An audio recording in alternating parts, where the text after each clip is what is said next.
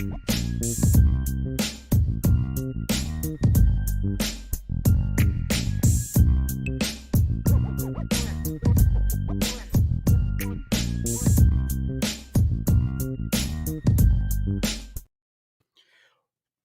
everybody, to another edition of the Irish Breakdown Podcast. It is a Monday, which apparently means it's Mailbag Monday, which is my first Mailbag Monday since we switched things up a little bit. Friday used to be my favorite day of the week.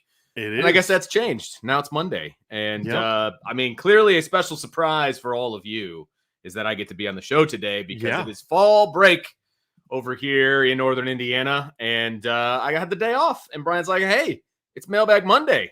What are you doing at 1 o'clock? I said, I'm doing Mailbag Monday, Brian. So here we are. I mean, look, you're the one who can't be here on Fridays anymore. Yes. So, I mean, I can't continue to work my schedule around it. And then you know what? The Monday, me changing it to Monday is the only reason you can even do it today. If we were still doing them on Fridays, you couldn't even be here today. So it worked out magically. It was all part of my vision into the future, knowing that this was going to happen. Obviously, not even remotely true. But I'm super fired up to have you on, man, and ready to rock and roll. Man. Took a few days off. I'm nice and rested. Got to watch college football this weekend. Yeah. Wild weekend of college football, man. Really bad. And watched Notre Dame move up the rankings despite not playing. And some games I enjoyed, some games I was bummed by. But I just got a chance to chill and watch football, man. You know, the wife was out of town on a little ladies retreat, so I got to just chill and just do whatever the heck I wanted and eat whatever I wanted. And I get to do that anyway, but it just, it was nice to kind of have some quiet around the house. And now it's ready to rock and roll, man, because it's Pitt week. This is a big week for Notre Dame, man. And we're going to have a lot to break down about Pitt during the week. Ryan and I will be back tomorrow breaking down Pitt, talking about what Notre Dame needs to do in the last 4 games of the year. What are the biggest questions that, kind of facing this team heading the Final Four stretch? We'll break down Pitt. I'll break down Pitt a little bit deeper and differently on Wednesday. Thursday, we'll do our predictions. Friday, recruiting hour. And Saturday, man, Notre Dame Pitt, baby. It's time to go. It's time to finally rock and roll, a day game, baby. I know, dude. And by the way, ESPN announced that the Notre Dame Clemson game will either be at noon or 3:30.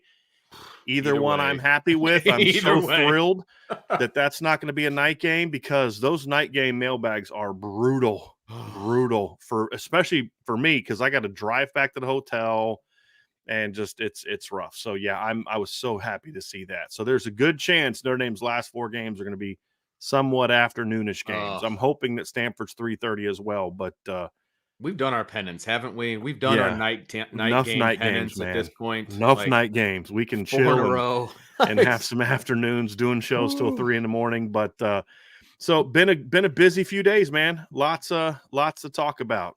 Yeah. Lots to talk about. Yeah, it has been busy. And, college football, like you said, there was a bunch on Saturday. Got to sit back and just relax. My family was like the 3 girls were off away from the house for a few days, the teenager's doing his own thing. And then the wife took the little guy to go see Paw Patrol. I was solo mio, baby. And I was just sitting there watching football, taking it all in. A lot of bad football out there, Brian. A lot of disappointing football for me. And I think you said this to me via text over the weekend. It makes that Louisville or the Ohio State, either one, makes either one of those losses hurt that much more because I feel like the college football playoff is so wide open. But, I mean, we can get into that later. It's the Louisville one for me, just because with Ohio State, you can at least say you lost to a really good football team. At the last second. Right. I mean, where it was toe-to-toe, it wasn't fluky. They played bad, and you were able to stay in it. It wasn't like last year where, Notre Dame's defense played great, but there's excuses why the game was closed for a while. It was a great ball game, but that Louisville game continues to haunt my dreams. But Notre Dame still has a great chance to finish strong, and we'll get into that. There's some questions about that. We will talk about whatever you guys want to talk about. Talk Notre Dame football. We'll talk Notre Dame recruiting. I'm going to have a big intel piece coming up on the next couple of days about recruiting for Notre Dame. So a lot going to be on there, but you can only get that if you're a premium member on the message board, boards.irishbreakdown.com. You can ask questions about recruiting. You can ask questions about the weekend, college football weekend. So there was a lot going on, Vince, that, that we can discuss. So it's up to you guys, right, Vince? Because it's Yep. free Monday free for all, man. It doesn't have quite the same ring as Friday free for all, but the principle still stands. You get to determine what we get to talk about today. So you ready to go, buddy? Raymond Harton gets us started off. See, you know what? I told you to pause after the first 5 seconds or first 5 minutes, and then I'm the one that didn't pause. I'm just so fired up and ready to go, man. I'm so fired up. Let's do this thing. All right, our first super chat from Raymond. Thanks, Raymond. Says, "Go Irish, beat Pitt." Doesn't get any easier than that. I love it. That's right, man. It's a great way to start it. Great way to start it. Tom with the super chat. Thank you very much. Does Notre Dame have a GA for wide receivers? If so, who is it?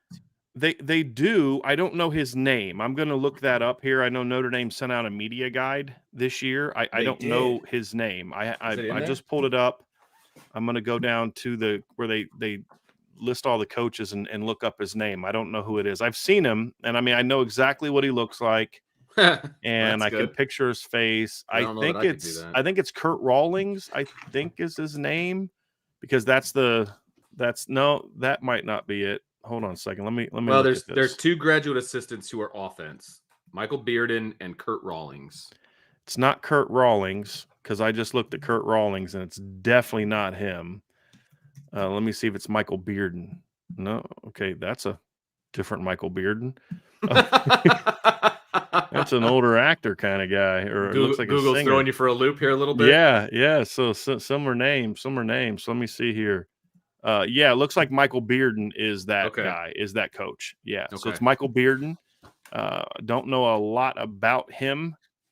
Notre Dame doesn't give much of a bio for him, so shocker. Don't know much about him, but yeah, he is the receivers. He is the GA on offense, and he works with the wide receiver. Because it just shows, just so everybody understands. So I've got the big old thick media guide here, and he's under football staff, and so he's under the same category as the football analysts that are in here.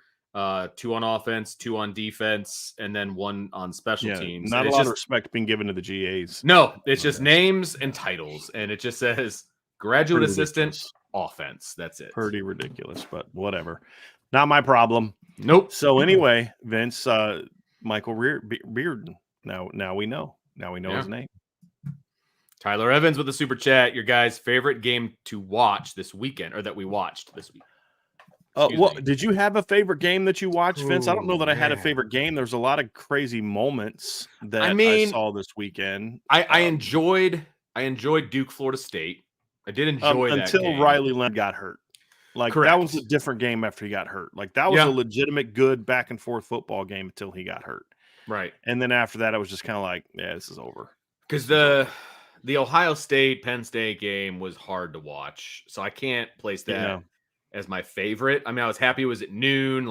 It kicked off the weekend. Let's go.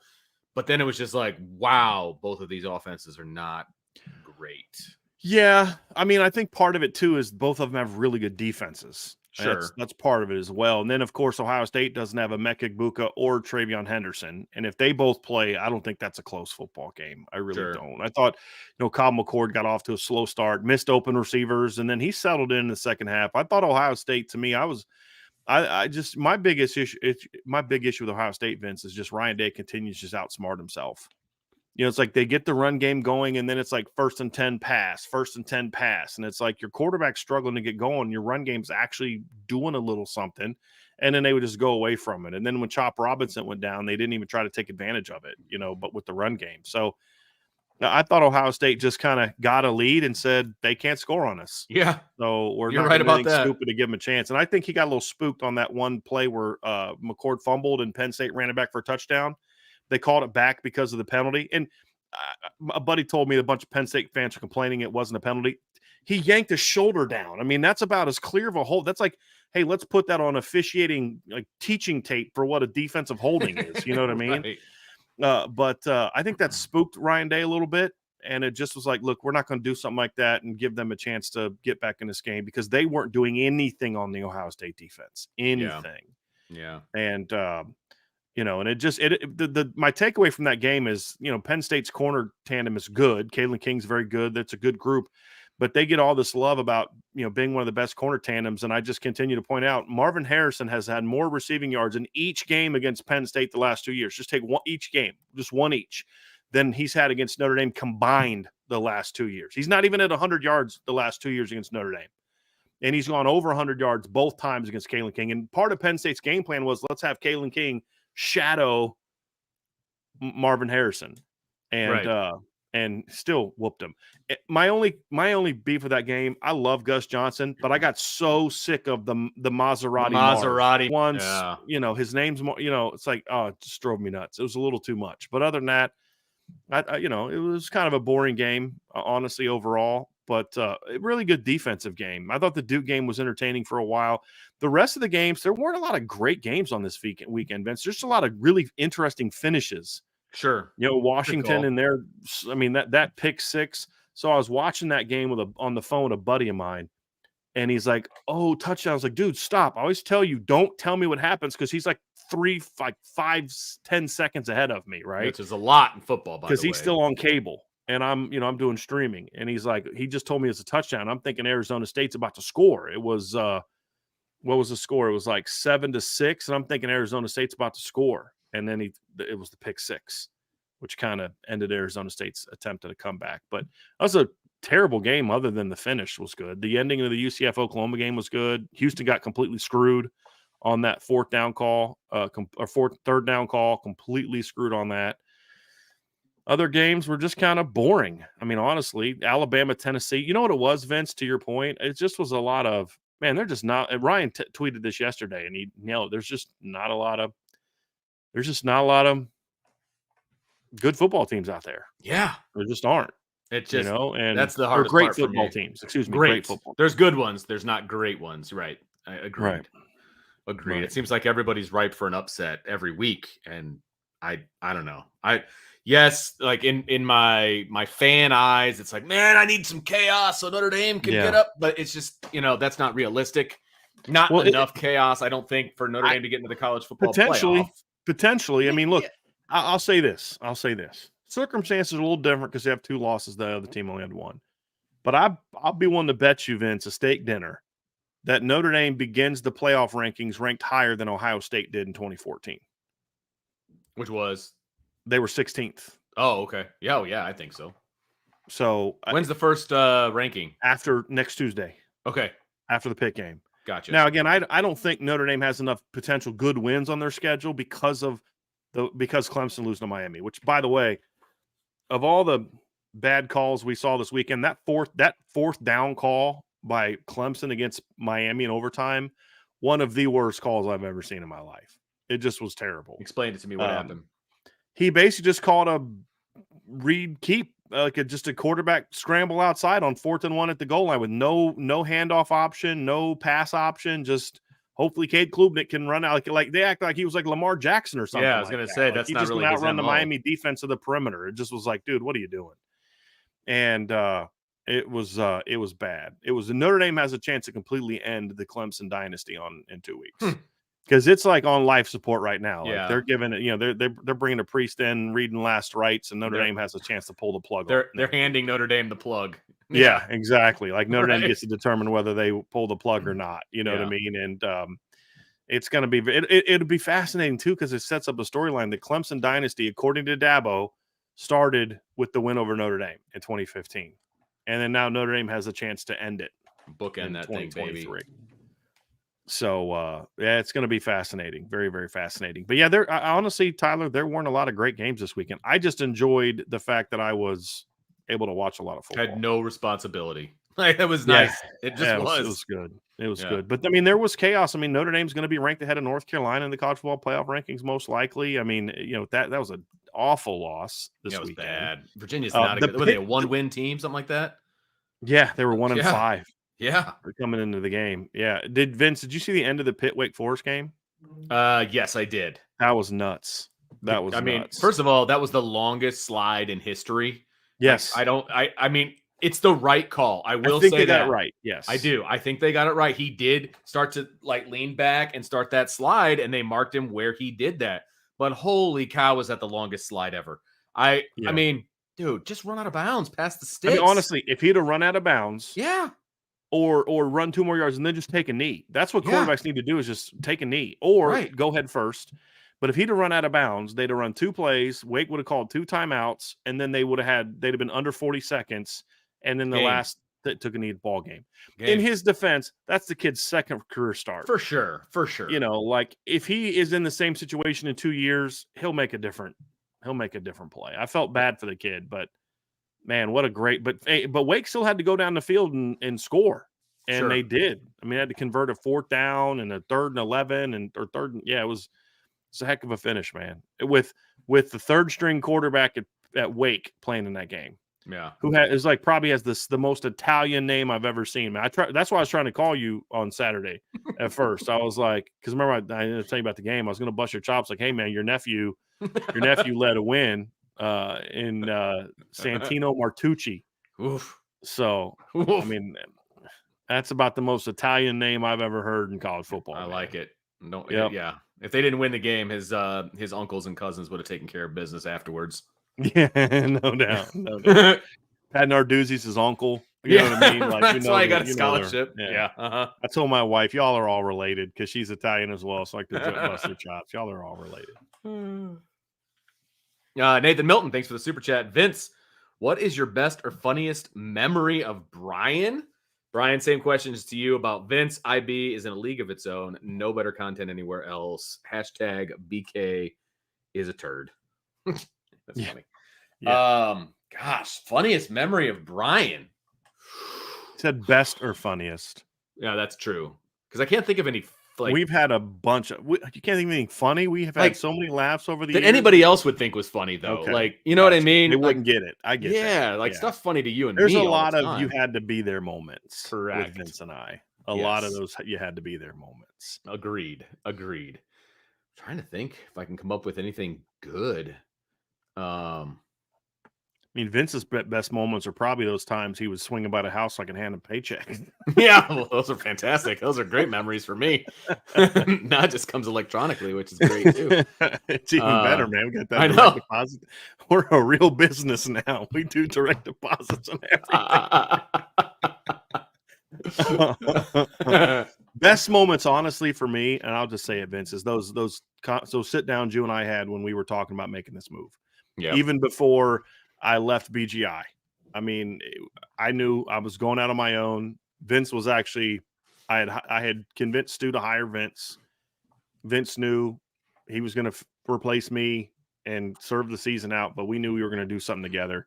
Yes. And so it was just going over to Beef O'Brady, sitting down for lunch, going over to Salsa, sitting down for lunch, and just mapping out, what do we want to do, man? Like, and just those are the best for me, because it was in that moment where it's like, it was kind of like me against the world. Yeah. I always knew that I had 2 people, that were going to have my back in this. I mean, obviously your mom, dad, and all that, but I always knew Angela had my back. She supported me fully, and I knew that you were going to be with me on it too. And so we always had faith that it was going to grow. Did I believe it was going to grow this fast, this big, this fast? No way. I did not. And not based on our conversations. Yeah, that's for sure. We had like a 10-year plan. Oh yeah. Yep, absolutely. Yep. And I will say our drive to Ohio State was a lot of fun, because kind of got to dig into your past a little bit, because we were kind of going into your neck of the woods, and we visited your grandma, and went to the burger joint. We had to go to the bathroom. Yeah. And so we stopped the line. Just saying. Did we get Cupid that day? Yes, that's what it was. Yep, we got legit. We went there, and that was a fun trip, because we just spent the whole time in the car together, just shooting the bull and having fun. And it's what I was looking forward to for the Louisville trip. Yeah. But obviously just didn't come to fruition, which in retrospect, probably not a terrible thing, since it was such a bad game. But yeah, I mean, look, guys, I'm just telling you, and it's not fake in any way. We just have a long-standing friendship, and it's just a lot of fun. And it's one of the friendships that I value the most. So likewise. All right, enough sentimental stuff. Seriously, come on, man. Tyler Evans with the super chat. Thank you very much. What was with the spotting the ball this weekend? All weekend. The Texas-Houston one was the worst, though. That was just like I was on the phone with my dad, and I was coming back from the grocery store when that was happening. And I didn't realize the game was close, because it was like Texas was up big early, and I just stopped paying attention. I assumed they were going to kill Houston. And my dad just starts losing it about the spot. And my dad is a former like umpire. He was like a really good umpire, like Right. and so he's critical of refereeing like I am of quarterback play and receiver play and play calling. You know what I mean? Like, and right. I was like, he's probably overstating it. He's probably overreacting. It probably was. And then I saw the spot. I'm like, oh, that's and the fact that they didn't review it, that's what made it even worse to me. The fact that nobody was like, hey, let's take a look at this in this big moment. Like every other game this weekend, like I'm watching them, rewatch these late game things. And I'm like, okay, can we not do this? But then I'm also like, but these are game defining moments. Let's make sure they got it right. And they didn't. And it was sad. Cause like, would Houston have won? I don't know. I mean, probably not, but we don't know that they would have scored a touchdown. But the fact that it was taken out of their hands by the officiating, that to me was one of those things where you're just like, it shouldn't have been that way. I mean, and again, they had a 4th down chance to make a play and they didn't make it, right? So it wasn't, but it shouldn't have been 4th down. It should have been 1st and goal. I hate it when officiating has these kind of impacts, especially in situations where this is what replay was supposed to be about. Right. And to get that kind of thing wrong was disappointing. Very disappointing. The worst 2K big men, HD. Thanks for the super chat. My birthday is this Sunday. I'll be 24. Hope it comes after a win. And is the Clemson game not at night now? It never was. It was a TBA. Right. But it is going to be either noon or 3:30 announced today, actually. Yeah, Notre Dame games on the road, like true road games, like where it's not Shamrock Series games on neutral fields, but true road games are always TBDs. Yep. Because they're on ESPN or ABC or CBS. So they're always TBDs. They're always decided 2 to 3 weeks before, sometimes a week before, depending on they want to let some games play out. But because what was it? The Louisville game one of the games got moved to like a 6-day window or something like that, where they can kind of decide, hey, we're going to wait till 6 days before to do it. And which usually means route, night game, by the way. Yeah, it usually does. It usually does. Yeah, it usually does. And so that was never a night game. We always assumed it was going to be a night game, but that was before Clemson's collapse of in this season. And yeah, it's going to be interesting. Very interesting. It's been a very disappointing season for Clemson. I thought they were going to be better than they are. I really did. And to lose to the teams like that they're losing to is like, wow, okay. That's interesting. But it is what it is. But no, it's either going to be noon or 3:30. That part hasn't been decided yet. Right. But at least it's not going to be at 7:30. Chris Irish Young, thank you very much, Chris. Cam Hart, Benjamin Morrison, appreciation post. Marvin Harrison Jr. torched Penn State.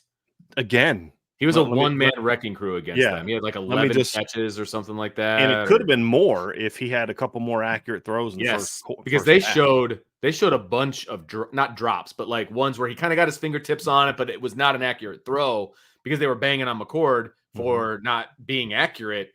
I want to say there was 4 or 5 of those where he was open and the throw was not there. So it could have been a lot more than that for sure. Yeah. I'm going to look this up, Vince. The last 2 years, Marvin Harrison, this season, he went for 11 catches for 162 yards against Penn State.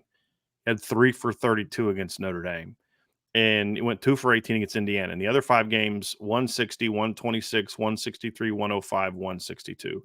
Last year against Michigan, 7 catches for 120 yards. Against Georgia, 5 for 106. Against Penn State, 10 for 185. And these are teams that everybody keeps telling me have great cornerbacks.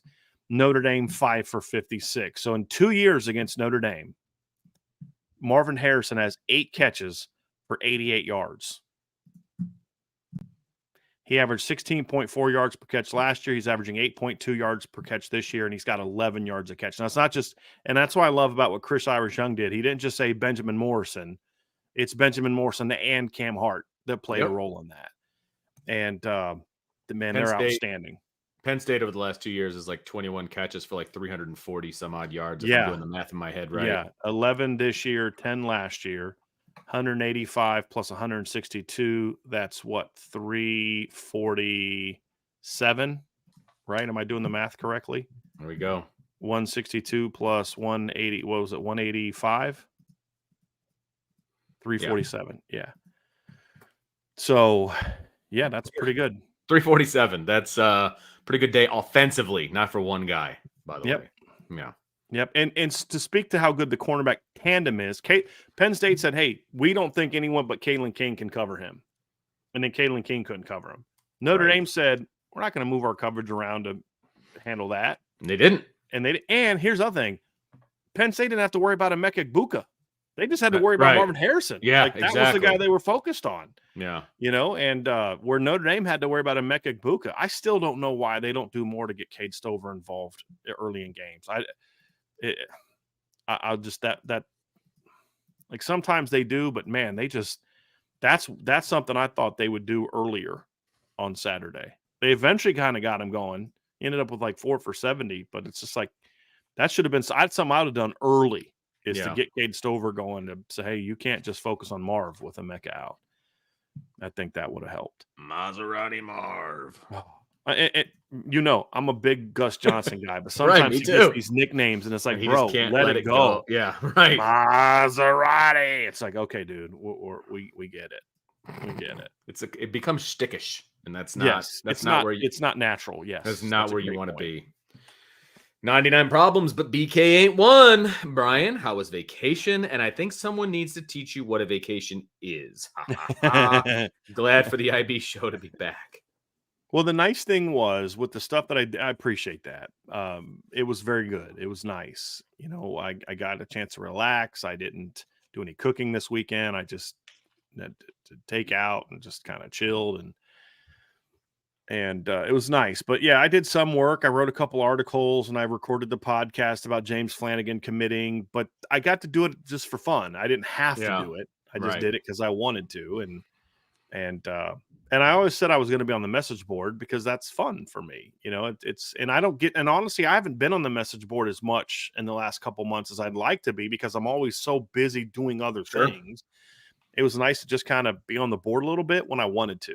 Right. So it was good. It was relaxing, and you know, and I didn't have to stay up late. And even though a couple nights I did still stay up late, it's different when you're staying up late because you just want to chill, and it's different than you've got to be working.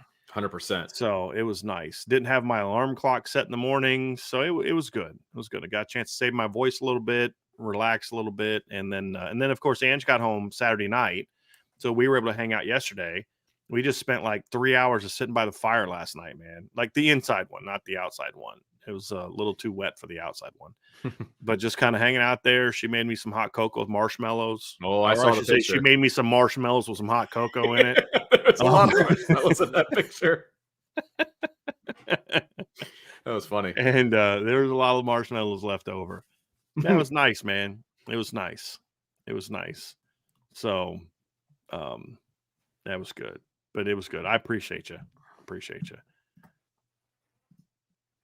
Irish Blooded did less with more, ND07 or ND16? Oh, easily ND16, 2016. Like the Notre Dame 2017 had some talent at spots, but overall that was a very young and inexperienced football team.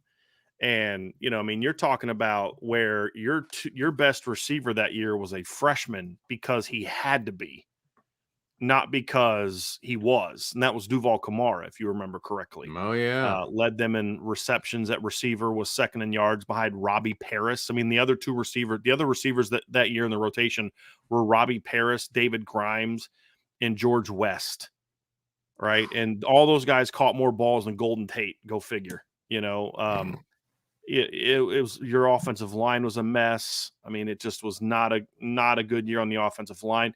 You had great D tackles, right? I mean, you had Trevor Laws was on that team. He was outstanding, but it wasn't an overly talented team, in my opinion. It really wasn't. I mean, you had John Ryan starting. You had Dwight Stevenson playing a bunch. It just was not a super talented team.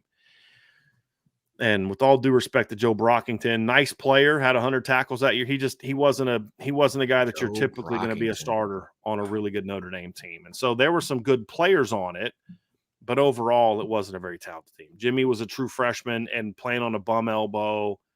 It was a rough year. the 2016 team should have been way better than it was. I mean, that should have been like the The talent was 2017 crazy. being honest and objective, looking back on it, could have been a bowl team, but that team wasn't going to be much better than that. You look at this team, that 2016 team, and honestly, outside of what maybe USC at the end, I mean, who should they have lost to that year? I mean, think about it. They lost to Texas in a game they clearly should have beat Texas that year. Right. They lost to a 3-9 Michigan State team. They lost to a 4-8 Duke team that they were beating by 14 at the beginning of the game. They lost in the stupid hurricane to NC State. They lost by a touchdown to Stanford, and Stanford played terribly, but Notre Dame just said, we don't want to win. We're going to give it to you. They lost to Navy by a point. They lost to Virginia Tech by 3 in a game they were winning. Wasn't Notre Dame winning like 24-7 at one point in time? I'm going to look that up. I think they were up like 24-7. Yes, they were up 24-14 at halftime, and Notre Dame had a 24-7 lead at one point. And then Virginia Tech went on a drive afterwards and scored to make it 24-14. Notre Dame led 31-21 going into the fourth quarter, and then Virginia Tech scored 13 unanswered points in the fourth quarter to win. So, like, there's literally none of those games they should have lost. In the Navy game, if you remember the one long drive that Navy went on, I believe it was the one to give them the lead. I could be wrong on that. But they had them stopped. Might have been earlier in the game. They had them stopped on a 4th down, and then they had too many men on the field because they didn't get a guy off the punt team off quick enough. Give Navy a first down. Navy goes down and gets a touchdown. It might have been earlier in the game. It was like stuff like that. Like that team just handed games away. Hey, it's a hurricane. Let's throw the ball 30 times. You know what I mean? Right. And then blame it on the center. Yeah. That team was a disappointing team. They should have been so much better than that. The 2007 team had major inherent flaws that you were trying to fix with rookies. So way different situation. So 2016 for me, Vince, is an easy one for me. Do you agree or disagree? Oh, yeah. There was so much more talent on the 16 team than the 07 team. And experienced talent. Yeah. That's the other thing. Because, I mean, coming off of the 15 season, it was like we had high expectations for the 16 team. And it just felt like they were just finding new ways to lose. That's what it felt like. And I remember being on Bill King's show before the season, and he asked me, what I thought of Notre Dame. And I said, look, I don't know what this team is going to do. I said, they're either going to be really good because they're going to put it all together, or this team's going to implode. I've said that because it's like you saw some of this team has no. You remember being at practice and Brian Kelly made him run laps. Like, yeah, I've never seen this from a Division I football team. Like, right. I've never heard of this from a Division I football team. Where they so don't want to be there that you felt the need to make them run laps. You had to stop practice in the middle of practice and make them run laps. So what are we doing here? Yeah, the whole thing with Malik and Deshaun and the way that split the locker room and the way Brian Kelly handled, like you knew that if these things could be cancers that doom this team, or they power through those things, they battle through those things, and it brings them together, and this team goes out and reaches their potential because we knew the schedule was going to be weak. Right. And when I said implode, I meant like 7-5, 6-6. I didn't mean 4-8. Like, I'm not acting like I knew they were going to go 4-8. I meant like they're going to implode and go 7-5. Right. And man, they just completely collapsed. It was so much of the internal issues on that team. You know what I mean? Like that's, I don't know. It just wasn't. I mean, a lot of it I found out after the fact, to be honest, because I wasn't really in the know personally. But like, there was so much internal issues on that squad that they just couldn't overcome.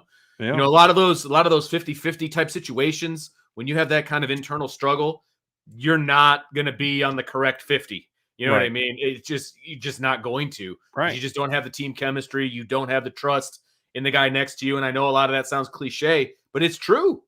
It is. There's a reason why it keeps being used. Exactly. It's like, you remember the Miami game, Vince? Like they jumped up 20-0. Jerron Jones had like 6 tackles for loss, and then Miami scores 27 unanswered points. Right. And it's just like, and they had the one punt where Amir Carlisle CJ Sanders tried to recover it, or pick it, catch it inside the 5, fumbles it. They score a touchdown to take the lead. And then Notre Dame eventually wins the game, but you're thinking okay, this is going to be the thing. that gets them back on track, right? It's been a rough year so far, but they're 3-5 now. You've got Navy, Army, and then a home game against Virginia Tech coming up. You run the table against those. You get back on track, and you're good to go. And then they just go blow the Navy game in Jacksonville and choke away blow a 17-point lead against Virginia Tech. This team was just like, man, this team has no football character, no heart, no leadership. So that team was way worse. Way worse.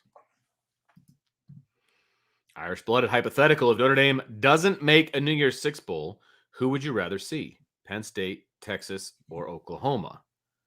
If they in that scenario, one of the two Big 12 teams.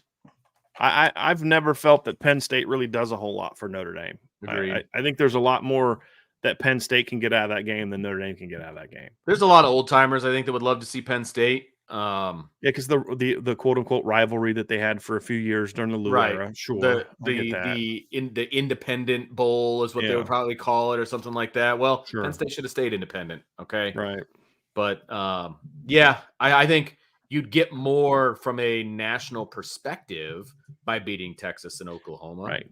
And what's a state you're trying to recruit heavily right now, Vince? Not Pennsylvania. It's Texas. I mean, they want to recruit Pennsylvania, sure, Jersey, but it's like not. Pennsylvania doesn't have the talent it used to have. I mean, you think of some of the all-time greats. I'm not even talking like Joe Montana. I'm talking like on the '88 team alone. Ricky Waters, Tony, Rocket Ismail, guys like that, and it's just like, man, it's not that kind of state anymore. Texas is a state Notre Dame really wants to be hitting, and you play Oklahoma or Texas, and you win, that gives you a chance to have. Now, an ideal would be to play one of those teams in a New Year's Six game. Right. Would be nice. But that's the games you want. I want a New Year's Six game at this point, folks. Like, that's. And I've said this, Vince, I'm at the point now where I don't even care if they beat like a group of 5 team. Doesn't matter. I just want it to be done with because it kind of goes away next year with the 12 team playoff. That's a good point. And so this is kind of your last chance to kind of, where it's not a playoff game. That's a really, really kind of good make point. It go away. So it'd be nice to kind of get that out of the way and then move on. I have 3 children right now, almost 4, that are going to be older than I was the last time Notre Dame won a New Year's Six game. Like, that's how long it's been. You have 5 children that are older than that because the last 12. time they won a New Year's Six. Oh, older than you were. Me. Oh, I got you. I heard. I got you. Older than I was at that time. Crazy. Like, that's so how Liam long would be the it's only been. One, right? Because Chloe's 11, so she'll be 12. Yeah. So if they don't win one now, I'm just saying that's how. I'm trying to put it into perspective in my own brain about how long it's been that I actually have offspring that are older than I was the last time it happened. Like, that's so long. It's ridiculous. I mean, I think Dylan's older than I was because the last time was January 1st, 1994, right? So I was I was turning 16 that year. So I was still 15. He'll be 17 in March. So crazy. Yeah, that's what I'm saying, man. Like, this is ridiculous.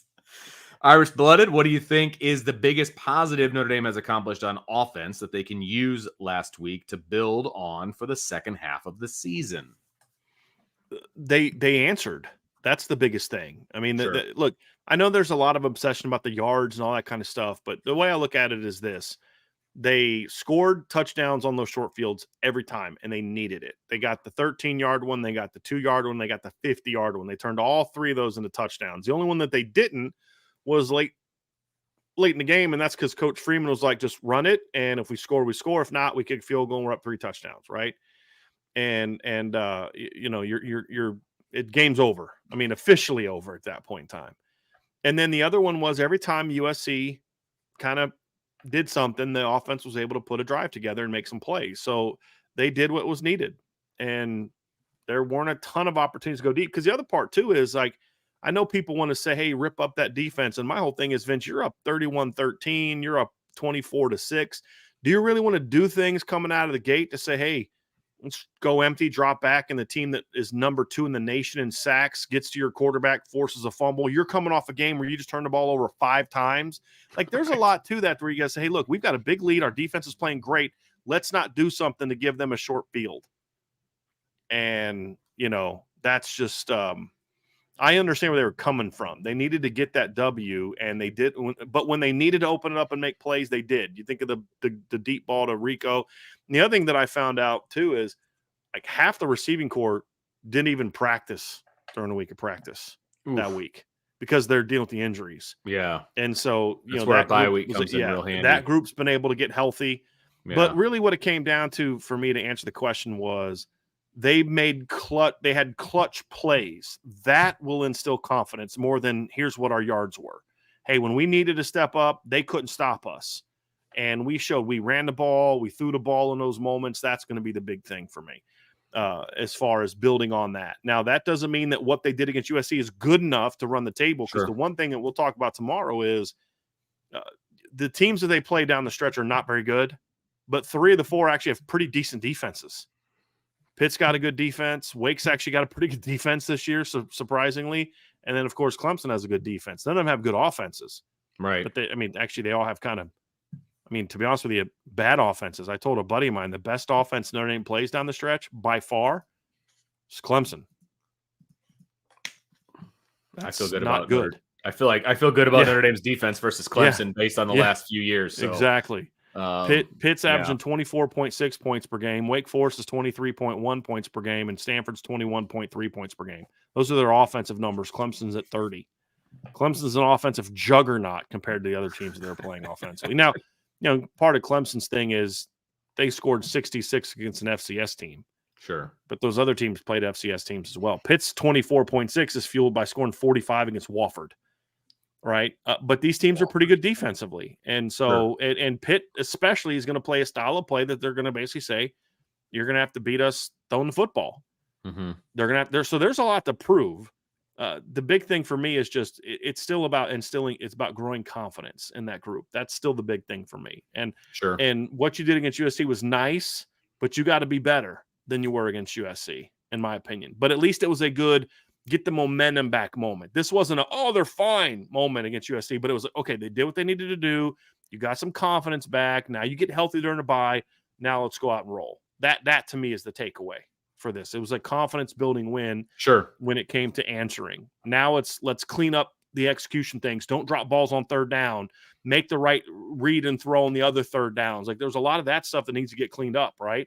But you showed that, hey, and I think it was big too, is getting Chris Tyree that money shot a week before they did that to him. It wasn't a great ball, but he still needs to catch it.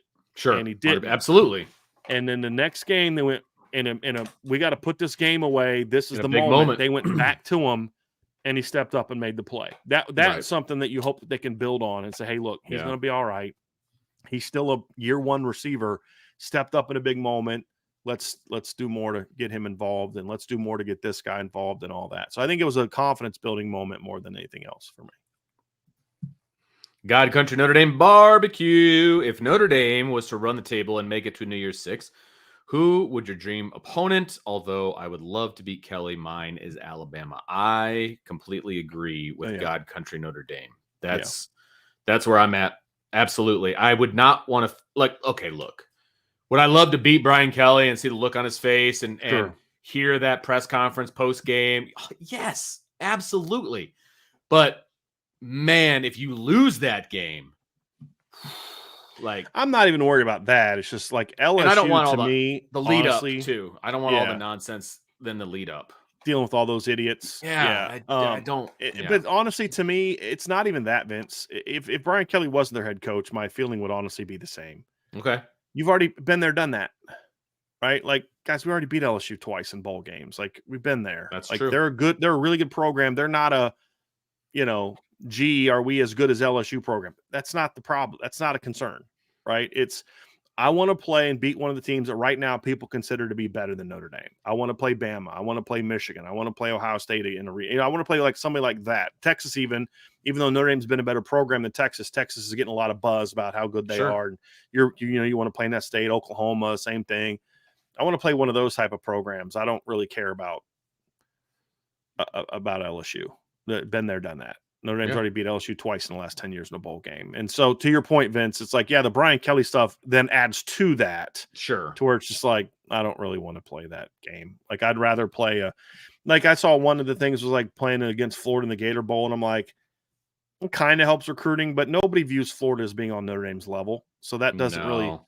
that would be just more about, okay, you beat an SEC team. I want to play a Right. team where you win and it moves the needle. And that's why I agree with him. Like a Bama would be a good one. It would move the Would needle. be And then yeah. you'd still have all the subplots of Tommy Reese and that Tyler whole Buckner. like, Yeah. I mean, even though Tyler probably won't play, but Yeah. you know. Yeah. But still, he's there. He's there. Yeah. Yeah. Bama would be a nice one. Would be a really nice one. I would really like Bama. Now they're probably gonna have to lose again, right? They've got one loss. Which they will. I mean, I think so too. Yeah, they will. They'll lose again. I don't think, honestly, if you were to ask me right now, who am I going to pick to win between LSU and Bama at Bama, I'm picking LSU because LSU can score. I mean, they can score. I don't know that Alabama can score on anybody any good, honestly. I really don't. So, I mean, you're going to have to score more than 27 to beat LSU, I think. I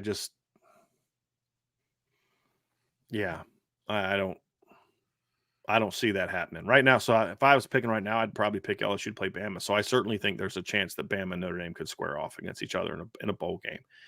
And we'll see. And they could end up playing a Big Ten team too, Vince, because of that's true. Some of the different tie-ins. You may have a Big Ten team either a Big Ten team or an SEC team is going to be in the Orange Bowl against. I need to look at probably those North tie-ins. Carolina.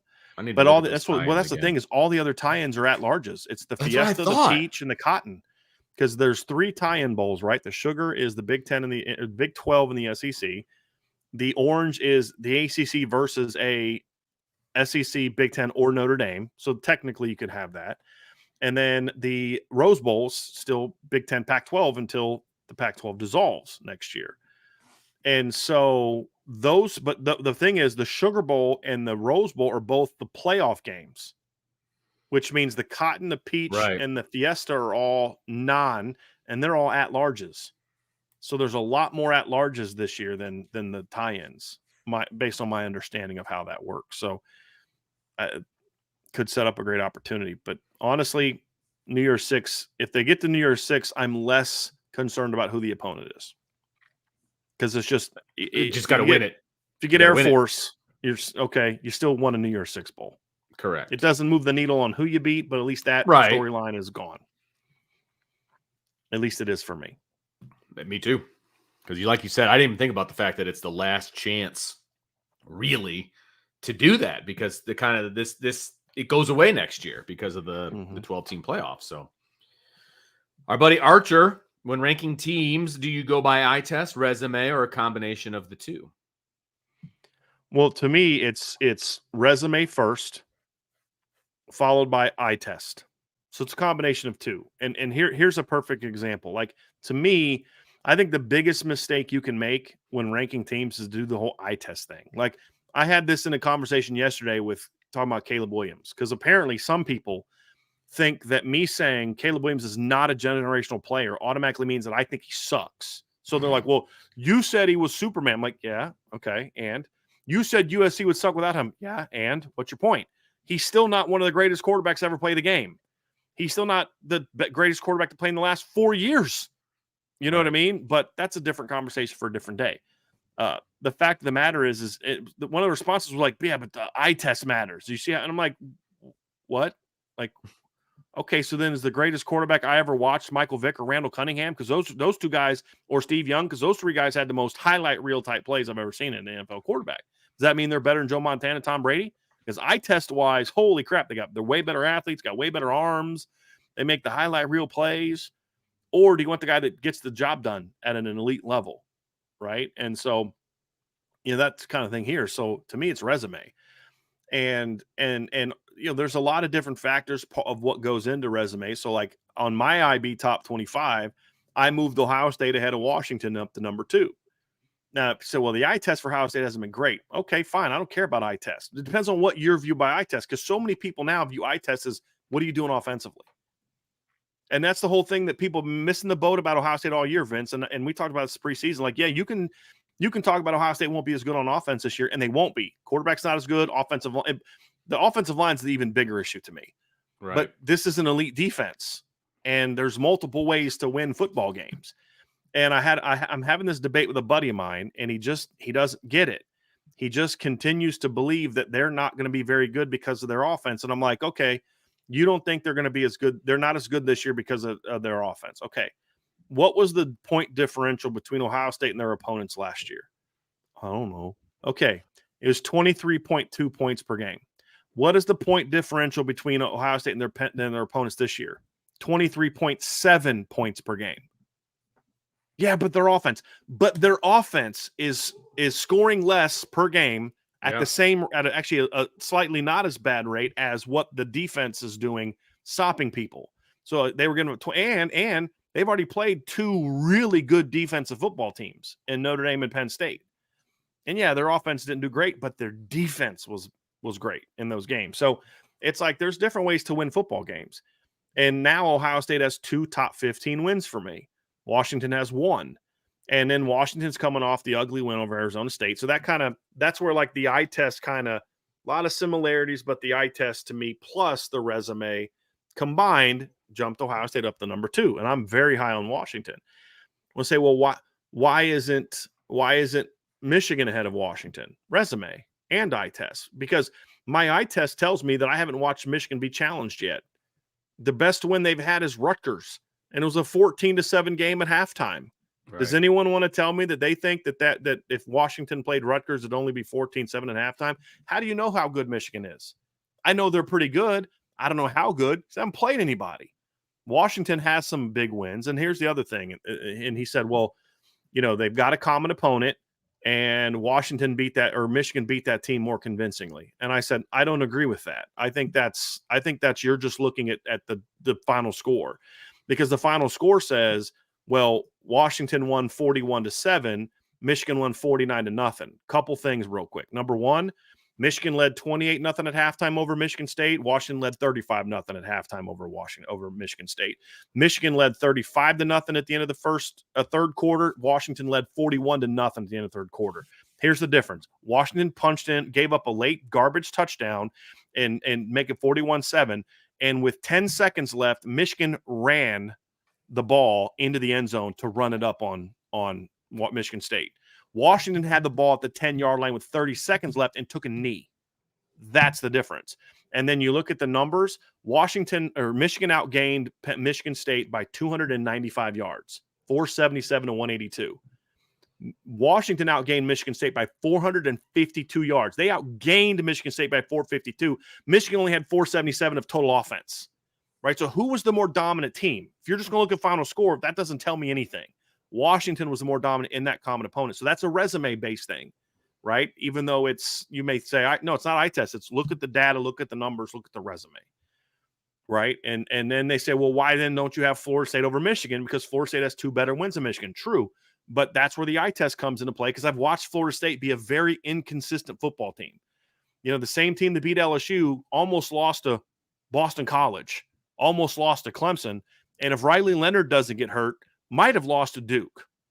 So there's all different factors into it, but it's resume first, eye test second, because eye test just gets down to style points and style. You know what I mean? Like, that's all fine and dandy. The eye test has to factor in, but resume is way ahead of me. And then part of resume is, how did you beat that resume? Because like Liberty's not my top 25. They're 7-0. Okay. Who have they beat? Where Air Force, to me, has beaten a lot of Mountain West teams and has beaten a really good Fresno State team, where Liberty's resume is just bad. It's just not good. So they're in my top 25, and Air Force is, and Liberty's not. And then I watch Air Force, and they're just dominating teams. And so it factors in. So that, for me, that's what goes into it. And then the first 4 weeks, Vince, I factor in what my preseason expectations were based off last year, because we just don't have enough data about this year. But after 4 weeks, it becomes all about this year. So that's how I do it. So love it. Anything to add? Because do you do any rankings, anything like that? So I mean, in my head, I can decide who I think is a better team, but I don't have like a criteria like you do, because that's literally your job. Doesn't have to be. I kind of like doing it. So I rank my children very similarly. I have a ranking system, resume and eye test. That's right. Resume and eye test. I get that. Hulk strongest. Can Tyler Buckner enter the portal? would you even want him back? Yes and no. Yes, he can enter the portal. No, I wouldn't want him back. I mean, look, he like would I be opposed to it if he wanted to come back and he knew he was going to be a backup and he just wanted to get his degree? I've said this in the past, that I'm okay taking him back then. But the reality is Tyler had his chance to compete for the starting quarterback job. He got beat out, and he could have stayed and set himself up to be the quarterback next year, and he left. Right. Kenny didn't. Steve Angeli didn't. They deserve to yeah. battle for the starting job against whatever transfer they get. And if it's going to be a transfer from outside the program, it can't be Tyler. Unless you're going to turn the team over to Kenny, and Tyler's just coming to be a good backup off the bench in case Kenny gets hurt. A good veteran guy. He's going to get his degree. Right. But that doesn't come from any ill will. I have no ill will towards Tyler. I think Tyler's a great kid. I just feel like, but actions have consequences, and he chose to leave. Yeah. And it is what it is. If I was Tyler, I would leave. I would enter the portal, and I would go find some place where I know I'm going to play. That place isn't Notre Dame. I mean, it's just he needs to go back west. That's where he needs to. He needs to go to some run throw offense. Should have done that last year, but whatever. I would have loved to see Tyler in the Stanford offense this year. Oh yeah, that's where I said it all along. He should have gone, but it is what it is. Yep, he didn't ask us. All right, OC Irish fan. At least he didn't. His mom me. Didn't call me. Ask my opinion on it. Yeah, she didn't. No, well, she should have. OC Irish fan. Brian, I'm frustrated that Notre Dame continues to punt the ball directly to the opponent's return man. Why not attempt to place the ball to either sideline area? I mean, I get that. I think part of it is you have a new kid, and how much do you want to kind of put on his shoulders? The other part, Vince, is I'm not a huge fan of necessarily kicking it away from that guy, because that also makes it a little harder on your return or your coverage team, because now they got to go angled at something, which can then set up blocks. I mean, look, just kick it high. I'm more about, I don't care if you kick it right to him. I care about height more than direction. Yep. You got to give your guys a chance to get down there. Yeah. That's been the thing, is he's kind of boomed some to kind of get up and down pretty quickly. I want to see him work on a little bit more hang time. Yeah. That's why, even though he's averaging more yards per punt this year, the net is much different, because they get there a little too quickly. Sure. Would I like to see him, work on maybe pinning him towards the sideline a little bit more on the near? Sure. That's part of the evolution process for a young kicker, to me, is right now. Cause like my concern would be OC. Your point is valid, but my concern would be with a young kicker who's still learning. And then all of a sudden he misses and he kicks it and it goes 25 yards. Yeah. Right. Cause he's trying to angle it and he just doesn't quite have that down just yet. Do too much, as the kids say. Yeah. Yep. So, yeah. Thoughts on that, Vince? I know you're the hang time is the most important thing, and that's the thing that when you go to these specialist camps and you do these, distance is important, but they have this formula where they take hang time times distance, and that gives you the number. And obviously, the longer your hang time, the bigger the number is, because it's a multiplier, right? And so, they're big into hang time, and that's what's important, because you got to give your cover team time to get down there. So I agree with you completely on that. Yep.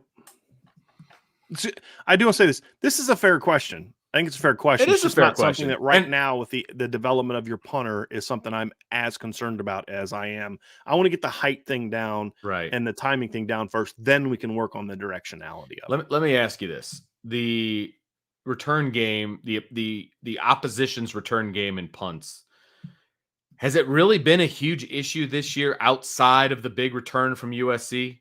I think it has.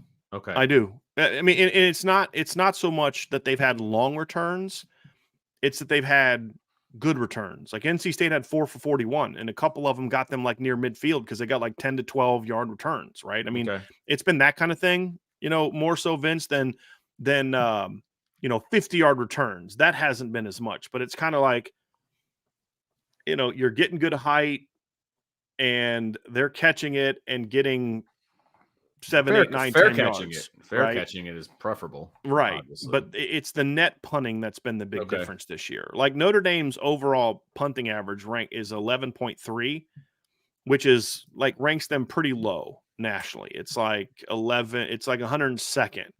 Well, that's somewhat, I'm not as concerned about that, because part of that's the big return against USC, that no one else has had a big return like that, to your point. And they've only had 15 returns all year. So when you only have 15 returns and one of them's like Yeah, 50 that's or going to 60, skew it's the going to, numbers. Sure. but it's the net punting average even before that was a problem for me. They didn't have a really good net punting average before the USC game. I'm actually going to pull this up here real quick because I want to support this with data. But if you look at net punting before the USC game, so I'm going to go to the 13th real quick. So if you look at even before the USC game, Notre Dame ranked 62nd in net punting, even before the USC game. Okay. So even though his average individually, like as far as just pure, raw numbers, because they usually evaluate punters by just their average. And to me, I look at it more from a standpoint of like Bryce McPherson ranks 23rd in punting average. So he's kicking it long, but they rank 102nd in net punting. Before the USC game, they ranked 62nd in net punting. So he's kicking it far, but for whatever reason, they're able to get back. And that is what I think is getting to OC Irish's question. Gotcha. To me, I would just say my issue isn't so much the direction they're kicking it. It's just not getting the height.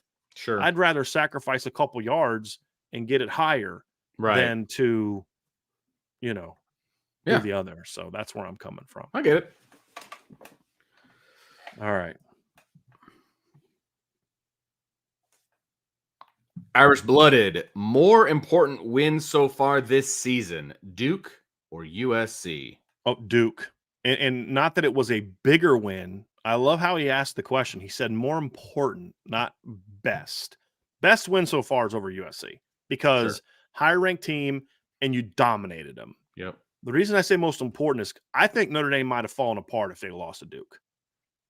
Like I really do. I think it could have been like a collapsing type of moment had they lost to Duke. I really do. I think that combined with how the Louisville game went, like you're talking about a 3-game losing streak. What would Notre Dame's psyche be coming into the USC game if they were on a 3-game losing streak? I think that somewhat salvaged them to a degree. Does that make sense? Yeah, no, it makes perfect sense. It almost feels like, I don't know. I agree with what you're saying because then the Louisville loss could have even been worse. Like it would have just been a downward spiral, I guess. Mm-hmm. So in the moment, the Duke win was bigger. The Duke win was bigger because of where it landed on the schedule, how they won, all of those different things. I completely agree with that. So yeah, I agree with that. I think it was the most important because it kind of righted the ship. The problem was then you had the Louisville game the week after. And so it kind of skews things a little bit for me. But in the moment, the Duke win was bigger. Does that make sense? Yeah. Yeah. I enjoyed the USC win. I think the USC win was a bigger win. Certainly. I just don't know if that win would have mattered as much if you don't beat Duke. Sure. That's kind of where I'm coming from on it. So yeah, I think we're kind of on the same page on that one. But Hulk, which one did I enjoy most? Oh, it's USC. That's an easy one. Come on, man. That's an easy one. Me? Yeah, that's easy. Hulk Strongest, is Tyree eligible to come back? And would you like to see them use him more? Yes and yes. Yeah, agree. Go ahead, Vince. Explain. Yeah, no, I think for this one, he is eligible. The first part, the COVID year is why he's eligible. Yes, he's 100% eligible to come back. Okay. And I think with the wide receiver experiment that he is in the middle of, I think if you can get 2 years under your belt and really show some progress from this year to next year, that would be huge for him moving forward, right? Especially if he has, desires to play at the next level or whatever. And maybe he doesn't want to play at the next level. You can come back if you want, whatever. But if you're trying to prove to people that you can be a slot receiver at the next level, then I think coming back is very, very important. Because right now it's still in the experimental stage, right? I mean, he's still learning on the job. And so if he has this season and then all of off season and then another season under his belt, now he's a slot receiver. He's not a running back turned receiver. Correct. And so I think that's what's most important for Chris Tyree. Now, for Notre Dame, it just makes them that much deeper. He's a veteran presence, in that room. He's all of those things as well that can help the wide receiver room. Because look, we all believe that the wide receiver room is talented, but it's still very, very young, right? And so if you bring back Chris Tyree for another year, Now you have that veteran presence. You have his talent, that ability to take the top off the defense, all of those things. And then he helps bring along some of those younger guys. I don't see a negative in bringing back Chris Tyree personally. I think it's positive the whole way around for both player and team, because you have to look at it both ways, right? It can't just be one-sided. It can't be what's best for the player or what's just best for the team. It has to be, but I think both benefit in this particular case. And so I'd be very disappointed if he doesn't come back next year. Agree. I think he brings some that they don't have and won't have next year. Yeah. Could you imagine Chris Tyree and Cam Williams being on the field at the same time at times next year? Man. Yeah, absolutely. But and I know he's a senior, Vince, but I think you nailed it. Yes, he's a senior, but he has a chance to make more growth going into a fifth. Usually I say fifth-year seniors, you are what you are. Sure. Right? Howard Cross coming back next year is not about maybe he can improve his game and get drafted higher. It's just, dude, you are who you are as a draft prospect. You got a chance to come back and be a part of something special as a team or whatever. You may have some career goals or whatever. It's not about, he's not going to grow 3 inches and all that. Right. But like you said, though, in Chris's situation, Vince, he's got a lot of growing to do because he is doing something new. Because he's basically like a true freshman as far as what a wide receiver is. You know what I mean? As far as this position. True freshman in high school. He's never played the position before. Right. So another year of growth, man, could be huge for him. I'm gonna ask this one. Irishman 7114. Brian, you can tell us if Vince is a paid actor. We won't judge. Well, Vince is paid and he's a character. Yeah. But no, he's not a paid actor. He's no, what you see is what you get. Let me tell you. Easily. I kind of like to think that I have I try to be myself as much as I can publicly, but there's a lot of things that about who I am that it's just my family knows, but it's but with Vince, truly, this is Vince, right, y'all? This is Vince, and it's why I love him, and it's why y'all love him. So that's true. That was very well. And Vince at first wasn't getting paid. That's true. None of us were. Neither That's of us true, were. At first. It was okay, let's make this. See what's going on. I did quit a very lucrative for me for a part-time gig, a very lucrative job at BGI to come over with you. You kind of quit 3 jobs. Really? That's also very true. Because you quit the other 2 side pieces as you had going on as well. This is true. So, but I believed in what we were going to do. And there is something about quality of life as well. And I love doing this. And the quality of life was great. And it's wonderful when you can get paid to do something that you really enjoy. And when you enjoy the people that you work with and all of that stuff. So, and now it's also with Sean, because Sean is someone you've known for a long time. Oh yeah, you've actually known Sean longer than you've known me. Yeah. So it's both, and now you are making more than you made at those part-time jobs. So end up working out really well. Some of these young people, this is my advice to you: be willing to work for free. I know that we're in this era now where young people feel like if I'm going to do something, I deserve to get paid for it. Oh, okay, fine. You just limited yourself by a lot of opportunities, because I've done things for free. Vince has done things for free because I know my talent. I just need to get in the door. You know what I mean? I just need to get in the door. My first coaching job, I didn't make a dime. Right. I lost money because whenever I had to go do film drops, they wouldn't give me gas money. I did. My parents basically paid my salary that first year to help me out, right? But I knew if I get my foot in the door to a program like that, I'm going to be able to go turn this into a career.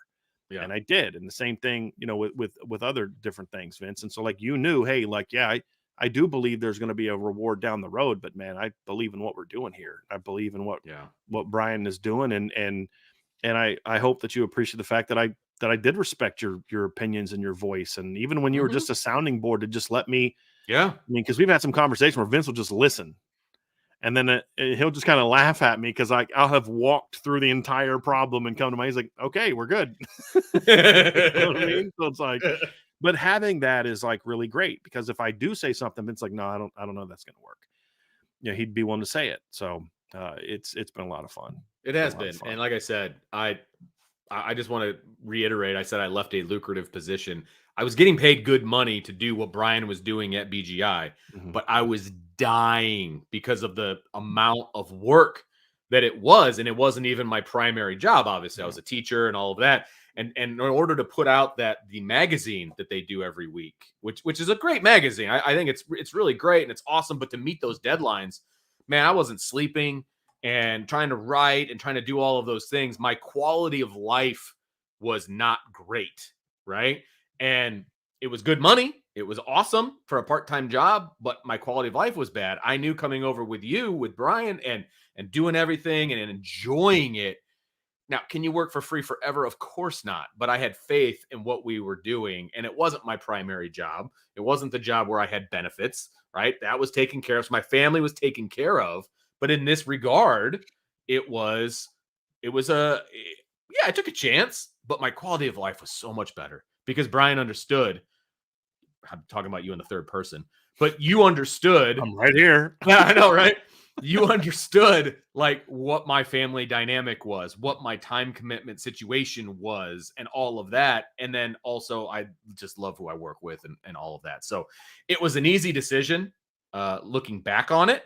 But at the time it was we were taking a chance, right? But don't regret a second of it. Not a second. Well, I'm sure glad. We do have some super chats down here, Vince, that I want to get to a few of these here real quick.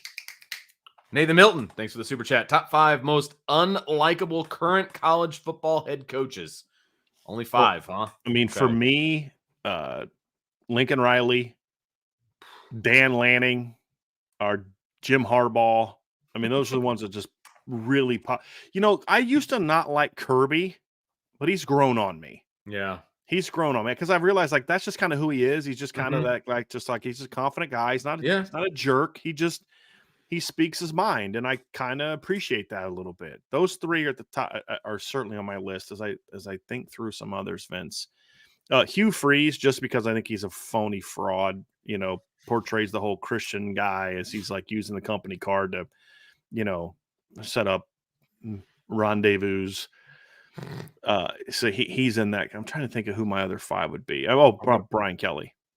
I was gonna say Pat Narduzzi. He's got to be up there. Yeah. If you just he's in that. It's hard to only do 5. That's what I'm saying. I knew there was a list for you. Let's take out Hugh Freeze just because like his unlikableness is for a different reason. He's actually comes across as a very likable guy. He's just a fraud. But as far as unlikable, that's my 5. What about the Minnesota coach? He's not unlikable. He's just an idiot. He's just a clown. He's not an idiot. He's a clown. Yeah, there you go. A clown. Yeah. Like he's not even unlikable. It's just he's a caricature. Yeah. Like I don't like that's. Yeah, it's all phony. Yeah, it's exactly. all phony. Like he's not unlikable. Like when he talks and things like that. I mean, it's all fake. It's just very fake. I don't know that I would call him unlikable. Sure. And my thing with PJ Fleck, I dislike him for a lot of things that don't have anything to do with football. Okay. And I'll just leave it at that. Okay. But more so, the other part of the issue was I just couldn't believe. I just was tired of the hype. Like a guy had one good year at Western Michigan, and then everybody acts like he's the second coming. I'm like, man, Urban Meyer turned Bowling Green around day one. Day one, it went from 2-10 to 8-3 in 1 year. And so it took him 4 years to get Western Michigan going. So all right, let's reverse it. Your 5 most likable head coaches. Oh, okay, that's interesting one. Let's leave Marcus Freeman out of it because I think he'd be on both of our lists. I know a lot of people don't want to hear this, but because I think I really like Steve Sarkisian. I do, and not just because of what he does offensively. I don't know. I just root for him. I think he's seems like a kind of a genuine guy. When he comes up with slogans, you're just kind of like, that's just kind of who he is. You know what I mean? Like the no brakes, all gas. And you're like, yeah, that's pretty much how Steve Sarkisian lives his life and how he coaches football. I mean, that fits him. The whole row the boat thing is a marketing ploy by a guy to build something to make himself. Where Sark is like, this is who we are. This is who I am. This is kind of where we're at. So, I mean, he's in that conversation as I'm just kind of thinking through like by conference of guys that I just think are really likable. Guys that I really like. And you could probably throw Scott Satterfield into my unlikable category as well. Mike Elko to me, but I don't know that Mike Elko portrays himself as likable. I haven't watched a lot of his press conferences. I know him personally, and I'm a big fan of him. I think he does a great job. I know he cares about young people. Like That's why like people say he's definitely gonna take the A&M job. I'm not sure about that. Like I think Mike Elko likes the idea of being somewhere where the mission of coaching still matters. Sure. Where I want to win games and do all that, but it's still about affecting young people. And I've always felt that he was that kind of guy. Just trying to think through. I'm a big fan as I'm thinking. Oh, Dave Clawson. To me is I don't know that I'd say he's likable. He's actually not over. He's kind of gruff, but I think he's a heck of a football coach. So take him off that list because he's not. It's not so much likable. It's a really good football coach. Chuck Martin. Yeah, old Chuck, the Fighting Martins. I'm a big fan of Chuck Martin, and I think Sonny Dykes. You know what? I also like the fact that Chuck Martin has like found his niche at Miami of Ohio. Like he could have left. I'm sure he could have left numerous times for a higher job. You know what I mean? Yeah. Because he's had a lot of success down there. Yeah. But he's probably going to get fired. But Tom Allen, very likable coach. Very likable coach. Very good guy. Very good man. Very likable coach. I'm trying to think of anybody else off the top of my head. There's a lot of new coaches that I don't know. I don't know anything about like a lot of these first year guys. SEC. Kalen DeBoer just strikes me as kind of a real humble, just no nonsense kind of guy. Just comes across as very likable. I like what he's doing. You know what? Josh Heupel.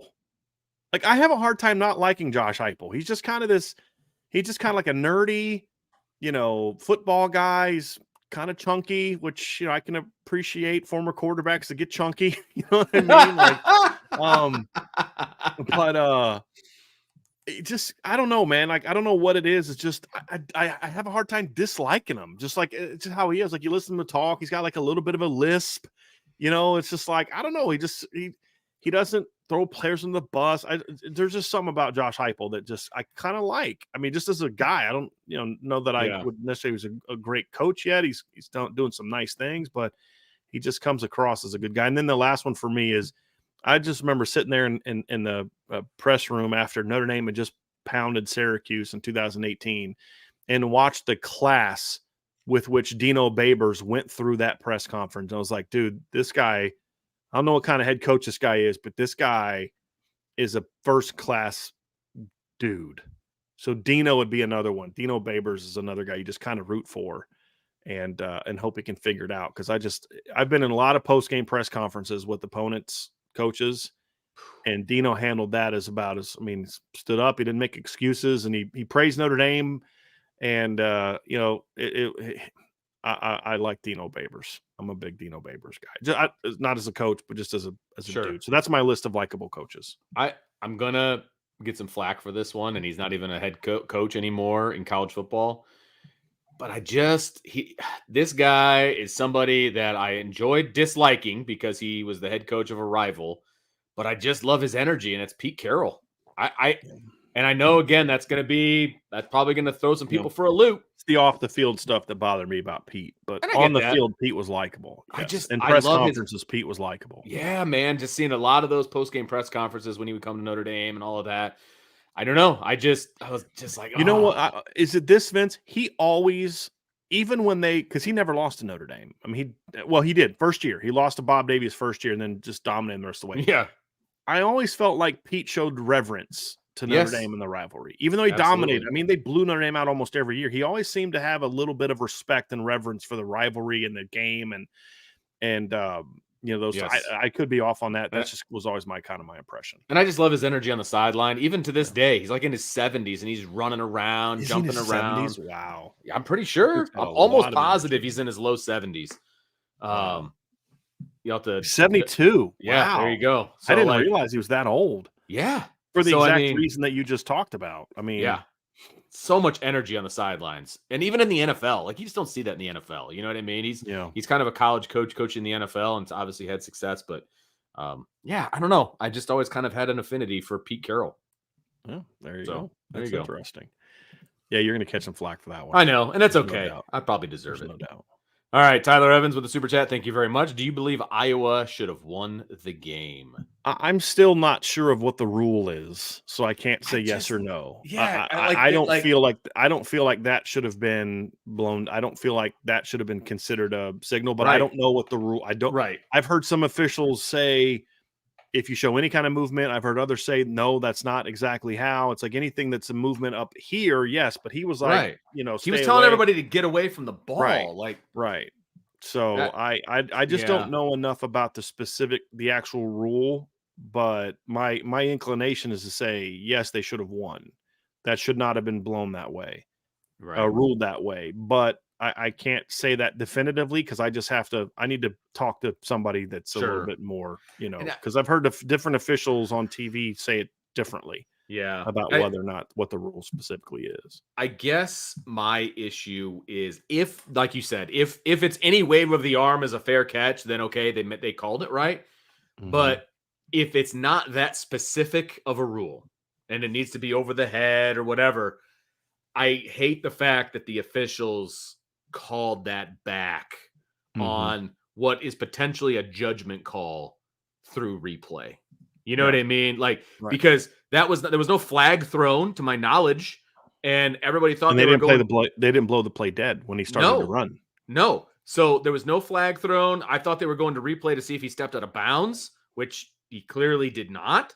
And so I don't like the fact that they can go back and on a judgment call bring the ball back. Like, that's what I didn't like. It'd be like going to replay and be like, "Oh wait, that was pass interference." Like, no, that needs to be called on the spot, right? Or you're, "Oh, I see a hold there," as I'm looking at replay. I didn't like the fact that the officials had even the opportunity to go back and find something that was not called live and in person. You know what I mean? Like, Mhm. I don't think that's why they went to replay. I Yeah. thought they went to replay to check out of bound. Now, maybe I'm wrong, but I don't know. It just felt like they were looking for something to call that back. And that's what I had the biggest issue with. That's fair. That's fair. TDD Brammy I think that's 4. Todd Brammy. I think is how that Okay. is All what right. is what that's supposed to mean. That works. I could be wrong, but yeah. While not likely, we could potentially have 5 undefeated conference champs. Who gets left out of the playoff? I tend to lean towards or Oklahoma or Florida Yeah, State. Oklahoma or Florida State. If there's 5, I mean, Florida State, I don't know that Florida State gets left out. I think it depends on who the champs of the different conferences are. I think I'd lean towards Oklahoma because you'd basically have your entire resume is built on 2 wins over Texas. Yeah. That's it. I mean, the rest of their schedule, and it's not their fault. The Big 12's down this year. It's just not a good year in the league. And you know, I think of all the resumes, because so Oklahoma's resume in this scenario, Vince, would, like I said, 2 wins over Texas, which then drops Texas's lower. Their non-conference wins are over, and this is where they do deserve fault. Is the Big 12 is usually better than this, but their non-conference was Arkansas State, SMU, and Tulsa. I mean that's and you've got ugly win over Cincinnati, you've got an ugly win over SMU, you got an ugly win over UCF. The rest of their schedules: Kansas, Oklahoma State, West Virginia, BYU, and TCU. None of those teams are ranked. Yeah. Whereas if you look at Florida State, for example, again, this is why I don't see how you could justify having Florida State out. If Florida State runs a table, they will have beaten a very good LSU team. They will have beaten Clemson on the road. They will have beaten a ranked Duke team. They will have beaten Miami, and they will have beaten an SEC team in Florida who spent part of the year ranked. And then they'll have to win a game against, right now, probably North Carolina, who will be ranked if they're in the ACC those title game. resumes aren't even comparable. Much better resume. Much better resume. And if LSU wins out, which is possible, and then loses to Georgia in the SEC title game, they're still probably going to be ranked higher than a 2-loss Texas team at that point in time, because they'll have beaten Bama, they'll have beaten Texas A&M. I mean, they'll be ranked higher, in my opinion. So, agreed. Washington's definitely in if they're undefeated, because they'll have beaten so many ranked teams. Ohio State, Michigan will have. If they're undefeated, they'll have beaten Penn State and Michigan. And then if it's Ohio State, they've got a case for the number 1 seed if they go undefeated, because they will have beaten Notre Dame, who I think will be a top 10 team. They'll have beaten Penn State, who will be a top 15 team. They'll have beaten Michigan, who's probably a top 10 team. Mm-hmm. And then whoever comes out of the West, which right now looking like looks like it's going to be Wisconsin, at least based on where the standings are right now. I believe Wisconsin is the leader in the West. They've only got 1 conference loss, because their second loss was to Washington State. Everybody else has 2 losses in conference. So right now, Wisconsin, although Wisconsin has to play Ohio State, they may have to beat Wisconsin twice because I believe Ohio State and Wisconsin play this weekend or next weekend. Is it this Oh. weekend that Ohio State and Wisconsin play? Let me look at their schedule. Hold on a second. They play, let's see here, Duke to Notre Dame. I'm backtracking through to the. They play Wisconsin on October 28th, which is this weekend. Okay, so they play this weekend, and then they may have to play them again in the Big Ten title game because their rest of their schedules at Indiana, home against Northwestern, home against Nebraska, at Minnesota. Those are all winnable games for Wisconsin. So, if they're 9-3, they're going to only have 2 conference losses. I think they're in. So, that would be my 2 cents on that. I think Oklahoma by far has the worst. Oh, I mean, and honestly, the worst resume of all of them is going to be Georgia.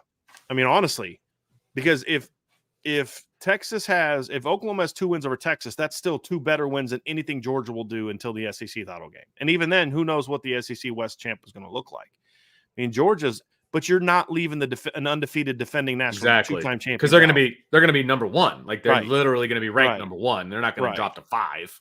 Right. If they're undefeated. And again, it may not be fair or whatever, but that's reality. But the rule that you have, and I don't disagree with it, is that you're the champ until you're not the champ. Yeah.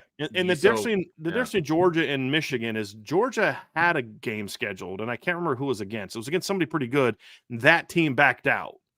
Whereas Michigan had Washington scheduled this year, and they backed out. Or was it UCLA? It was either Washington or UCLA, and they backed out. Michigan backed out and chose to go the route they went, where Georgia intended to play somebody really good out of conference. And then that other team had to back out for different reasons. And interesting. Okay. And so that's the difference. And I'm trying to remember who backed out of the Georgia. I'm going to see if this actually pops up. I want to see who it was that they were supposed to play. Oklahoma is who they were supposed to play. So once Oklahoma joined the SEC, that game got canceled. So because they're going to be in the same conference in the future. You tried to play Oklahoma in the non-conference, guys. And that game was scheduled before last year's debacle at Oklahoma. That game was scheduled when Oklahoma was a playoff team almost every year.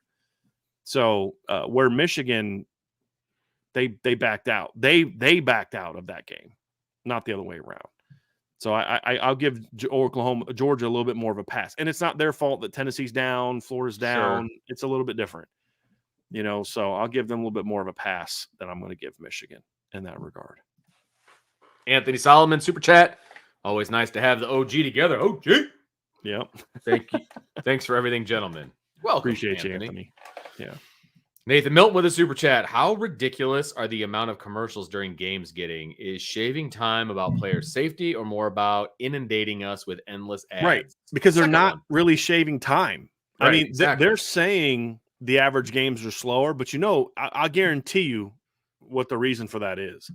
It's because the games that are being played on of the teams that don't matter are probably shorter. Right. But I'm looking all around and I'm looking at these games and I'm like, I don't know that I see anything different. I mean, Alabama this year, their games have been between 304 to 406. The 406 was the weather game against South Florida. 311, 325, 304, 311, 318, 314, 325. Last year, to begin the season, 340, 332, 321, 315, 340, 327. So they're shaving off, 20 minutes for Bama, right? That's an example of one. There's been a couple where I've seen where they've shaved. But then I look at Notre Dame, and I look at other teams like Ohio State. I look at Michigan, and I don't see a whole lot of difference. Notre Dame this year, 250 for the Navy game, but after that, 308, 525, that doesn't count. 321, 316, 321, 322, 317. Last year, 315, 314, 319, 330, 259, 314, 322. Those are all the same. It's a lot of teams. So there's a couple teams like I'll be willing to bet you that Navy's got a way lower one. So last year, Navy was 311, 321, 408, 307, 329, so forth and so on. 408. Woo. Yeah. This year, Navy's 250, 303, 309, 311. So I'm not seeing huge differences between this year and last year. But what we are seeing? A crap load. And Vince, you and I called this from the beginning.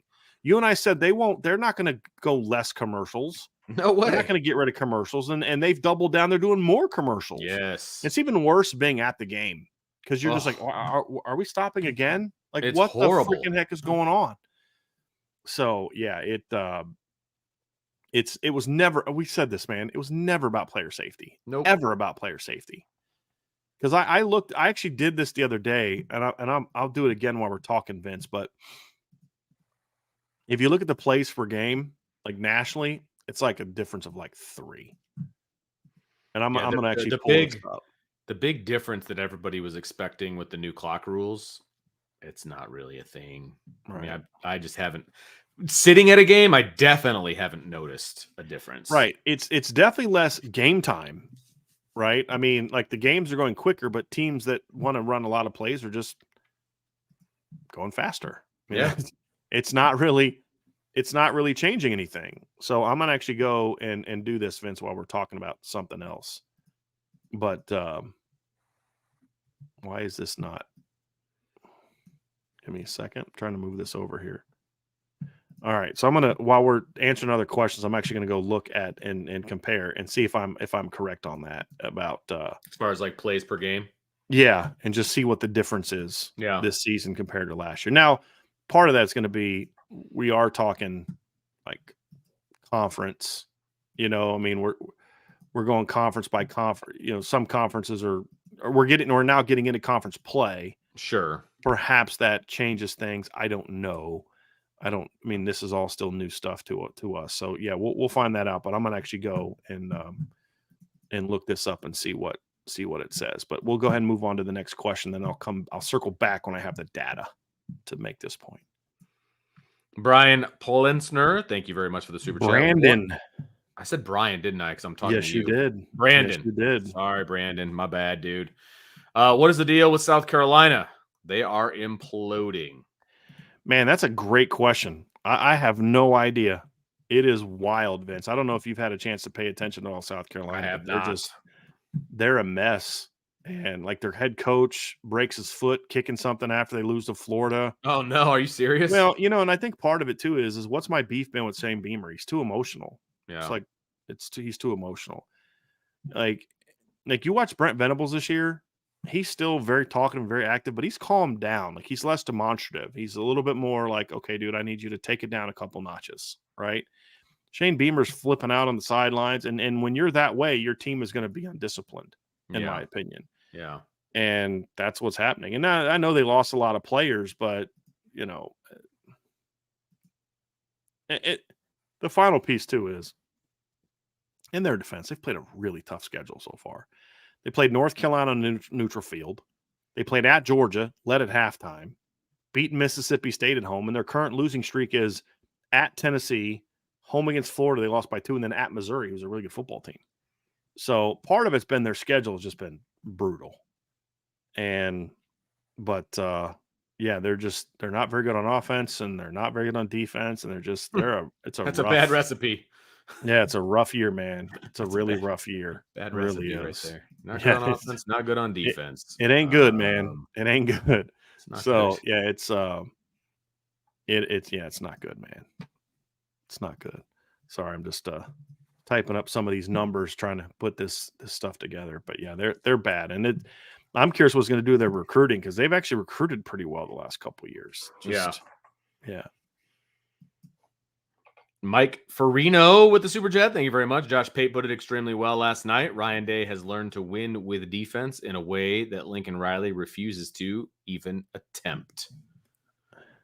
Well, Lincoln Riley is trying to do too much through the transfer portal. Well, that's part of it. I mean, here's my thing. I don't know. Like, I'll give Ryan Day credit to a degree because he made a hire that was designed towards hiring one of the best defensive coordinators in college football. We've talked about that. And I told Ohio State fans before last year, give it a year because it's not going to be pretty in year one because that's the MO. You look at his entire career. It's a very complicated defense. Takes time. And then I also give props to Jim Knowles for being willing to say, hey, I don't have to scheme because he always had to scheme his way to success because he had Duke players, and Oklahoma State players. He's like, you know what? I don't have to scheme my way to success. I don't have to overthink this too much. And he's allowing them to just attack. And when they do then blitz, it's a lot more effective.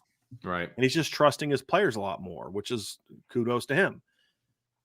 Having said that, I don't know that Ryan Day necessarily wants to win this way. I think Ryan Day doesn't want to beat Penn State 20-12. I think he wants to beat Penn State 40-12. You know what I mean? Oh, I don't think what they're doing offensively is out of necessity.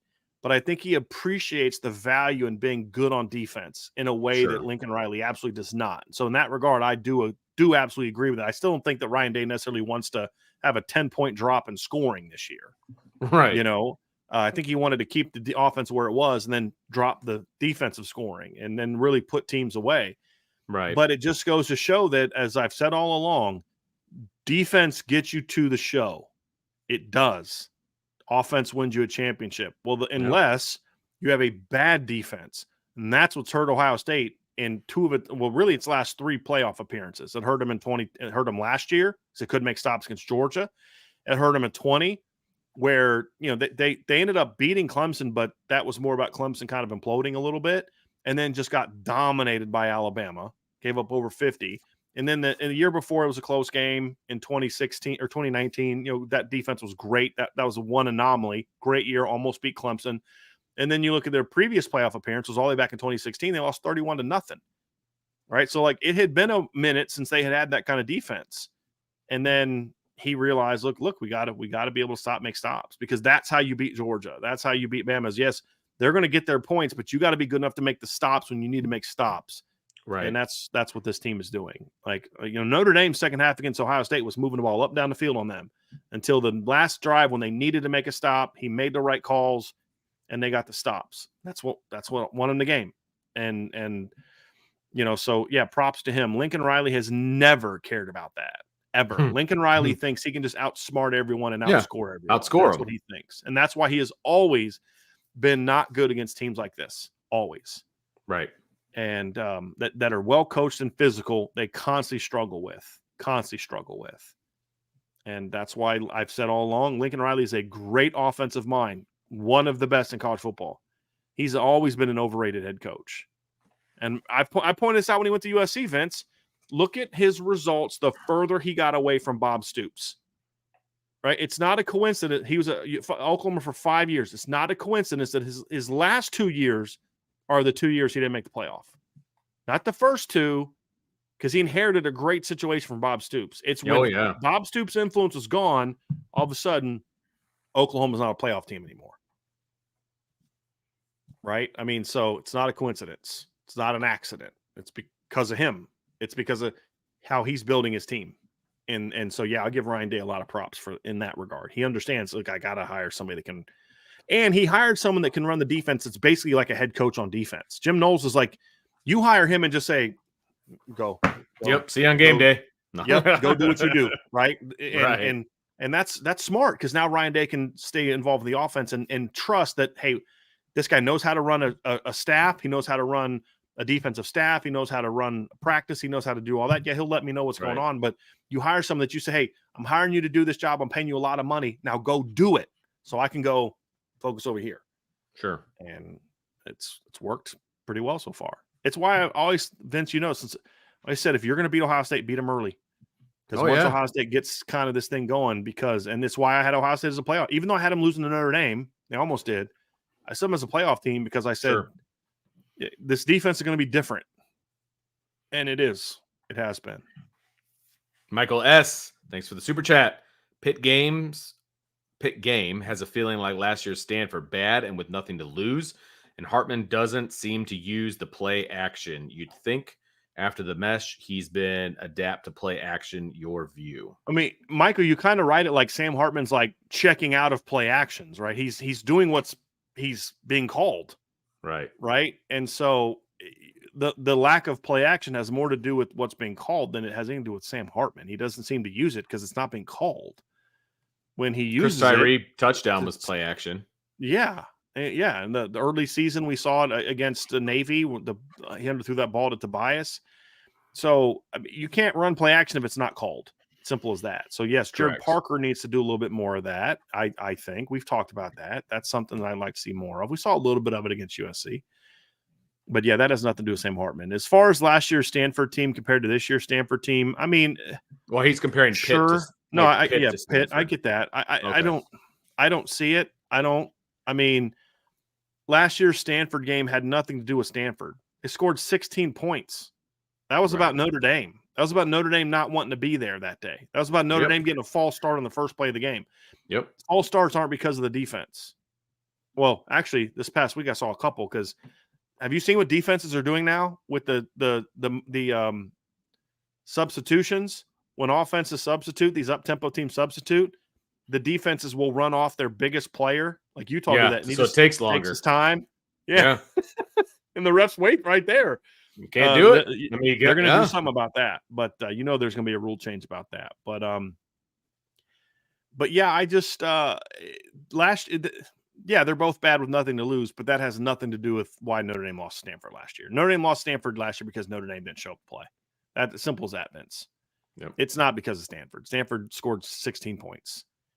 And so if Notre Dame loses to Pitt, it won't be because Pitt has nothing to lose. They didn't have anything to lose against Wake Forest either. And they lost to Wake Forest's third string quarterback. They haven't had anything. They've been playing not to lose for a while now, with nothing to lose for a while now, since like week 3. Yeah. And they still keep losing. The Louisville game is the anomaly. Now, if Notre Dame just thinks that they're just going to roll the balls out there and win by 30, they're going to have nothing coming because Pitt is still going to play tough and physical. Sure. That is for certain. Pat Narduzzi team, no matter how bad they are going to be physical. And you got to be prepared for that. But that's where the similarities end, Vince. It's just they're both bad and they have nothing to lose. But it's about Notre Dame. And last year's Stanford game was about Notre Dame. I don't know. You thoughts on that? Pitt's not good enough to dictate anything in that game. Right. It's going to be all about and neither was Stanford. Right. Exactly. Exactly. And that's how it's going to be, honestly, 3 out of the next 4 games. The teams aren't good enough to dictate what Notre Dame wants to do. But if Notre Dame doesn't show up, I'll say next 4. I was hedging my bets with Clemson, and I think Notre Dame is better than Clemson too. They are. But it's okay to say they are. Okay. If Notre Dame comes out to play like they are capable of playing, it doesn't matter what the other team wants to do. Like that they want to, spoil something for Notre Dame or they, whatever adjective you want to use, whatever cliche you want to use, it doesn't matter. It doesn't matter. If Notre Dame comes to play their game, they're 4-0 over the next 5 weeks because there's a bye in there. Plain and simple. Yeah. But if Notre Dame doesn't, any college football team can beat any college football team if one of the teams doesn't want to be there. Right. So. Right. Yep. Good questions. And here, we've talked about this one before, but we'll get to that one again. Okay. We'll talk about it again. Hulk strongest, should Notre Dame roll with its quarterbacks or go to the portal? To me, and I don't know if this is the route that we've taken in the past, Brian, but this is the route that I'm going to take today. It honestly depends on what their feelings are about the quarterbacks that they have in-house. I think they go to the portal regardless. It just depends on what they go get in the portal. Are they looking for a starter or are they looking for a veteran for depth purposes that that you can go in and can be a game manager if something happens to your starter? Like, what is Notre Dame looking for in the portal? I personally think they go to the portal regardless. It just depends on what they're looking for. That's where I'm at. They need to go to the portal regardless for depth. They need a veteran depth guy that can like Ohio State got this year with Tristan Gebbia from Oregon State. He started games in the past Oregon State. There was no intention of him coming to Ohio State and battling for the starting quarterback job. None. Right. It's you're the veteran. You're going to help those young guys grow. Hunter Johnson did this at Clemson a couple years ago. Was it 2 years ago? Last year, one of those years when DJ was a young starter. They had no intention of bringing Hunter Johnson in to start or even compete for starting job. But he's a veteran. He'd started games at Northwestern. And that would be it would be understood when he got there that, hey, you're not competing for the starting job, but we need your depth and we need your so you at the very least, at the very least going to need a guy like that, in my opinion. Yep. Now, if they choose not to, that's fine. But you're running the risk of what if Steve Angeli decides he wants to not play if he gets beat out by Kenny Minchie or CJ Card and he transfer, now you're screwed. You have to go that spring. Route. You got it. Yeah. Cause that's the thing. You're not going to find a guy that can help you depth or otherwise after spring. You're just not. Right. So you have to make that decision in December, and then move forward because you're right.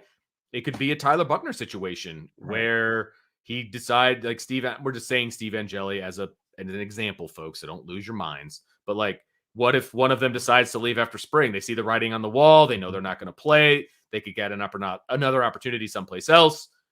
But you have to have made that decision prior. Like, you're just not going to find what you need Right. after spring. You can find a depth piece after spring. You can go get some FCS kid, but it's harder. I'll also say this, Vince, about this conversation too, is the other part of it for me is if the right guy is out there, I take him. I mean, that's the other part of it too. Like if there's a Riley Leonard out there, I take him. Or like I a do. Drake May, or Yeah, I mean, if I'm just there's throwing like names the out thing is, there. there's just that kind of guy I don't see being out there. Like, Sure. like guys that I would have taken this year, I won't take next year. I would have taken Hudson Card this year, flat out. I would have taken Tyler Van Dyke if he jumped in this year. I'd have taken Michael Pratt if he jumped in this year. I'm not taking any of those guys if they were to jump in next year. Like, and Michael Pratt, same thing. Michael Pratt's talented, but Michael Pratt plays at a Group of 5 level. I always get concerned about guys making that jump from Group of 5 to Power 5. Sure. And I just do. And when you look at his season, he's thrown for less than 200 yards in most of the games he's played, completing 70% of his passes in the last few games, but he's not throwing the ball downfield. Okay, well, that's because they're just better than who they're playing. I don't know if that he moves the needle. If Riley Leonard jumps in, if I'm just trying to think of some other guys that may, be that kind of guy. If there's some, I feel like the list is kind of short. It's to be real honest small. with you. Yeah, it's real small. Like I'm just going to go to like the leading passers in college football right now and just kind of see if like there's anybody that would even jump into the mix. I mean, Drake May's going pro. I'm not looking at Cameron Ward. With all due respect, I'm not looking at him. Bo Nix is gone. I mean, like Caleb Williams ain't jumping in the portal. Just Brady Cook's not jumping. Like, why would Brady Cook? Somebody said, "Would you look at Brady Cook?" I'm like, yeah, I'd look at him, but why would he jump in the portal? He's on a top 25 SEC team right now, and in an offense that he's throwing for about 50 more yards per game right now than Notre Dame starting quarterback is. Like, why would he jump in the portal? Like, somebody brought up the Tungavaloa kid. Heck no, I'm not looking at him. Like, that's not the kind of guy I'm looking at. Yeah. A Malik Murphy. If Malik Murphy jumps in the portal, he's incredibly talented. I need a guy with experience, not a really talented guy with no experience. Notre Dame's going to have plenty of they got lots of talented guys with no experience. Yeah, right? Exactly. So it's got to be that kind of guy. But other than that, I'm just ready to roll with, like, coach your young kids up. And there's another question that will kind of speak to why I feel that way, and we'll save that for when that question comes up. Okay. Domer Grizz, proud dad here. My 10-year-old made his first career interception in a playoff game yesterday. How can we help him stay confident but not thinking he's arrived as the next Ben Morrison, his hero? Just make sure you remind him of the 4, 5, 6 plays in the game that he didn't do right. That's what my dad always did. My dad would let me, hey, great job, son. Really, really nice play there. But what happened on that ball you threw over your first baseman's head by 10 feet? What happened there? Mm-hmm. Okay. All the time. And then coach you up, right? It was never like meant to demean. It's just like, that's how you stay humble. Yeah. It's like, yeah, it's a great game, but you can be better. You need to do better and just do it that way as well. Balancing that, great job, plus the other part was what Domer, here's how it always works with my kid.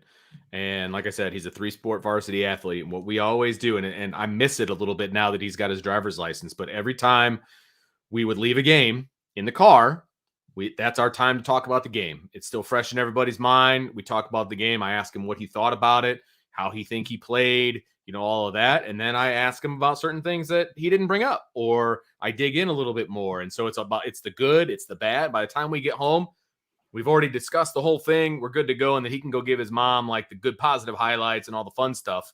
But that was like always our time to just really kind of go over. And I kind of put my coach hat on, to be honest with you. And we would kind of go over the game and like, hey, what could you have done better here? Why did you do, what were you thinking about when you did that? And I don't mean that in a negative way, but like, what was your thought process when you did this? Or what did you see from your perspective? Here's what I saw. And they'll be like, no, Dad, this is what happened. It's like, oh, okay. Like that was our time to like break it down. And so it really scratched the itch of coaching for me, but it also, as far as like dad is concerned. So like when you get that routine, and I guess that's what I'm getting at, that was like our routine with how we did stuff. And so that's how you keep him humble, but you also praise him for the good stuff. So similar to what Brian was saying, but like that was always our routine. It was the drive home when we would break all that down. Good stuff. All right. Brandon Plesner, we got your questions coming up now. He's got a 2-parter, Vince. All right, Brandon. After hearing Marcus Freeman's press conference today, do you feel more or less confident that the necessary changes or improvements on offense will be made? And then the second part was, I was starting to feel confident until he talked about needing to be able to run into loaded boxes. And then, of course, we had the execution rationale thrown our way again. Well, I mean, you can say that, but it's absolutely 100% positively correct. Mm-hmm. I mean, look, we can say whatever we want about play calls and all that kind of stuff, and there's plenty to say. I'm not someone who's like, Sure. oh, the coaches, but like at the same time, if Chris Tyree catches that ball against Louisville, if Blake Fisher doesn't hit that guy in the face on the 30-yard pass to Mitchell Evans, if you like, I could give you 7 or 8 plays where it's like, if you just do this simple thing, I'm not asking you to be like Superman or do something beyond. Just don't hit a defensive lineman in the face when you've been taught since you started putting pads on not to hit guys in the face when you're blocking. Right. Catch the ball that came your way. Those type of things. They win that game. Same thing against Ohio State. DJ Brown, pick off that pass. Ramon Henderson, drive on that seam route like you're supposed to. You're at the goal line for a reason. Your feet are on the goal line because you are not supposed to take a step back. And what did he do at snap? Took a step back. That's why he didn't drive that seam route. Like, yes, I hated the call. But if you drive on the play and execute, guess what? It's a ball game. Mm-hmm. Right? These are Notre Dame players. We need to be able to say, hey, I don't like what this coach is doing, but like I've said this before, the 3rd and 19 play. Hated the call. Hated it. You're playing not to lose. We don't want to get people on a go ball. Try and have them beat your guys on a go ball. You have the best corner tandem in the country. If they beat you on a go ball, tip your cap to them. They're better than you are. It's as simple as that. Yep. However, two things can be true at once. If Ramon Henderson does his job, not Hercules, not do your job, it's 4th and 19, or he may step in front and pick it off. But it's at the very least, it's 4th and 19. Do your job. That ball should have never been caught because the safety is supposed to. You can't catch a ball at the 2-yard line, Vince, when your safety's playing at the goal line and you're at the 21-yard line. That ball should have never been caught. So it's both. It's both. Coaching needs to get better and the execution needs to get better. And he said both. I mean, he spoke to both. And he also said part of it with the execution thing wasn't so much the players need to execute. It's, are you as a coach doing during the week what you need to do to get them in position where they can execute at a high level? That was part of it too. And so to me, that's where I'm coming from, Vince, is that. But the other thing, I didn't take him as saying we've got to run into loaded boxes. I didn't take it that way. So to me, I didn't quite read it the way you did. He said we need to be able to run the ball, but he also said we need to be able to do something against loaded boxes. He started talking about being able to throw the ball and do something.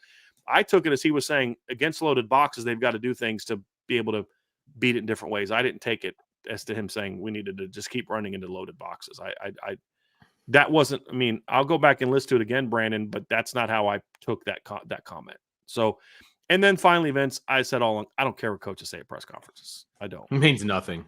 I mean, Marcus Freeman, you think Marcus Freeman's going to go up there and say, hey, look, guys, we're going to go up there and we're going to light up the skies against Pitt. If that's what they were going to do? No, you can't let Pitt keep thinking that they're going to see the offense you've run the last 2 weeks. But he did say, we've got to be able to hit some ball shots down the field. Why? Because you're playing a team that's going to play cover 0 and cover 4 the whole game. That's why. You got to be able to hit the ball down the field. And that's really what it comes down to. So I didn't take his comments that way, Vince. Did you get a chance to listen to him? I did not. I was setting up Halloween decorations in my yard. So I was not. Okay. Did not Brandon, here's where I'm at. I'm in show me mode with the offense. I've had some conversations over the last week with some sources, and those things made me feel better.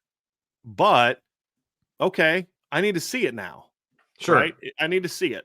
I need to see the things that you're talking about. Marcus Freeman talked today about we got to get Tobias Merriweather going.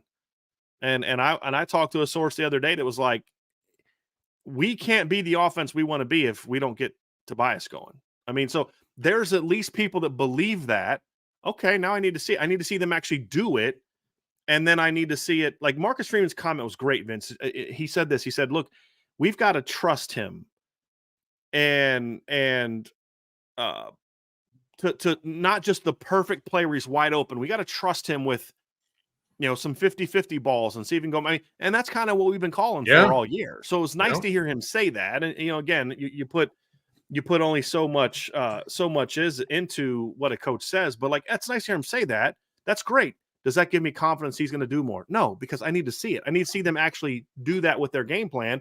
Right. And I also need to see Tobias make those plays. Yep. Because the whole Tobias not making, like, I have beef with how they didn't do more to get him and Tyree involved early, to give them more time to get into the flow of the offense before Ohio State and Duke and Louisville and those type of teams, right? Like, that's a beef that I had. But I don't blame the Notre Dame coaches for why Tobias dropped 2 balls against Duke. I don't blame them for, why Tobias isn't, necessarily getting off the line the way that I know he's capable of. Like, those things are on Tobias.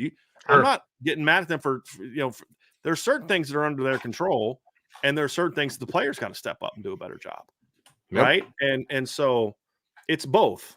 And so they can say all they want.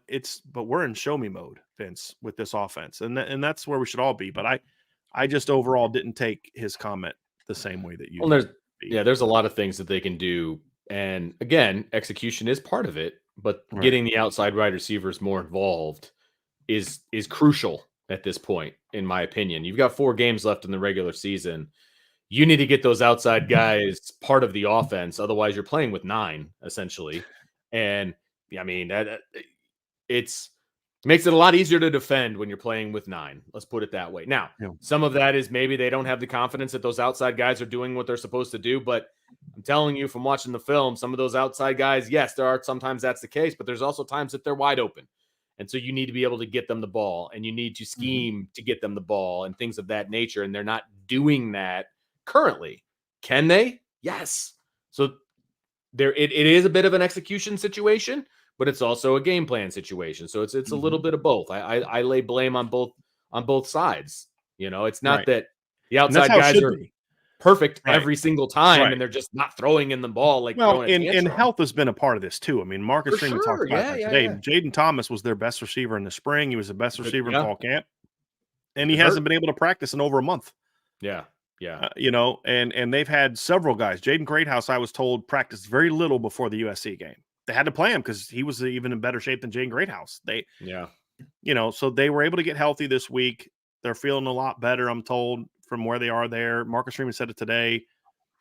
This is the healthiest they've been in a while. I was told that last week that they gave some guys some rest that needed it. They worked in some young guys, but then even guys like Jaden Thomas and Tobias and those kind of guys that were Jaden Greathouse that were battling hamstrings, like they were in a better place or at least Jaden Greathouse and Tobias were.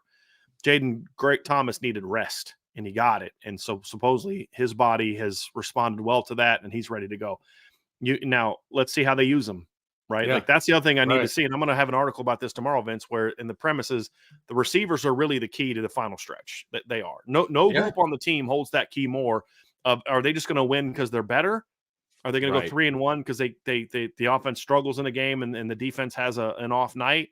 Or do they go 4-0 and dominate? Right. The only way they go 4-0 and dominate, to me, is if the receivers step up.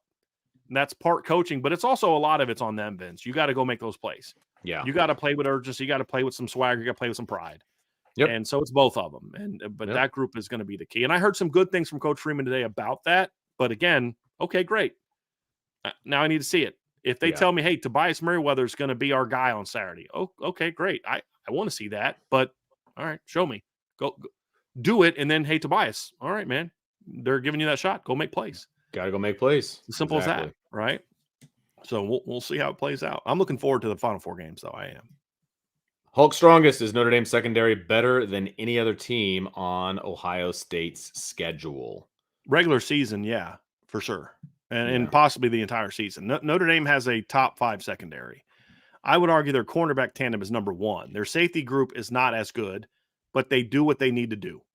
Sure. And outside of a couple games, a couple plays against Ohio State that they missed, but for the rest of the other game, the safeties against Ohio State were pretty good, other than that last drive. And so, yeah, it's a top 5 secondary, in my opinion. Now, Penn State's is good. It's just not as good as Notre Dame's, but it's very good. Michigan's secondary is good. I don't know that we know how good it is. They haven't played anybody. Yeah, exactly, Vince. I mean, they have not played a soul. I mean, I'm looking at their schedule now. I think the best defense they've played all year is Rutgers. I'm pretty sure that that's accurate. And now Rutgers is doing some nice things. They're 6-2, but again, they haven't necessarily lit the world on fire either this year. I mean, offensively, and they're averaging 28 points per game. Is Michigan playing anyone that's scoring over 30 points a game? Let me go check. Maybe UNLV. Let me check this real quick. I don't think that they are. The teams that Michigan have played this year: East Carolina is at 17, UNLV 35.7. Bowling Green's at 22, Nebraska's at 18, Minnesota's at 20, Indiana's at 18, and Michigan State's at 19. That's who they've played this year offensively. That is awesome. Right. And then Rutgers is at like 28. Yeah. So, I mean, it's ridiculous. But look at the pass offenses of the teams that they've played. So let's go here. Pass offense. So East Carolina ranks 120th. UNLV ranks 85th. Bowling Green ranks 123rd. Rutgers ranks 125th. Nebraska ranks 128th. Minnesota ranks 129th. Isn't this funny? Indiana ranks 102nd. And Michigan State ranks 82nd. So the best pass offense they've played all year ranks number 182 in all of college football. That's the best pass offense that they've faced all year. 182. So do we have any clue at all how good this team is? Nope. On defense? No, we don't. They haven't played anybody. And you look at this, they did a great job against Rutgers. I mean, against Michigan State. Well, against Michigan State, Michigan gave up 133 passing yards, 4.6 yards per attempt. Great. That's the exact same number of yards and yards per attempt that they had against Rutgers. And it's less yards per attempt than they had against Iowa, but they threw for more yards because they threw 15 more passes. Right? The last 3 games, that Michigan State offense, which is literally the best statistical offense that they have played all year in yards per game, has gone for 4.4, 4.6, 4.6 yards per attempt. They went for 8.5 in the first game against Central Michigan. They went for 13.2 against Richmond. And since then, they've been 5-9, 6-2, 4-4, 4-6, and 4-6. So let's see how they do when they play a real team. I'll just keep saying that. I want to see how they do against a real team because their schedule so far has been an absolute joke. And they intended it to be that way. So no respect for them. This next one's Vince. This is an attempt by Different Aisle to trigger me a little bit. All right, Different Aisle has a question here. Let's see. It says, is Caleb Williams the best college football quarterback ever? Okay. And so this is to trigger you. This is an attempt to trigger me. It's he's being funny because some college football Twitter handle yesterday was talking about how Caleb Williams is 4-7 against top 25 teams and isn't going to make the playoff. And he's like, it's like sad that arguably the greatest quarterback ever won't play in a playoff game. And somebody today had a great response. Like, shouldn't the first part kind of make the second part not true? Right? Like, shouldn't the first part about 4-7 and no playoff game kind of make the second part not true? Because too many people nowadays get too obsessed with talent and equate that to being a great player. Caleb Williams is a great player. And somebody else was like, well, you've said he's Superman. I've said he does Superman things. Yes, there's a difference. And you've said he's a great player and USC would suck without him. Yep. Also both true. Well, that doesn't make him the greatest quarterback of all time. And it doesn't mean he's better than Trevor Lawrence or Joe Burrow or anybody else. Some of these arguments, like, you can't say it's stupid to call him the greatest ever because that equals he sucks. It's nonsense. Not everything is an absolute. Like that's exactly. The thing. It's not everything's an absolute. Caleb Williams is a great talent. He's a great quarterback. Mm-hmm. He's not even the greatest ever to play at USC. Matt Leinart is. You know what I mean? It's just like, this is true. It's like, he's a generational quarterback. We get a new generational quarterback every year. 2 years ago, Bryce Young was a generational quarterback. Before that, it was Trevor Lawrence. Right. Before that, it was Joe Burrow. Before that, it was Jameis Winston. Before that, it was Cam Newton. Before that, it was Tim Tebow. Before that, it was Vince Young and Matt Leinart. We constantly get these generational. That kind of defeats the purpose. Do y'all understand what generational means? Right? There needs to be more than a span of 2 years between it to be called generational. Like, we just use that. It's like once every 20 loosely. years, give or take. Yes, at least once a generation. At least. Yeah. And so it's like, guys, come on. It's like Marvin Harrison's a generational receiver. No, he's not. Based on what? Oh, he's talented. Oh, okay, but shouldn't production at some point in time come into this conversation? Why do we have to say Marvin Harrison? Why can't we just say he's a great player and probably the best receiver in college football right now? Really Why good can't we just receiver. do that? Why do we got into this? He's a generational player. Really? Right.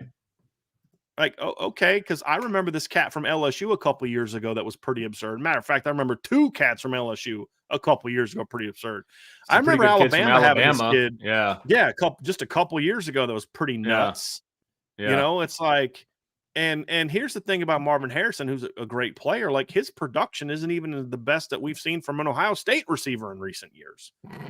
You know, and he's a heck of a. I mean, again, don't get me wrong. Marvin Harrison is a heck of a player. Sure. But he averaged 97.2 yards per game last year. Jackson Smith and Jigba the year before averaged over 120. You know, so it's like, can we just enjoy the greatness of a player without always trying to turn him into, like, do we need to debate whether he's better than Randy Moss or Calvin Johnson? A, he isn't. And number B, but so what? Who cares? Kid's freaking fun to watch. Yeah. And other than the Notre Dame games, you know what else I love about Marvin Harrison? He tends to play his best games against the best teams on his schedule. Michigan, Penn State, Georgia. Like, give me the guy that only goes for 2 catches for 18 yards against Indiana, but rips up Penn State any day of the week. You know what I mean? Because, like, when the lights are brightest, and Marvin played well against Notre Dame. It's just Notre Dame's corners are really freaking good. And the windows would have required a CJ Stroud type of quarterback to hit him. And they just didn't have that, you know, and I get so tired of this. It's like the clicks require that you have to throw these hyperbolic, like one guy's the greatest quarter. He'd better than anybody in Notre Dame's had in 50 years. Whatever, dude. Okay, fine. All I know is he's 0-1 against Sam Hartman. That's all I know. You know what I mean? No, he doesn't have players around him. Really? USC just a bunch of bums around Caleb Williams. I was gonna say. Utah's got a better roster than USC. Really? That's a pretty. I mean, part of the deal is him. He made mistakes in those games that cost his team, right? And so, you know, would Notre Dame be undefeated if Caleb Williams was the quarterback? Absolutely. He's a heck of a player. Yeah. Notre Dame, to me, would be a title contender with Caleb Williams. He's a great player. He's not even the best college quarterback in the last 5 years. And for people to say arguably the best ever, like, what are we doing here? And some guy was like, well, look at the numbers. And I'm like, his numbers don't even sniff what Joe Burrow did 3 years ago. Well, but his 42 touchdowns and 5 interceptions are so great. I'm like, okay, that's what CJ Stroud went 44-6, 41-6. Justin Fields went 41-3 just 4 years ago, 41-3. And Joe Burrow went 60-6, 60 touchdowns, 6 picks just 4 years ago. Yeah, but the type of throws he makes. So now we're saying his highlight reel is better?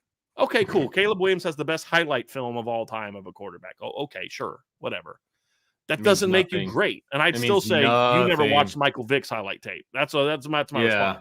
You never watched Lamar Jackson's highlight tape. Okay, so, but whatever. It's like, he's a great player. USC would be a 500 team without him. If that. But he's not a generational player. And he's not the greatest quarterback of all time, or even in the conversation. But he won a Heisman Trophy. So did Gino Torretta. There's a lot of quarterbacks that won a Heisman Trophy that, right. I mean, let's be real here. So did Jason White. Who cares? Yeah, exactly. You know what I mean? Like, Jason White won a Heisman, Vince Young didn't. Do I need to say anything else? Right. Do I need to say anything else? Eric Crouch won a Heisman Trophy, but Brady Quinn never did. Do I need to say anything else? You know what I mean? Trevor Lawrence. How many Heisman trophies did Trevor Lawrence have?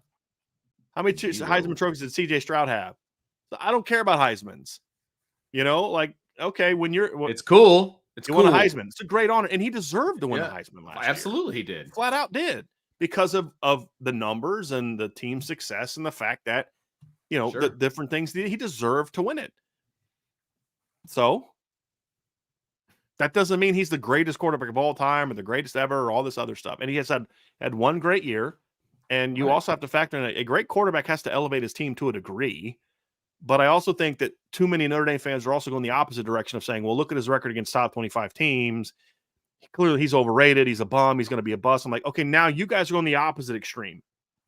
Right. Because if he played on Notre Dame's team with this defense and this offensive line, Notre Dame's 8-0 and we're all loving the blowing kid people and he's out, the greatest ever. And blowing people yes, out. yes. So, and because John Elway set a bunch of records at Stanford, never played a bowl game.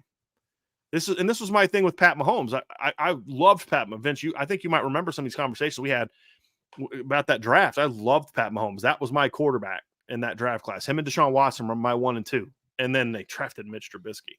They're like, yeah, but he played on a losing team. That's a team thing. You put Pat Mahomes at Oklahoma in 2015, and sorry, Baker, but you're on the bench. You know what I mean? That's just the reality of it. So, there's just it's like we can't have honest conversation anymore. Exactly. That's and then thing. You get these people like trying to say, well, you said this, so you said he's plays like Superman, and you said USC wouldn't be as good. Yeah, so what does that have to do with this conversation about is he the greatest ever? Exactly. And then me saying that I think I said Trevor Lawrence, Bryce Young, CJ Stroud, and Joe Burrow in the last 5 years were all better than him. And somebody took that as that means I'm saying Caleb Williams sucks. Can we be adults, please? But this is what sports media has turned into. It's like everything is hyperbolic. And everything's absolute. Should we fire everyone? Right. Like a week ago, Penn State media is like, James Franklin's this. It's wonderful, beautiful. Now it's, who's going to be the next coach at Penn State? It's like, guys, can we just stop? Right. Can we just analyze a loss is a loss? This is what it means. And then without saying, who do you fire today? Right. Like, could you imagine if all of us, Vince, if you wrote an article or did a podcast and the numbers were down, sorry, Vince, you had one show that wasn't good. Gone. Sorry, buddy, you got it. Walking papers. If people like in the chat, if you guys had a bad day at your job and all of a sudden just meant sorry, you got to go. That's not a world that we want to live in. I don't like. And we're not talking about like coming in and doing something really bad that would get you fired. We're just saying like you had an off day. Like you're a security job, you work at a prison and you forgot to lock the doors. Forgot to lock it up, and when you left it, yeah, you deserve to be fired. That's you know what I mean. Whoopsie. Wait, what did I forget to do? No, I'm forgetting something. What are all those sirens going on? I don't know. That's great. Yeah, there are some things, but that's a great example. It's like Caleb Williams is a great player, fun to watch. Yeah, he's got to grow up a lot. He needs to stop letting his handlers put all this dumb crap out in the media. Like, dude, the week you lose to Notre Dame and your people coming out saying you want part ownership, how about you not get owned by Utah? Then we can talk about you owning an NFL team, which is illegal. Seriously. They've already done that with Aaron Rodgers. It's like, so his handlers aren't doing him any favors. By putting that stuff out there. So his handlers, his dad, his agent, they need to shut their pie holes and just let this kid play football. Emmanuel Acho needs to shut his freaking mouth about just sit out the rest of the year. So let this bad. Kid go play football. Can we just back off him and just let him go play football? And so we can just all sit and enjoy. This kid's really talented. But the stuff with his nails, the things he says, these size 12 and a lot of people when he's size 12, like, bro, you're now starting to sound like a kind of a douche. And you're making it a lot harder for me to defend you. He needs better people around him. Right. Having said that, that doesn't mean that he's not a great quarterback. Having said that, it doesn't mean that he's a generational best of all time. You know what I mean? It's like we're adults here. We need to be able to have adult conversations. And I just feel like we're kind of losing that a little bit in some. And maybe I think it might actually be a social media thing because I feel like the conversations that we have in this chat are so much more adult usually than the ones that you see on like social media. It is bored. I think it's a social media thing. Well, and it's also something really stupid. It's also a societal thing. Everything has to be black and white. I mean, politics, to one social, extreme or the other. Yes, right. It has to be one of the. You can't. God forbid you agree with multiple people. Or I just think that. I'm a right leaning person. I just think this guy on the left has bad ideas. Yeah, it's okay. As opposed to, I think this guy is the Antichrist, right? And he needs to be this, and we got to destroy him. Like, really? Right? Can't we just have a discussion of ideas and we just agree to disagree? Yeah. And or I implement mine in my community, you implement yours, and we'll see how it shakes out. Right? But no, because not everything is the same for every. Yeah, you're a Nazi. You're a this. You're a that. Yeah, it's like, God, what are we doing here? Right. It's a societal problem right now. I know that's getting deep, but it just is. Well, I do think social media plays a role in that. Oh my Because gosh, you got to say yes. the most outlandish things because people want. How many followers do you have? I have no Sure. idea. Like, I don't care. How many clicks did this thing get? Well, okay, I don't care. Was it a good point or not? Like, Right. how many people liked it? Was it a good point or not? I mean, I've seen Right. people put things that are just flat out false, and they'll get tens of thousands of likes. Okay, do you feel better now? Because what you said was absolutely moronic. Right. You know what I mean? But hey, lots of people clicked on it. It's like there's this thing we have where it's like I've got to get this attention. I need the social media attention. So I'll say whatever outlandish thing I can say. I'll clout chase this person to, whatever. And it's just like I fall for it sometimes where I'll just Sure. like I should have known this guy was a troll from the beginning and Right. just not engaged it. And I've fallen, especially with like fans of opposing teams, you're just like, dude, why respond? That guy's a moron who can't spell. Like, I mean, you're not it's wrong. just, yeah, That's the thing. it's crazy. Anyway, that's our rant for the day. Well, this one. Domer Grizz, if Faison doesn't play in any games next year, could he go back on lacrosse scholarship? In other words, is the football scholarship only required for academic years he plays in a football game? I honestly don't know the answer to this, Vince. I don't either. Yeah. I know scholarships are 1-year deals, right? Well, so although Notre Dame does honor all 4 years, but you are correct. They are technically 1 year at a time. Technicality wise, I mean, and I don't know, honestly, I don't know why they would flip him back and forth. Because he's going to play. He's going to play. I mean, that's exactly yeah. right. Like, I think he's on a football scholarship now. It is what it is. Like, that's where they are. And honestly, yes, now football is his top priority, which I totally get. But do we know for a fact that he was on a full lacrosse scholarship? Because they only have I don't X think amount. so. I don't know think that they so give out either. full scholarships. I mean, Right, because they only have. It's like baseball. I think they can only give it. A scholarship only counts as so much. It's not like a full ride. Right. Like you said, baseball. You're on scholarship at Notre Dame for baseball. You're not on full scholarship. That's for sure. It's not legal, correct? I don't think it's even allowed. Is it? I think they you can only give up. You can only give up a certain amount. Yeah, it's a small number. Yes, that you can give out. Lacrosse scholarship limits. Okay, yeah. So I know that it is a number for scholarship because baseball is like I can't remember what the number is. I used to have these numbers memorized, but 11 or 12, something like that. Yeah, but it's like point something. Like you know what I mean? But anyway, it is. You can give out a full scholarship, but why would you? I guess is the issue, right? Because they only have so many, and if you give out a full one to somebody, that is a massive percentage on what you would give out, and so they're just not going to do that. So anyway, that's the biggest issue with this, and I don't think he had a full one. Maybe I'm wrong. It's definitely a possibility, but here we go. Division I NCAA, they get 12.6 scholarships, total. That's for the whole, and the average, it says right here, the average team size is 44. So you got 44 kids on your roster. This is for lacrosse. Lacrosse. So they got 44 kids on a roster, 12.6 scholarships. It's very doubtful that they're giving out full scholarships because 12.6 to go around. You know what I mean? So I think it benefits everybody that he's on a full football scholarship because you can't give out partials for football. It's all or nothing. So I think it works out better for everybody. The only difference is, and I actually talked to one of the lacrosse coaches in the summertime about Faison, is that now football is his first priority as opposed to lacrosse. So before, lacrosse was the priority and he did football on the side.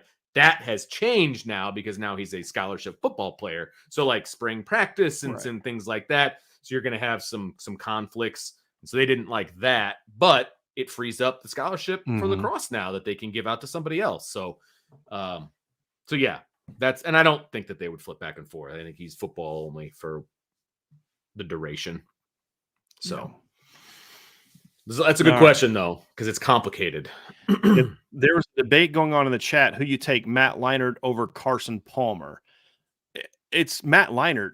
Clearly, that's who I would. My issue with Carson Palmer is, yes, I know he won the Heisman, but my issue with Carson Palmer is he had sort of like 1 year where he was really good, There were some other years he wasn't as good. I mean, if you look at Carson Palmer, he won the Heisman in 2002. He threw 33 touchdowns and 10 picks.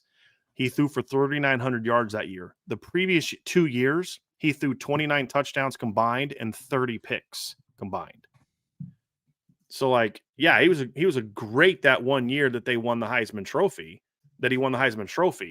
But then you look at Matt Leinart in his 3 years as starter, he went 38-9, 33-6, 28-8 touchdowns, interceptions. Threw for at least 3,300 yards every year, had between 8.1 to 8.9 yards per attempt every season. Carson's best was 8.1.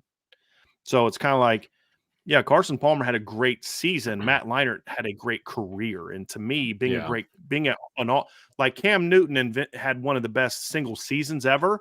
He's a quarterback for 1 year. He's not in my top 10 of greatest quarterbacks ever. Right. He did it for 1 year. Absolutely. Yep. Agreed. And it's like Barry Sanders. Barry Sanders had one of the best. He had the best single season in college football history. Is he the greatest running back in college football history? No, because other guys did it for 3 years, 4 years. Herschel Walker dominated for 3 years. Barry Sanders dominated for 1. That has to matter at some point in time. Now, Barry Sanders you could make a case because his one season was so incredibly rare and special, and he did some other things before, but like, with Carson Palmer, he had 1 great year. Matt Leinart had 3 great years. And I'm not talking about the team success. I'm just about his individual success. So that's why Matt Leinart is the guy that I would go with in that conversation. So, and again, I'm not talking about team success because Carson Palmer did not play on the same team. Carson Palmer's numbers would have looked a lot different if his 3 seasons were during that really great stretch. With the Matt Leinart stretch off.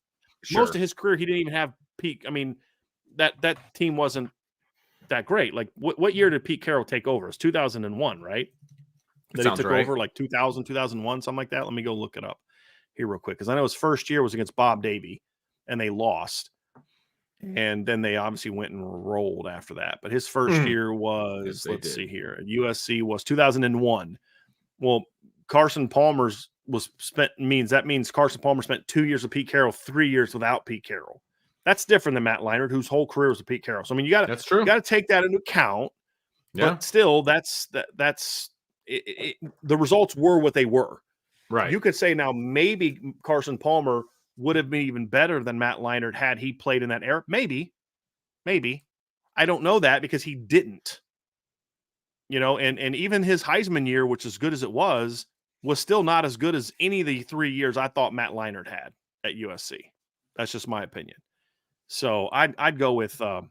I'd go with Matt Leinart on that one for me. That was my inclination. I felt like Notre Dame played better against Carson Palmer than they did against Matt Leinart overall, and that's when I saw him in person.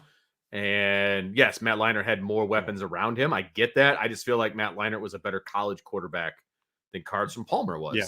Now Carson Palmer was a better pro. Way better. So is it Matt Leinart over Carson Palmer talking college? I take Matt Leinart. If we're talking the pros, then I'll take Carson. Yeah. That's, Yeah. So as far, and when we say best ever, I'm talking about of what I've seen. With all due respect to Rodney Peete, he's not Matt Leinart.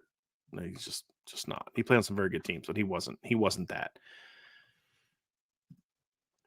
Hulk strongest. How fast is McPherson? Was impressed he ran down USC's fastest guy. Yeah, I mean, kind of ran him down. He didn't quite have it's like it wasn't like a foot race, but he took a great angle. Yeah, and he ran really fast. Yeah, he did. He totally did. How fast is he? Fast enough. I mean, he's faster than your average punter. Let's just put it that way. Yes, there's no doubt. He's a very athletic kid. Yes, faster than your average, kicker / punter. Because watching the kicker try to chase down Price on his kick return, that kid, it would look ridiculous in comparison. He was like his arms were flailed. Like he looked ridiculous trying to catch up to Price, whereas McPherson actually looked like an athlete tracking down, an athlete, right? And it was enough that somebody on the board thought that it was an actual, position player, which I thought was funny. It was really adamant about that. And like, he was really upset that people weren't saying it. I'm like, bro, you're going to want to chill out with how fired up you are right now by this one because I thought it was funny. Yeah. I thought it was really funny. Definitely Bryce McPherson for sure. Yes, it was. For sure. There's no doubt about it. Yeah, no doubt. Josh Buffalo, the motivational business banker. How long should Jeff Franklin to prove he's a great recruiter, but a bad big time coach or big game coach? Excuse me. PSU may just need to move on, in my opinion. See, that's where I don't agree with that. I mean, I think James Franklin is overrated as a coach. And they had that rough 2-year stretch around the 2 COVID years. But this is also a guy that's won 11 games in 2 of the previous 4 years and 4 years total. And this year they're going to win 10 games, right? They're probably going to go 10-2, 11-1 this year. I still think they have a shot to beat Michigan if they can, figure the offense out a little bit. But I mean, look, why should Penn State be a team that thinks that if they should win titles or they fire the coach? I mean, they won like 2 titles in the 80s and that's it. I mean, this is not a program that, in my opinion, should be thinking that they are this wonderful program that just is steeped in, football. It's not Notre Dame, right? And no, there may come a time for that. But that time is like with Brian Kelly. It's when you no longer think that coach is giving you everything he's got. That's why it was time to move on from Brian Kelly. Yeah, their claimed national titles are in 1982 and 1986. They have only 5 unclaimed national titles. So, yeah, Penn State's a great program, but this is a program that's reputation is built on sustainability and consistency.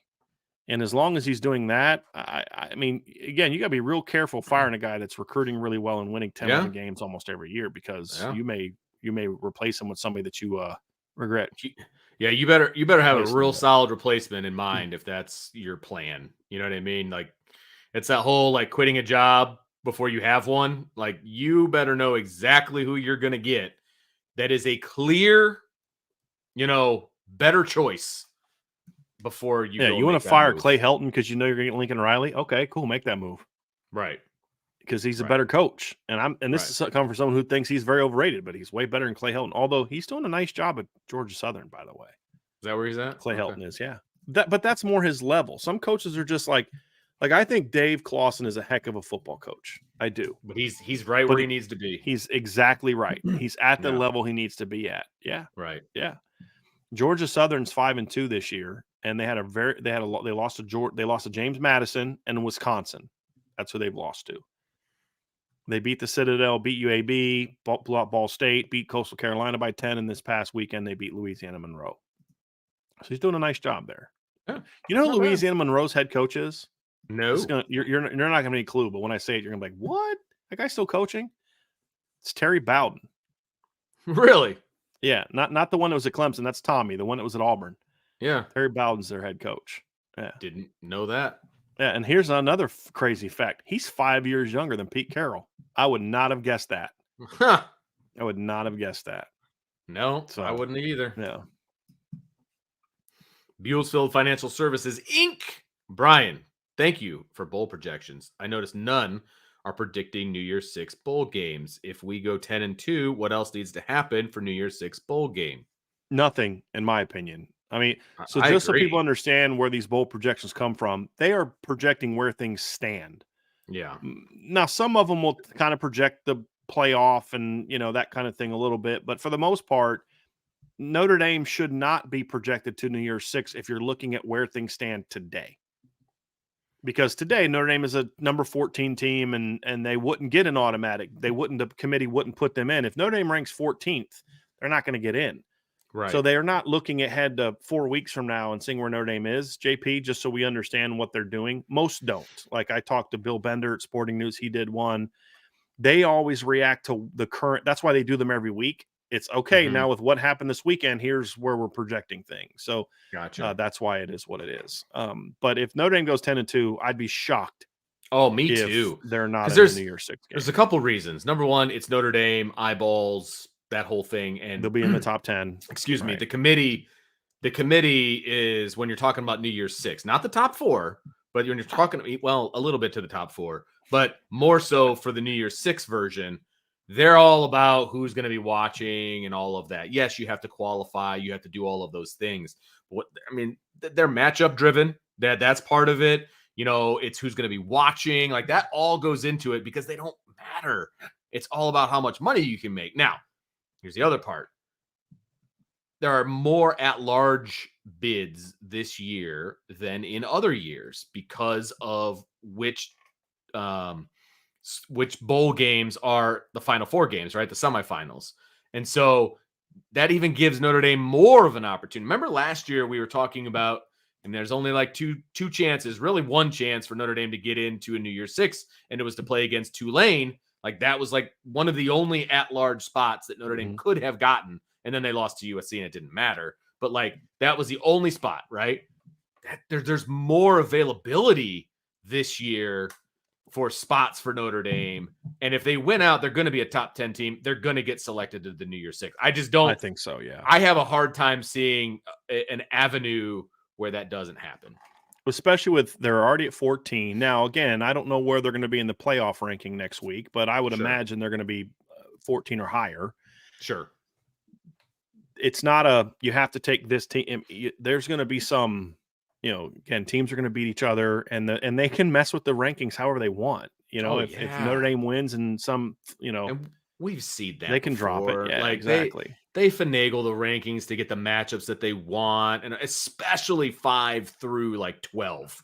Like they will finagle those to get what they want. I'm just saying, like it will happen. So, and Notre Dame will be on the positive end of that. And there's going to keep being more and more chaos. I mean, like right now, Washington and Oregon are both ranked higher than Notre Dame.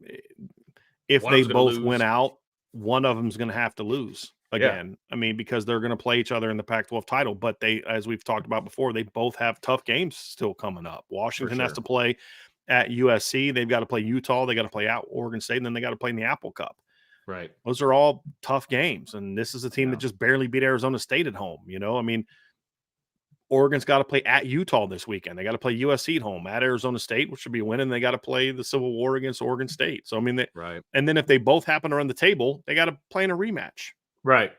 So it's all gonna shake itself out, in my opinion. That's all. I mean, Ohio State and Michigan State, Ohio State, Michigan, and Penn State are all ranked ahead of Notre Dame right now. Yep. There's a chance one of those teams is going to definitely fall behind Notre Dame. If Penn State goes out and loses to Michigan, they're definitely going to fall behind Notre Dame. 100%. And should. I have them behind Notre Dame right now in my rankings because, again, who they beat. Their resume's built on what? They only lost Ohio State by 8 in a game they scored in the last minute to make it that, right? Right. What's their resume built on after that? A win over West Virginia? Right. Is that what they're hanging their resume on right now? I mean, the best team they've played, actually, the best team they've beat so far is actually Delaware. That's the best team they've played so far, an FCS team who's 6-1.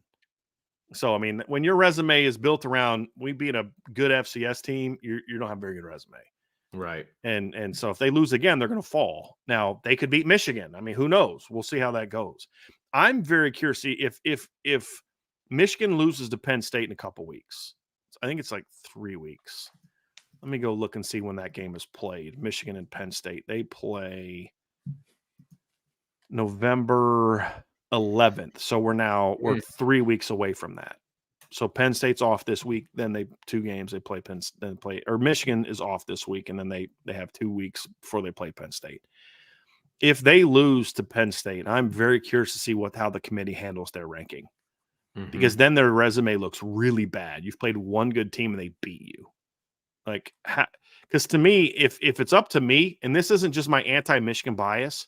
If Michigan doesn't go undefeated, they don't deserve to be in the college football playoff. Oh, absolutely. With their schedule, and unless there's like a lot, like if it's chaos. them or 12-1 North Carolina who has a loss to Virginia, maybe, but then North Carolina would have a win over Florida State because that would be the ACC championship. But if Michigan's got one loss, that means they beat one of Penn State or Ohio State. So okay, then maybe if it's over like a North Carolina, but it's like. But then don't you give the nod to the Big Ten champion? Whoever that is? If it would be Michigan. But again, I don't think so. For me, no. Michigan has to go undefeated to get in. Because they're gonna if they lose a game, they will have beaten Ohio State or Penn State. And then what's their next best win? Beating Wisconsin in the Big Ten title game? A Wisconsin team that lost to like the number 6 team in the Pac-12 convincingly.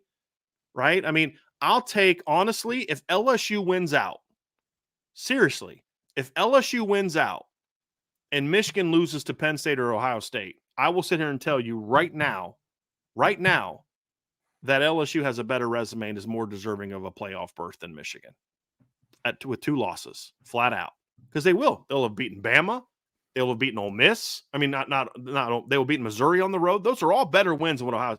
I would argue if Michigan beats Ohio State head-to-head, the only advantage they would have is the head-to-head. I mean, overall resume is not close if they lose to Penn State. So it's just, the whole thing is just, it's a joke. Now, they'll probably get in, Vince, with a loss, probably. But the only way that I think you could justify it is funny. Here's the funny thing, Vince. The only way I think you could justify Michigan getting in with a loss is if they lose the Big Ten title game. Because they'd have a win over Penn State and Ohio State.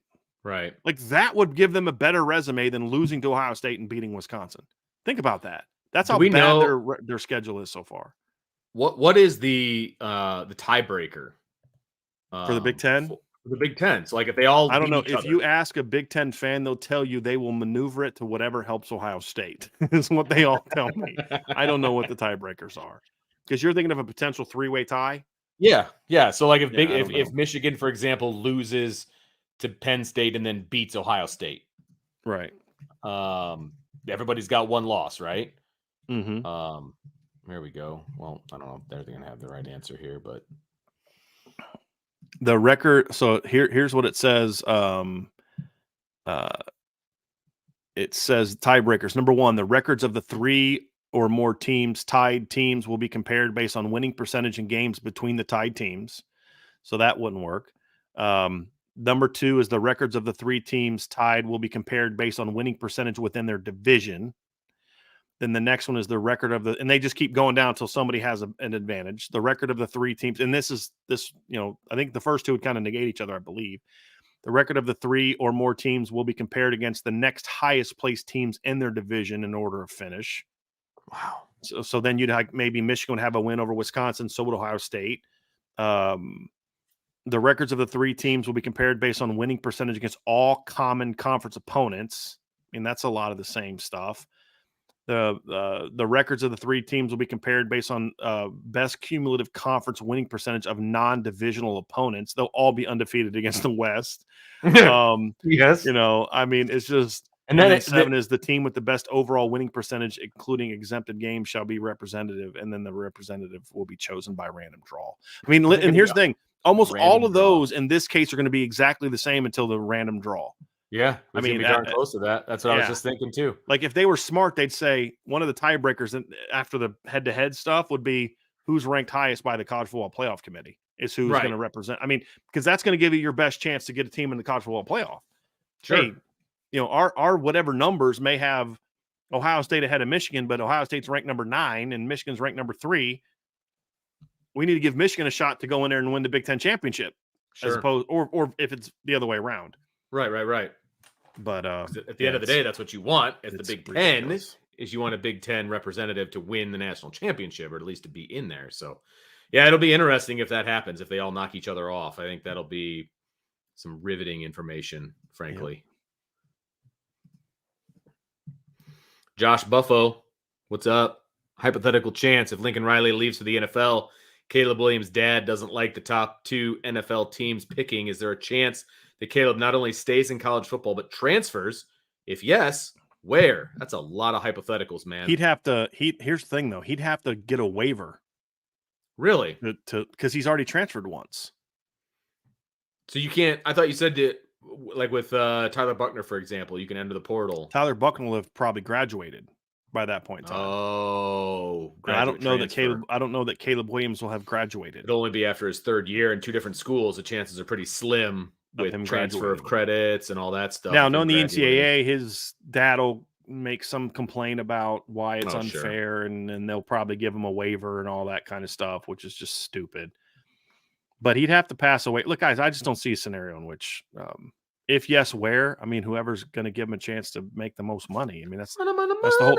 No, and I'm not even saying that's a bad thing. Like, that's the only reason not to go to the NFL is because you don't like it, but If you the can make more NIL wasn't money. a thing, this isn't even a conversation. You're still going to go to the Correct. NFL. I don't like the team I'm playing for, but I'm either going to make no money or lots of money. Right. Yeah.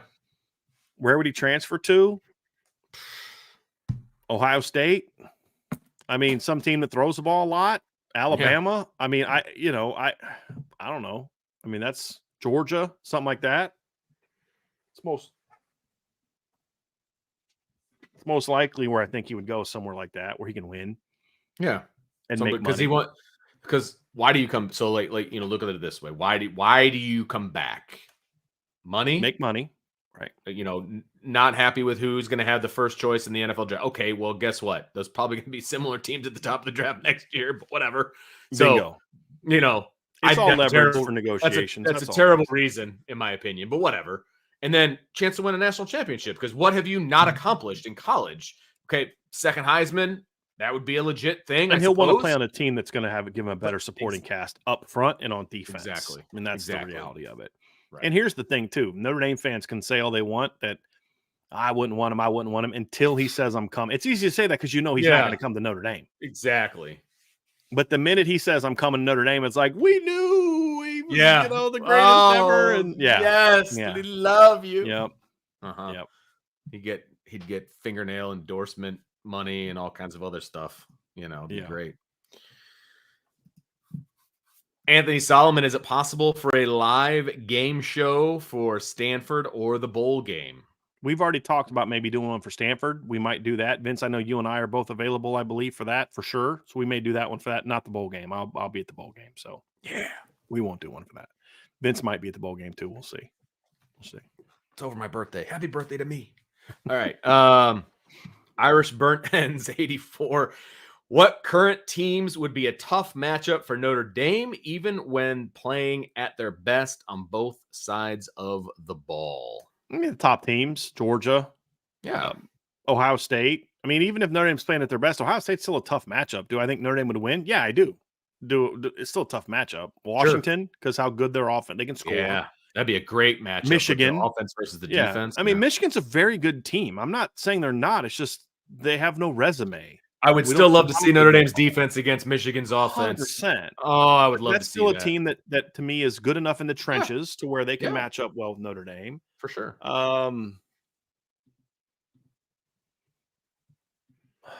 That's the only one. I mean, LSU, because they can score, but so could USC and so could Ohio State, and they didn't score a ton on Notre Dame either. But Jaden Daniels is a different kind of quarterback than those other two teams. He's a much more dynamic runner that presents some problems than those other guys. So, but LSU to a degree on offense, I just think if Notre Dame's offense is playing to its ability, I don't think LSU can stop them either. I think I have a better faith that Notre Dame can stop LSU enough than I do that LSU could stop Notre Dame if Notre Dame's playing their best on both sides of the ball. I mean, it's not a long list. Penn State does not match with Notre Dame if Notre Dame's playing their game. They don't. Right. They could not score on Notre Dame. They couldn't. Because I think Notre Dame has a better defense than Ohio State. I know some Ohio State people won't like that, and I've already said I think Ohio State has a great defense. I just think Notre Dame's is better because I think Notre Dame slowed down a better Ohio State offense than what Notre Dame has right now. I mean, if Notre Dame had Marvin Harrison, that game's not close. It's not close. So, could you imagine Sam Hartman throwing to Marvin Harrison? Be nice. Yep. I mean, every team in the country would say, wouldn't it be nice to have Marvin Harrison? Right. Maserati Marv. And hopefully in a couple of years, that's a Cam Williams or a Great House or somebody like that's doing that. Oh, yeah. You hope. Absolutely. Joe Alt Delete. What are your thoughts on James Franklin's post-game comments after the Ohio State game? I believe those comments were, I just watched two of the best teams in college football. Yeah, that's the only comments that I heard him make. I don't know any other of his comments. And he should say that. His job is to do what's best for Penn State. Yep. Not to give honest analysis of the makeup of college football. It's no different than Urban Meyer after Florida lost a game, or to go out there politicking to where my team should be ranked, or Nick Saban doing that. I mean, there's nothing wrong with that. I have no problem with it, but he's not right. He may actually believe that. I mean, I'm sure he actually believes that. He's incorrect. Great. Penn State's not one of the best teams in college football. They're a good football team. Right. But they're not one of the best teams in college football as far as like top 5 type of team. They're not even top 10 team to me. Yeah. But neither's Notre Dame right now. So this isn't, Notre Dame I have ranked 11th in my top 25. They're not either. But no, I watch Washington and Georgia and Bama and Ohio State and Florida State and Michigan and all those teams. That Penn State's not right now in the league with those teams. They're just not. ND Estimate Trucking LLC. Did Notre Dame practice back shoulder throws this past offseason? And if so, were they not successful? And why do you think they have not tried any this season? Don't know. I have no idea why they haven't tried. I don't know if they tried in the off. We didn't see them do a whole lot of that in fall camp outside of the red zone, which is a tougher play to make. So I haven't seen him do it a whole lot. I think Jaden Thomas is probably the best at it, and he's been out. I think that might be part of it. I don't know. I'm trying to. He might be best at it. I think Tobias, whether still there, like if you throw it correctly, Tobias is because he's so long. Yeah. And like the only time that we saw him like lose that was the one Morrison knocked out. But again, that's one because Tobias decided to bring it down. That was a technique problem. But Morrison had no chance to stop that ball from being caught because of how tall and long Tobias is. If Tobias just catches it and leaves it up there like a veteran receiver would, it's a touchdown. Sure. It's part of the learning process. But none of them are great at it. But it's the open field back shoulders that should be good, and that's where you'd expect the Jaden Thomas, to your point, to be better at that because he's a veteran, and Tobias to be better at that because it's not the same I got to be strong type of thing. I mean, some of these are back shoulders are like it should be easier. That's why I say if you're doing a back shoulder correctly, calling it correctly, throwing it at the right time, and running the route correctly, it's not a 50-50. It should be an advantage offense, in my opinion. Broke neck boy. How do you guys feel about the college football last week, especially with teams like Penn State and USC? It was a wild week. I mean, this is kind of what we expect to happen. I mean, this is the chaos we've expected all year, Vince. It's just the schedules have been so weak. But this goes back to what I said last week. What was my comment last week? It's going to be interesting to see what happens the next 5-6 weeks because Notre Dame is coming out of their tough stretch and everybody else in college football is going into their tough stretch. That's a good point. I didn't think about that. And so we don't know how things are going to shake out. We don't know how many teams are going to have their Louisville moment, right? We don't know the answer to that. It may not be as many. It may not be any, but North Carolina just lost to Virginia. So we're going to see things like that. And USC's out. Right. And so, now Notre Dame has to keep handling business. But I mean, this is what we expected the season to be. And I don't think it's over yet. I think we're going to see a lot more chaos moving forward. It's just there may be 4 or 5 teams that just stay above the fray and all the chaos happens below, and that's what we'll have to see. And that's what you want. I mean, there's like a 1% chance that Notre Dame has an opportunity at the college football playoff. So you want as much chaos as you could possibly get. And again, I think the safe bet for Notre Dame is still New Year's 6, and that's fine where they're at right now. They just have to take care of their own business. They have to. That's obviously key to this whole thing is they have to take care of their own business. Vanilla chill. Bruce Feldman said that Harrison Jr. should be in the Heisman talk after his game against the Penn State defense. In my opinion, Benjamin Morrison's performance versus him and Benjamin Morris in general nationally gets overlooked. Agree or not? Well, let's talk about the first part of it, about whether or not Marvin Harrison should be in the Heisman conversation. I would say probably no, not yet.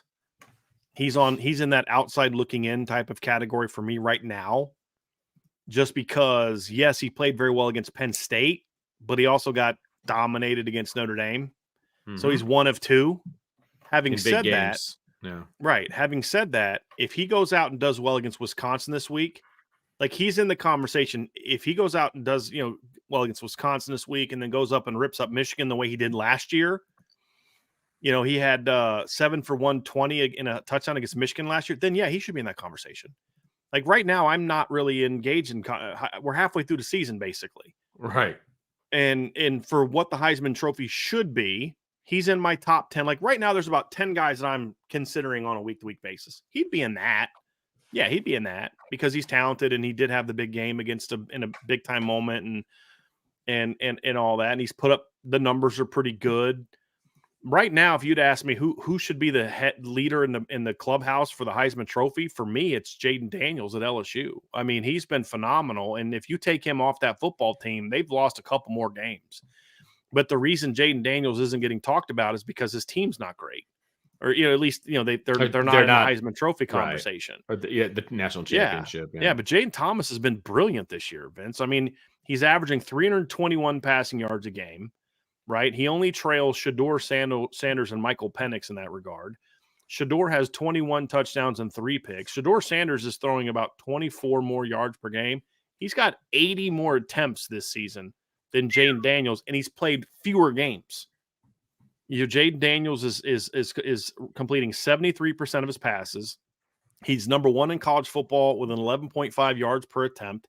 He's thrown more touchdowns than anybody in college football. He has the number 1 quarterback rating in college football. And here's the thing that's different about him than Michael Penix and some of those other guys. Jaden Daniels also has 500 yards rushing and 5 touchdowns. And again, if you take him off that team, they already lose to Florida State. That's a given. They lose to Arkansas.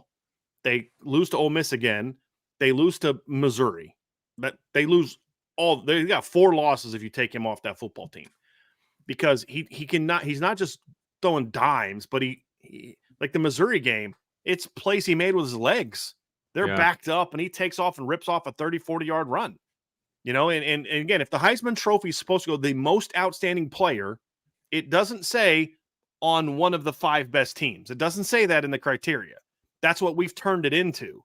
If it was truly about who's the most outstanding player right now, I have not seen anybody in the first 7 games more outstanding than Jaden Daniels. I just haven't.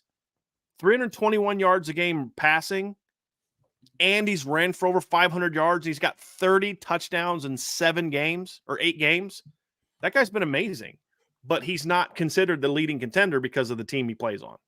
Yeah, that's the reality of it. It's that's what it's all about. It's the best player on the best team. And I love Michael Penix. I do. I love Michael Penix, but Michael Penix is not as right now as dynamic as Jaden Daniels. He just is on a better team, and his numbers are good enough to get him Heisman Trophy consideration. Mm-hmm. But Jaden Daniels to me is we got people down here trying to start some stuff. Look at Corey Flynn. Look, Corey trying to start some stuff. Hey, I love it, Corey. I'm just saying. Yeah, I love it. I love it. But yeah, I mean, Jaden Daniels would be in the conversation for me, certainly. Like I hear a lot of people now saying that the kid at Michigan is the leading contender. Based on what? Yeah, what has he done? Based on what? I mean, like he's had 0 games where there's any pressure on him. Right. Oh, he's completing 78% of his passes. Against who? Yeah, exactly. In practice? Okay. Yeah. Good for him. I mean, this is the same kid who threw 3 interceptions against Bowling Green. Right. He ripped up Michigan State. Okay, great. He threw for 287 yards against Michigan State. Wonderful. Michigan State terrible. Did you guys see what Michael Penix did to Michigan State? Right. The 473 that he passed for that game. And that was back when they still had a head coach. And I'm not trying to bang on the kid, but it's like he's had passing yards of 280, 278, 143, 214, 156, 219, 222, and 287. And he's rushed for only 168 yards and 3 touchdowns all year. Like, with all due respect, you put JJ McCarthy at LSU and they've got 1 more loss. You put Jaden Daniels at Michigan and they're even better than they are now. So, now will JJ McCarthy get his chance to earn that? Yes, he will. Yeah. If he goes out there and rips up Penn State and Ohio State, the kid deserves to be in the conversation because there's no clear guy in my opinion. There's no clear leader right now. I agree. And the other thing with Jaden Daniels that I like is when you look at the fact that they've lost 2 games, they didn't lose those games because of him, in my opinion. He threw for 346 against Florida State, made plays with his legs. He made that one dumb turnover, which hurt him. But then in the Ole Miss game, the kid threw for 414 yards and 4 touchdowns and ran for 99 yards and another touchdown, and they scored 49 points. They didn't lose that game because of Jaden Daniels. If it wasn't for Jaden Daniels, they'd lost by 3 touchdowns in that game. So that'd be my number 1 guy right now. That'd be mine. And everybody's got their mulligan. You know, somebody talking about how Michael Penix wasn't good against Arizona State. He wasn't. You know, but everybody's got their moments. You know, I mean, I didn't think Jaden Daniels was like great throwing the ball against Missouri, but he made some just tough, gritty runs. You know, I mean, everybody's got their games. He had some really boneheaded plays against Florida State. Everybody's got their moments, right? But just consistently putting a team on his shoulders and doing all that. Andrew Gilmore just nailed it. He can't play defense. You can't fault him. They're 0-2. Yeah. They're 6-2 because their defense sucks. Right. They gave up 55 and 45 points in the games that they lost. That's not on him. You know, so he would be my number one guy right now. And then now where he could jump up number one is if he rips up Bama, which is possible. Because he'll have he's got Bama and probably Georgia coming up. So he'll have his chance to get there. So this next month is where we're going to see who the real contenders are for the Heisman Trophy. Good question. And Marvin Harrison will get that chance too. I just think a receiver's just got to put up such absurd numbers. Right. Like Devontae Smith. And as good as Marvin's been, he just, because of the nature of their offense and the new quarterback and all that, he hasn't put up those kind of numbers to me. I mean, Devontae Smith, if you really think of like his numbers in the year he won the Heisman, he had 1,856 yards. The next closest person in college football was at 1,193. Now, again, that was weird because you had, you know, some teams had 8 games, 7 games and all that, but like 117 for 856. I mean, if you look at Marvin Harrison right now, he's averaging 109 yards per game.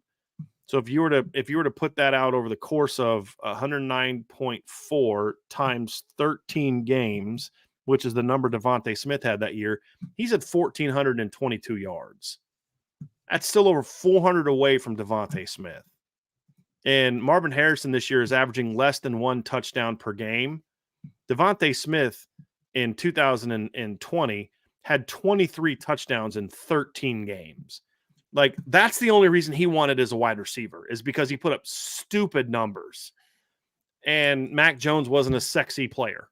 That's why he got it. So, fair or not, I'm just speaking reality. I'm not saying I agree with it. I'm just saying, like, for Marvin Harrison to be in the Heisman Trophy, like truly in the Heisman conversation, he needs to put up some video game numbers the next few weeks until they play Michigan, and then he needs to rip up Michigan. Then he'll get in it. Now, I'm not saying he shouldn't be in it. I'm just saying that's the reality of what a receiver needs to do to be in the conversation for me.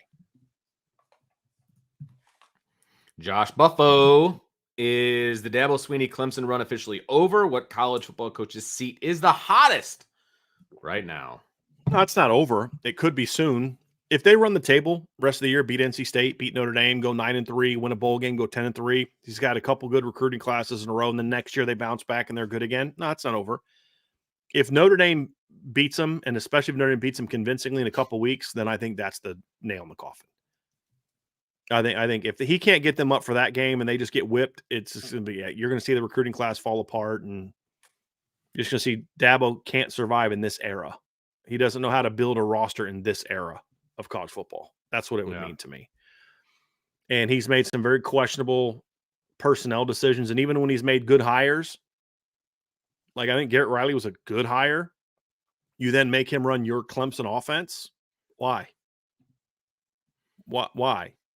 It's like going out and getting a transfer portal quarterback that ran a certain offense and then saying, well, we're going to ask you to run a completely different offense here. Why? Why bring him in if that's what you're going to do? So, it's not over yet, but I think it will be by the season's end. And Vince, we've been talking about this on this show since the 2020 season was over. We talked about it, you and I, before anybody else was even on this with us. I said, and you and I both said, that Trevor and Travis Etienne masked a lot of warts on that program by 2020. Like 2018 was their last great team. 2019, their defense was pretty good, but it was more about Trevor and the great receivers and Travis Etienne. In 2020, it was just Trevor and Travis. That was it. I mean, it was just their defense was terrible that year. I mean, Notre Dame ripped them up. I mean, they were not a good team that year. They just had a great quarterback and a great running back.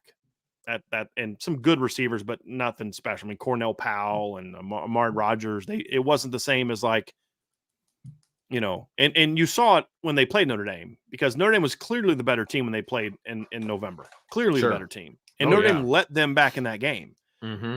But then Clemson was clearly the better team when Trevor played a couple weeks later. He makes a big because difference. of Trevor. Yeah.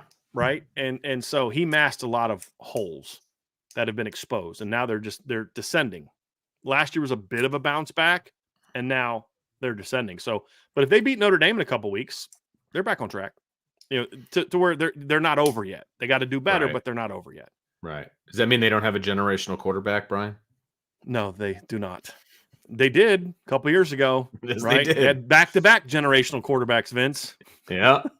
That's sarcasm for those. I would say that I do believe Trevor Lawrence was a bit of a generational quarterback. Yes, I do. I agree. Hulk Strongless, why do they continue to use Botelho, just to set the edge and not let him go after the quarterback? I don't know that I would agree with that the last few weeks. I think they have let him get after the quarterback. I just don't think he's winning. I don't think he's winning on the edge. That's my issue. I think, and I hesitate to use the word disappointment, but he has not lived up to what I thought he was going to be able to do this year. Now, again, what does that mean? That just means he's not getting after the quarterback like I thought he was going to be able to. And I don't think it's a scheme thing. I just think he's not winning at the line of scrimmage as much as I thought that he would. But also, I will say this. I think that's why you've seen more Josh Burnham. You've seen a little bit more of Tuihalamaka. Like, you've seen these guys come in a little bit more often than they were at the beginning of the year, because I think that gap is closing significantly, between those three guys. So that's what I think. Agree. Mark Avalone, what are your feelings on ESPN showing high school games? Positives and negatives. I don't really have any negatives. I think it's good.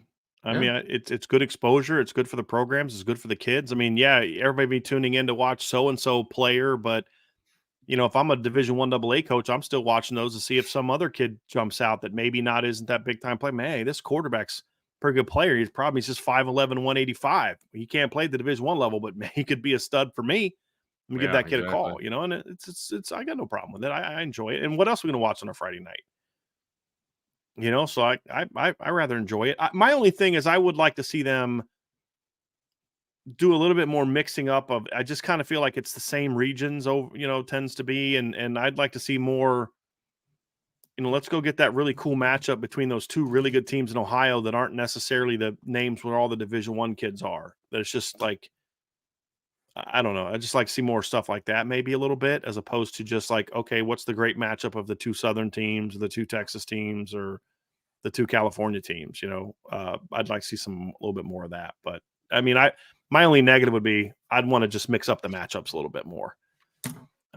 But overall, I think it's a positive. Like, let's get a good couple Indiana schools, the best, or the two top programs in, Michigan or something. I mean, when was the last time we saw a Michigan team on there? Maybe just mix up some of that stuff every now and then. Would be nice. Ant VR, what happened with Easton Ware? Did Notre Dame pass on him, or did he pass on Notre Dame? He never liked Notre Dame like that. He was always going to go to Clemson, from what I'm told. Like, he liked Notre Dame to a degree, but I mean, they tried to get movement with him, and it never went anywhere. I mean, he was all about Clemson for a while, and we'll see if that sticks. But that's just kind of what he wanted. So, Chief Brody, thoughts on, I think is official, Clemson game going to be either noon or 3:30. I'm happy. I love it for my sleep schedule, man. It takes it takes a little while to recoup for me after those late nights. I mean, the most recent one was USC. I think I got to bed around 3:30. That's crazy. And you took a couple little mini naps during the show. I was that last hour, dude. I was struggling. I'm not gonna lie. But it messes with your sleep cycle. It messes with you for the next few days. Like, it takes a little while to combat that. And then when you had 4 in a row, it was like, oh my gosh. But again, I am not complaining, because I do love doing the post-game shows. My favorite shows to do. But I'm okay with an afternoon game. Let's just put it that way, for sure. Yeah. Agree. And I think it's good for Notre Dame too. It helps with the travel schedule. Oh It just means yeah, they don't get back as late. They can get a better night's sleep. Game's for over. Let's sure. say it's a 3:30 game. Game's over by 7. They're on the plane by 9. They're landing at 11. They're at home in their Yeah, beds by midnight, as that's a opposed big to difference, man. they're coming out of the locker room at midnight to even get their dinner and head to the bus. Yeah, And it's a tough deal. getting And then you back say, at 3, well, 4 in the hey, to morning. stay overnight. Okay, well now your whole Sunday's jacked up because now you're sleeping in the hotel, you're getting up early Sunday, you're flying out, and you're still jacking up your schedule. So Right. I And the team doesn't stay overnight. Like that's not a thing. they They come back. have like they did for the Navy game because that was such That a was unique because situation. yeah, But because it like was in Ireland. it's harder But to yeah, justify that, right? Because you got to yeah, get home, you got to do treatment, you're gonna have injured yeah. players that you need to get back. And the treatment part is the key one, Brian, because you don't want to be on a plane the next day when you should be getting treatment at your own place. Like Yeah, they need to get back, which I totally understand. And it's just rough. Like my father-in-law used to travel with the team, and they would get back 3, 4 in the morning for some of those night games. And especially, if those night games are in California or, all the way down in Florida, like those are long plane rides back. You know what I mean? And Mhm. they're getting back in the wee hours of the night or morning, Mhm. excuse me. And it wears on the external and personnel, but it and also wears on the players. and rest is very important for anyone, but Yes. especially athletes. Yes. And they're going 4 weeks in a row where they're just not getting that kind of rest, Right. and Right. it can have an impact. Josh Buffo, is there anything that could happen this season to flip Scott or Beasley, or have those ships sailed for good? I think the only thing that could happen is this coaching staffs leave. That's They're not leaving I think Ohio those I State. think those ships have sailed, in my opinion. I also think I don't know that Notre Dame is necessarily pushing as hard for Caleb Beasley now because of how well they're doing in the 25 classic corner. I think that factors in it as well. Because it's Sure, like, which okay, makes sense. yeah, we can maybe flip him, but man, let's focus our energy on some of these 25 kids that really like Notre Dame a lot. Cam Ould. Thoughts on the New Year's Six bowl game called the shoulda, coulda, woulda versus Ohio State Bowl, Notre Dame versus Penn State. Think that'd be a great game. I don't think that would it'd be a be a great great game. game. I think Notre Dame No. dominates Penn State. Yeah. I don't know. And if they I don't. don't, it's because it's 21-17 and it's an Yeah, ugly game. right. I mean, Yeah. there's a lot of factors that go into a bowl game, guys, and I just, who's playing, who's not, all of those different things. But I just think Notre Dame matches up very, very well against Penn State. Agree. Max Ott. Did Saturday prove that Ben Morrison is better than Kalen King? I don't think it did. I mean, to me, I already thought Benjamin Morrison was better, but I'm just not someone who believes that you make that type of determination based on just one game. What it showed me more than anything is this is why you don't tell corners to do things they don't normally do all the time. Kalen King is an outside corner. Now you're trying to put him in the slot. That's a different animal than defending a guy in the boundary or to the field. So you could say, well, yeah, that means Kalen King is better because they move him around more. Oh, okay, fine. You can make that argument, but he wasn't good at it. Right? I mean, that's the thing. But and some guys, Vince, just match up better than others. It's like for who's the team in the ACC that prior to the last couple of years gave Clemson the toughest games in the last 5 years? It was Syracuse. Like, why? I don't know. They'd get blown out by other teams and then go beat Clemson or give Clemson a game. You know what I mean? Like they beat Clemson one year when they were 4-8. Oh, they lost their quarterback. Should it have mattered? Syracuse is 4-8. It shouldn't have mattered. But for whatever reason, Clemson just struggles with Syracuse. I mean, that's there's been I guarantee you that there's pitchers that Ken Griffey Jr. just couldn't hit. I mean, and that's true for every hitter. There's just and sometimes it wasn't even a guy that was that good.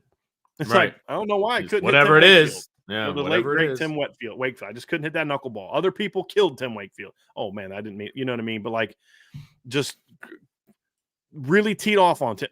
Same thing with Roger Clemens. There's some guys that they just saw the ball well against Roger Clemens, and other guys they couldn't get a foul tip against him. It just matchups are that way sometimes, and I think best is always determined by the overall play. But I feel like the overall play has already established that to me. And there was another question that somebody had earlier that about the Benjamin Morrison and Marvin Harrison to me, and we didn't answer this part of it, but like when Marvin Harrison doesn't do well against Ohio State, it's Kyle McCord didn't give him the ball. It's not holy crap, these corners at Notre Dame are really good. And it's like, guys, they've been doing this. They've played Ohio State twice. They've played Caleb Williams twice. They've played Drake May. They've played Tanner McKee. They've played Riley Leonard. They've played all these quarterbacks, Spencer Rattler, and for the most part, they shut them all down. At some point in time, you guys have got to start saying the fact of Notre Dame's corners are legit, but there's always excuses why. Well, and he still won't get the love that he deserves. And Cam Hart's definitely not going to get the love he deserves. Nope. It's just he's had a better season. He's had a better season than Morrison this year. It's just the reality. They're just not going to get the love. So Saturday, as a Notre Dame fan, it confirmed, and analysts, it confirmed to me, this is just more evidence that Benjamin Morrison is better. Sure. But if you're someone who thought Kalen King was better beforehand, I think maybe it should at least go back and watch it again and find out why Benjamin Morrison has played so well against him. Perhaps you do that, but I don't think one game should cause that kind of overreaction unless you're someone who is 50-50 between the two, and then that's something that, vaults it up. But I've always thought that Benjamin Morrison was better than Kalen King. And I think Kalen King's very good. I think Benjamin Morrison is better. Josh Buffo, how bad is it for Dante Moore to not start, win the job, play bad, and get benched for his overall confidence? He's been a turnover machine. Do you think he's in the right offense? Yeah, he's a true freshman. Right. He's going to make true freshman mistakes. Yeah, he's a true freshman. I mean, I know he was starting, but that's all I know. He got benched this past week. And he's not been a turnover machine. I mean, he's thrown 7 picks. It's just when he does throw it, it's bad. Like he had the really bad game against Oregon State. Okay, threw 3 picks, but like that game was bad. Like against Washington State, threw 2 picks. Like one was a pick 6. I think the pick 6 against Utah. It's just like it's bad turnovers. Like that's the thing. It's bad turnovers. It's like game-changing turnovers, not 3rd and 19 and I throw a 40-yard post and it gets picked off. It's been like the bad turnovers. Right. Again, he's a freshman. So do I think he's in the right offense for him? Yeah, because he'd probably be struggling a lot of other offenses. Like how do you think he would have handled playing, like if he's in Notre Dame, how do you think he would have looked against Ohio State? Right. Probably like he did in some, you know what I mean? Like, correct. He's in the right. He's as long as his attitude is right, he'll be fine. And kudos to Chip Kelly, because I don't think they benched him because they're mad at him. I think they're worried about they saw some of the body language against Oregon State. Yeah. And we're like, this kid's losing confidence, and we can't keep throwing him out there and letting him get his head beat in. Let's take a step back, learn. They got him in late against Stanford, and he did well. He went 4 of 5, 26 yards, but he was getting the ball where he needed to go and throwing in rhythm. And I think it was smart to not keep throwing him out there and letting him get his head kicked in. Now, how is he going to handle that? I don't know. That's the big question. That's $1 million question. How is he going to handle it? I don't know. I'm sure his dad's losing his mind right now, and that's going to continue to be Dante's biggest problem. Yes, it will. Is that right there? But Dante will be fine as long as he handles this correctly. He'll be fine. I mean, he's I think it speaks volumes to how good he is that he actually got the job in the first place over 2 veteran quarterbacks. That have played. I mean, and he had some good moments too. Looked great against San Diego State. He looked great in that game. The Washington State game, he made some really big mistakes, but he also made some big time throws in that game. I think the issue was more about he had that look against Oregon State, Vince, and you know exactly what look I'm talking about quarterback. I was like, I don't know what's happening. I am not, you know what I mean? Like very similar to the look that Lincoln Riley had against Notre Dame. Yes. Just saying. I don't know what to do. And I'm losing confidence. Yeah. I'm losing confidence. I mean, am I right? Like, yeah. Had to go there. All right. Vanilla Chill. I'm here for it. I'm here for it. I figured you might be. The question is, do you see the NCAA changing rules to avoid teams that purposely slowly substitute? We talked about this. So saw it a couple times last week where subs walked on the field, lined up slow, so the play clock could go out. Yeah, they're going to need to change that rule. Now, first of all, I think maybe you should say to teams, hey, how about offenses? How about you guys just stop substituting every freaking play? Number one. Okay. Right. And then you're gonna have to do two things. Number one is you're gonna have to say you can't substitute with X amount of time left on the clock offensively. Right. So it's a two-way rule. It's not just we got to do something to make the defense. Sure. It's actually smart. If you're going to try to substitute last 10, 15 seconds, you're trying to catch us. Right. And so this is what we can do to counter that.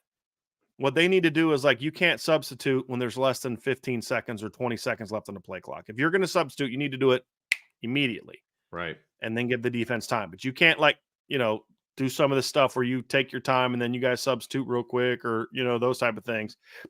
Make your substitution immediately, and then the defense can do it. And then defensively, you kind of got a 5 count to get off the field, right? I mean, that's the other thing too. Is right. If I'd even say give them a 3 Mississippi, 4 Mississippi or something like that. When you do that, I'm backing off. Now, whether or not you get off the field or not, that's up to you and how much you want to hustle off the field. Right. But yes, you need to hustle off the field. I have no problem with defenses doing that. Yeah. These refs are waiting until the defense is set. They're more so waiting till they're off the field. Right. And that's what they're letting them get set because they're taking so slow, Vince. But to me, that's the rules. And so kudos to the defensive coaches for doing that. Yeah. But they need to change the rule both ways. Yeah. You got to get off. You get 3 seconds to get off the field. Okay. Right. Which is a long time, by the way. Before I'm walking back and letting them snap it. And then, now there'll be the time of, okay, now the offense has got to let the referee get out of the way, but I'm giving you a 3 Mississippi and then I'm backing up. Yeah. Right. So you better hustle off the field, but offenses, you can't substitute within 20 seconds of the play clock. You know what I mean? Once it gets to 20, you can't sub anymore. Right. And if you do sub, we don't have to stop it. I think that would be okay. Correct. So Vince, explain that, because I think that's better than what I just said, where you have to stop a guy from coming on. Go ahead. Right. So explain that. So right now, the rule is that if the offense subs at any time during the play clock, you've got to wait until the defense can counter sub. Right. The 20-second rule, I think, is a good one, but instead of no more subbing at 20 seconds, if the offense wants to sub at that point, that's on you. And and it's also on the defense as well. If you want to counter sub, then you can, but we're not holding up the snap. So after 20 seconds, it's a free for all, and you're back to the original rules that we've always had since we started growing up. That if you want to sub, that's on you, but you better make sure you're getting people on and off. I think that would be a good way to go about it. Agree. I like that, Vince. I like that a lot. I think that, hey, you can substitute whenever you want, but under 20 seconds, we're not holding the defense back. Right. Exactly. We're not holding it up like that. That's the we'll hold it up, but we're not going to, if you get a penalty, you get a penalty. We're not going to, that's what I'm saying. You can sub whenever you want, but we're still stopping play. We're still going to let the defense substitute. And if it doesn't work out in your favor, then that's on you. Right. I mean, something like that. Yeah. But there's got to be a happy medium because it's getting out of control. Yep, I agree. Josh Buffo, when will enough be enough for Notre Dame to say something about NBC's terrible commentators? Jack and Jason take away from the great games. It's truly better to watch on mute than to listen to them unless you... I don't know the rest of it, but yeah. Okay. Look, either way, here's the deal. It's not going to change. Never going to change. It clearly hasn't yet. As long as they keep paying the checks or cashing the checks in Notre Dame, they don't care. They've been treating Notre Dame as a minor league for NBC for decades. And now it's even more obvious because they've got other college entities on NBC that have better commentators. And notice, when they played Ohio State, they brought in the A team for that Ohio State game. That's a slap in the face. It means we're giving you the B team. Yes. Every week for your home games. We're giving you the B team. Yep. Yeah, but look, I don't mean this as any disrespect, but this is why you don't give jobs to people because of who their parents are, as opposed to now. Could Jack Collinsworth eventually be a great play-by-play guy? Sure. Perhaps. He's a young kid. I mean, he's very young. It's literally this is why you don't throw him into that spotlight, because now it wasn't fair. He wasn't ready. He should be doing the Rutgers Michigan State games, right? And then let him learn, let him develop his skill, let him develop his craft, and then eventually, he's ready to do that. I mean, that's how it should have been. I don't have an anti-Jack Collinsworth thing. I don't know Jack. Everyone that I know that knows him thinks he's a great guy. I've heard nothing Sure he bad about is. him as a human being. He probably is. It's just, this is why, like, we have in a lot of different ways a merit issue in America, where too many things in a lot of different avenues are built around your status, other factors that have nothing to do with merit. And that is what I have an issue with, Yeah. right? Like, to get political a little bit, but like, they got rid of the affirmative action case. People say, well, you need to get rid of legacy people. I'm like, yeah, okay, cool. Yeah, exactly. If you're a legacy, you should only get in, or if you're the child of a donor, you should only get in if your scores dictate that you should get in. If your dad was, Vince D'Addario, high school dean at Penn High School, right? And so, yeah, it should be about the merit. And same thing with jobs. People should get jobs because they are the most qualified for that job. And if you're not qualified, but you have potential, I'll hire you, but you got to work your way up. Yeah. Because if Jack Collinsworth was just, Jack Driscoll, my cousin, whose dad is just runs the local 7-Eleven, and just a guy working hard, 9-to-5 guy, just, good family and all that, but not a name, not a famous person.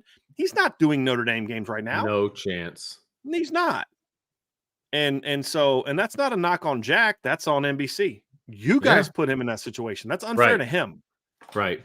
That's unfair to him. And a couple of XFL games does not a pro make. You know what I mean? Like, that's what they had him do in order to get ready for Notre Dame games. And it's like, you just need more. It's just all about repetition. You have to do literally hundreds of games before you're ready to do this kind of a thing. There's a reason. Who else couldn't be a good play-by-play guy for Notre Dame games right now? Me. Right. Because again, it's a craft. It's something you've got to work at. And look, and I'll bring in our buddy Sean. Like, he did high school games in Kansas. You know what I mean? Like, and junior college games, and he worked his way up. And it's just about it doesn't matter what games you're doing, but it's about doing games and just doing them and doing them and doing them and becoming familiar and comfortable with the terminology and, getting excited when you're supposed to and, whatever. And then also being able to work with a partner and knowing when to bring that partner in and how to set that partner up and all of those. Like, those are all nuances that you just don't have. Like, you have to do a ton of games in order to make that happen. And he just doesn't have that under his belt. Right now, his ton of games are Notre Dame games. Like, that's just not okay. And again, it's not a personal knock on him. He doesn't have the resume to do those games. He just doesn't, and it's a shame. Right. It's a shame that we have to listen to that. Because I do like his voice. I liked his dad's voice. He has a very distinct voice. They're identical, just like his dad. Yeah. I mean, he really does. But you know what the difference is, Brian? His dad's a color guy, and Jack is trying to be a play-by-play guy. It's a much different deal. Oh my goodness gracious! It's two completely different scenarios, two completely different things. Yeah. D-Troll Hunter. Respond, quote, "This is the first year that not being in a conference has hurt Notre Dame's playoff chances," unquote. "This team has enough that they could have been the first 2-loss playoff team." I don't agree with that. I mean, look, if Notre Dame goes 10-2 and they were good enough to be a 2-loss team, I don't know that being in a conference would have mattered. Because they would have won the ACC, which... Yeah, let's say they're in the ACC and they beat Florida State. First of all, it's not a given that they'd get in over Florida State. We've sseen this before. That's true. We saw this with Penn State in 2016. Penn State beat Ohio State in a head-to-head matchup in the regular season. Penn State went on to win the Big Ten championship, beat Wisconsin. Was it Wisconsin? Yeah, Wisconsin in the Big Ten championship game. And Ohio State got the playoff bid. Why? Because Ohio State's overall resume was better. They were 11-1.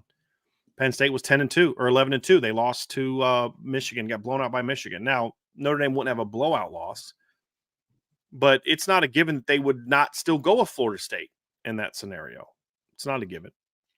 I think that they still would, but most likely you'd see other 1-loss teams get in. Yeah. You'd see a 1-loss. And here's the other part, Vince. If there's a bunch of 2-loss conference champs, they're going to look at Notre Dame's resume and be like, that's still one of the best resumes of college football. and these other teams don't have that. So, I still think they'd have a shot to get in. But if you're a 2-loss team, you don't belong in the playoff unless your competition is a bunch of other 2-loss teams. And because Notre Dame will have had their losses earlier, as other teams lose later to get to their 2 losses, Notre Dame just keeps moving up and up and up and up. So, I've said it's better to lose early. So, if they're going to be in conversation, and then there's nothing, it's like, well, they get a chance to get a win in the championship weekend. Okay, but they're definitely not going to lose championship weekend either. So that's what it boils down to is like the only way they deserve to even be in the conversation is if there's other 2-loss conference champs. Right. That's the reality of it. And yeah. Josh Buffo think Will Shipley is kicking himself for going to Clemson. Probably not. Most kids don't look at it that way. He's looking at, look, he was a 1,000-yard rusher last year. He's close to home. He's getting, probably not. Probably not. Kids look at things differently than we do as fans. Sure. And I hope not. I hope he doesn't have that regret because he didn't do anything wrong. He didn't Right. screw Notre Dame over. He didn't lie to him. He just chose another school. And I hope that he is, look, just because you're not winning football games doesn't mean he hasn't had great learning experiences at Clemson are going to make him a better man, a better father, a better husband someday. And he's the man down there, right? I mean, would he be the man at Notre Dame? He'd be playing a bunch. He'd be splitting carries with Auger, just like Logan did. Yeah, right. And Will Shipley's a very good running back. I know Notre Dame fans like to hate on him. He's a very good running back. He just not playing on a very good team right now. Yeah. Bobby S., how do you get a real evaluation of Carr? His offense throws the ball from behind the line of scrimmage to about 10 yards 90% of the time. It's hard to see a 5-star in that offense. Can he still improve his arm? I don't agree with your entire premise. Yes, here's the only thing I'll answer. Yes, he can still improve his arm. So the rest, I don't agree with that premise. And here's the other thing. If he's throwing 35 passes in a game and 10% of them are, past 10 yards, I mean, that's still 3.5. That's still 3 to 4 balls a game. You're throwing the ball down the field over the course of the year, 3-4 balls per game. I mean, so even in that premise, which I don't accept, I've seen CJ Carr throw plenty of down the field throws. I mean, did you see the throw he had the other day? He's rolling right and just flips a rope across the field on a backside post route. That's not a 10-yard throw. That's a 5-star throw. Yeah. So I reject the premise of it, to be honest with you. If you have a hard time seeing a 5-star quarterback, then I would say that's more of an evaluation thing than it is and that doesn't mean that you don't know how to evaluate. Don't take it that way. It just means your evaluation is this. I mean, it doesn't matter what his offense would be. There's plenty of balls that CJ Carr's been able to throw down the field to be able to evaluate who he is. But yes, he can still improve his arm. Fighting Irish Fan 91. Brian, what are your updated projections for Aller? Still believe a 5-star ceiling, or are you losing confidence? Yeah. He's a sophomore who made his 7th or 8th career start this weekend, guys. I mean, seriously, folks.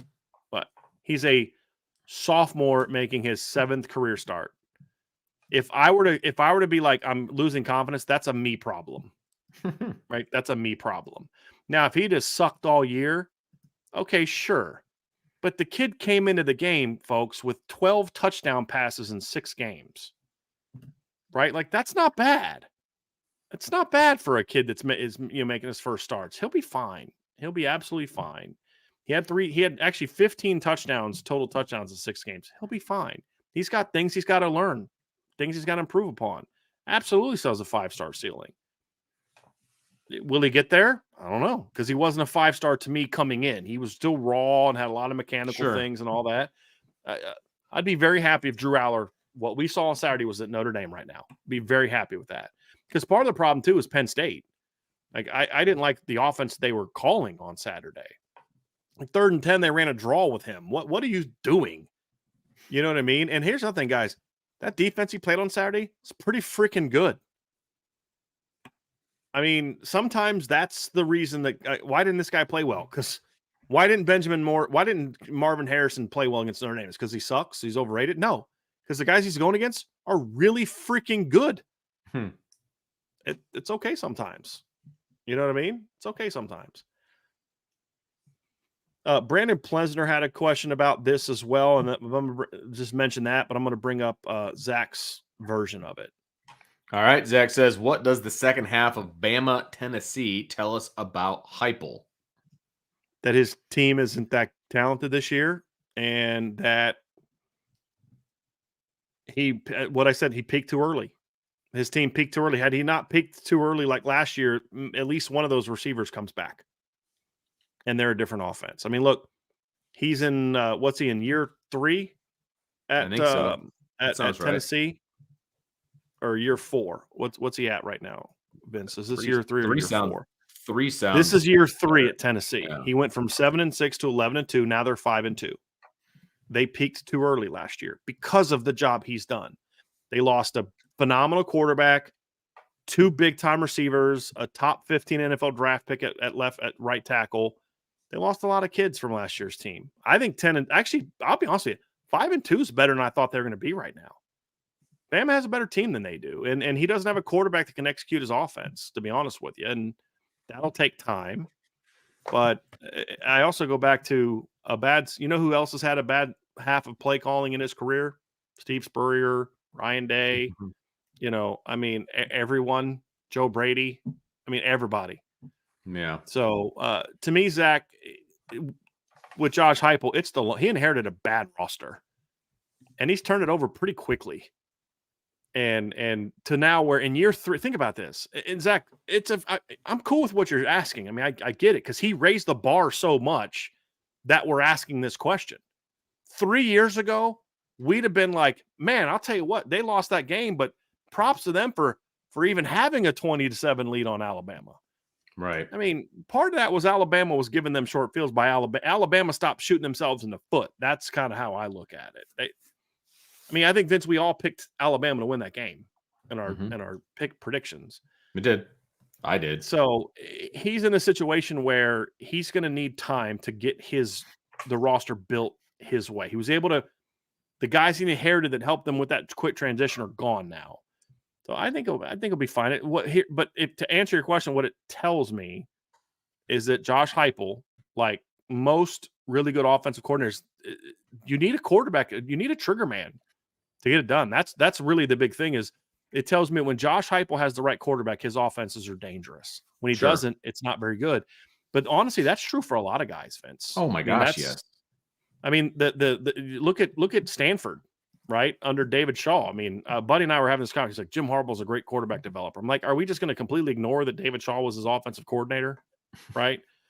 But that offense looked a whole lot different in 2011 with Andrew Luck than it did in 2012 when they were trying to figure out Josh Nunes and Kevin Hogan as a redshirt. So, it looked a whole lot different, right, when you had Josh Nunes running that offense a year apart.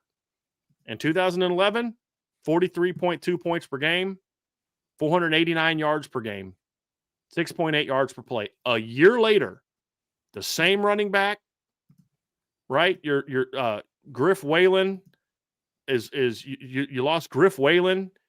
Okay, Kobe Fleener, but you still had Zach Ertz, Drew Terrell. You still Ty Montgomery. You had plenty of players. The difference was you lost your quarterback.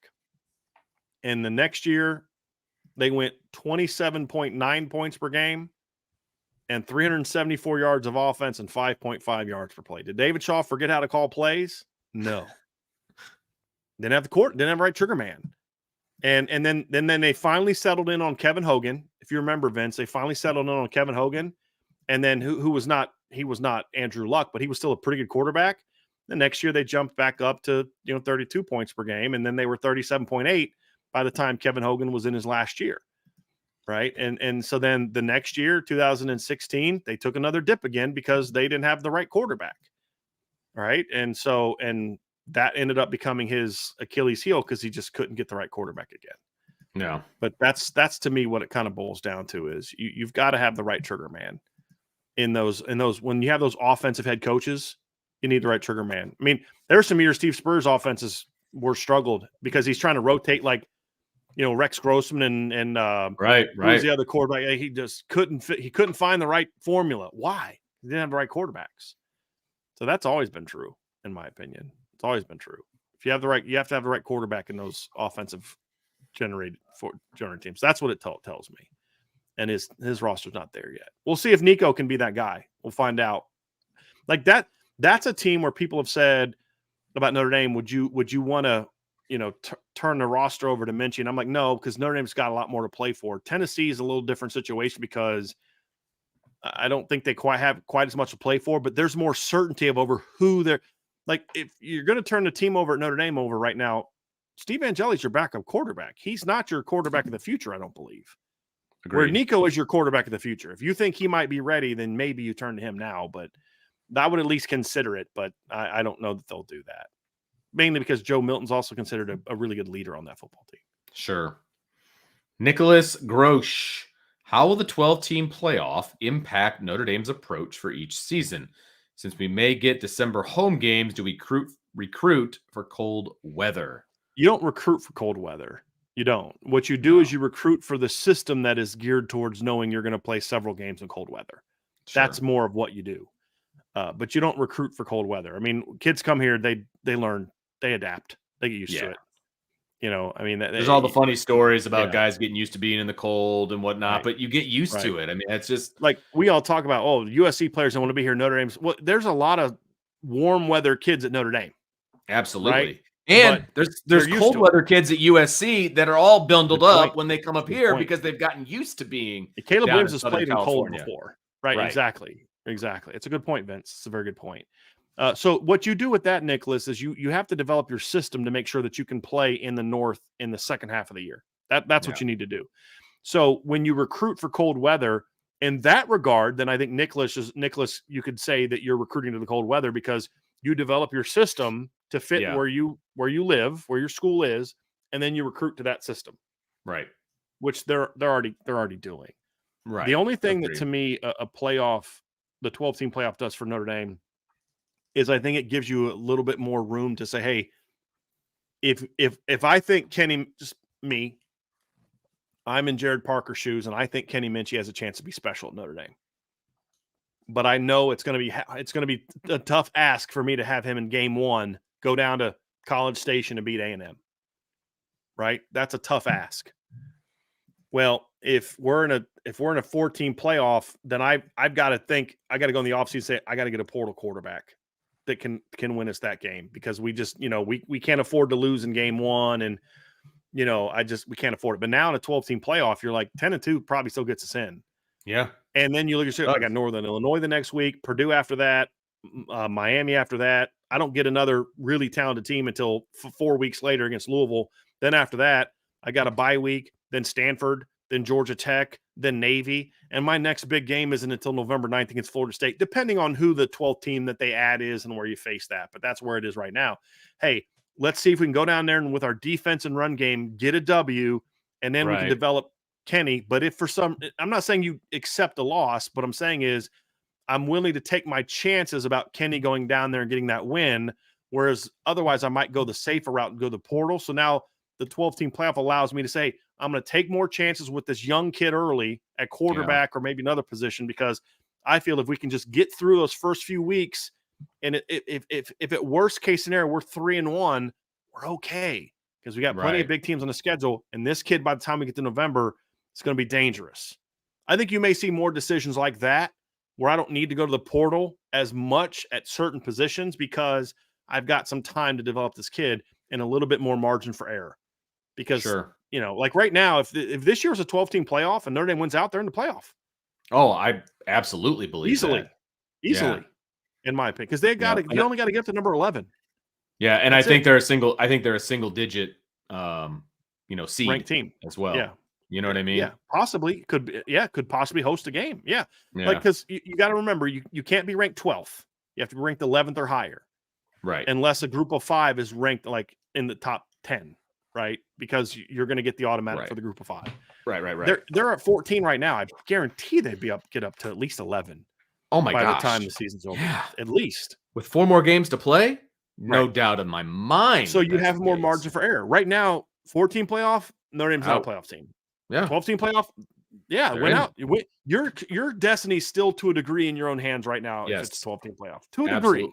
To a degree. To a degree. I mean, yeah, but there's enough teams ahead of you that play each other that it's gonna affect the rankings. So I actually would say that their destiny is in their own hands because they have to win out, because teams aren't going to play each other. They're gonna drop just because of natural attrition, right? And so because look, the home games go to what? The 5 plays 12, 6 plays 11, 7 plays 10, right? And then 8 plays 9, right? So if you're in the top 8, you're hosting.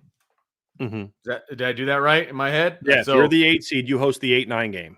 Yeah. So yeah, I think Notre Dame would have a great shot of being in the top 8 and hosting in December with 2 losses. So you're right. Your margin of error is wider, and you can make decisions like, okay, you know what? If we can escape or come close in game 1 on the road, you still start the guy that you think is going to be your guy for the whole season. I think that's a really great way to look at it. I never thought of it that way, to be honest with you. But the bottom line is your margin for error is wider. I'm dying to see how you're going to answer to this question, Vince. Boy. I'm going to read it from Irish Gordy Not. Vince, thoughts on the Bears' backup quarterback looking better than Fields' best QB play for the Bears all season? I'm sorry, this is utter nonsense, in my opinion. You know what? But I'm curious to hear what you think. I would love to have an opinion on this, but they showed the Lions getting blown out locally. You didn't watch it? Couldn't. It wasn't on. Gotcha. It wasn't on, and I don't get Sunday NFL Ticket because I don't care that much. But they were both Fox, and they were both 1 o'clock. So they showed the Lions getting the doors blown off of them, as opposed to the one win. Well, the Lions are the much better team. No, here's the thing. I think he might be joking. The utter nonsense thing. I'm just busting your chops a little bit because you're a guy that's been around for a while. But I'm sorry. I checked a little bit of that game out. The kid went 21 of 29 for 162 yards and 1 touchdown. They ran for 173 yards. Yeah, they ran the ball a lot. Justin Fields in his last 2 games, including the game before he got hurt, they scored 40 points. He threw for 282 yards and 335 yards in the previous 2 games and threw 8 touchdowns in those 2 games.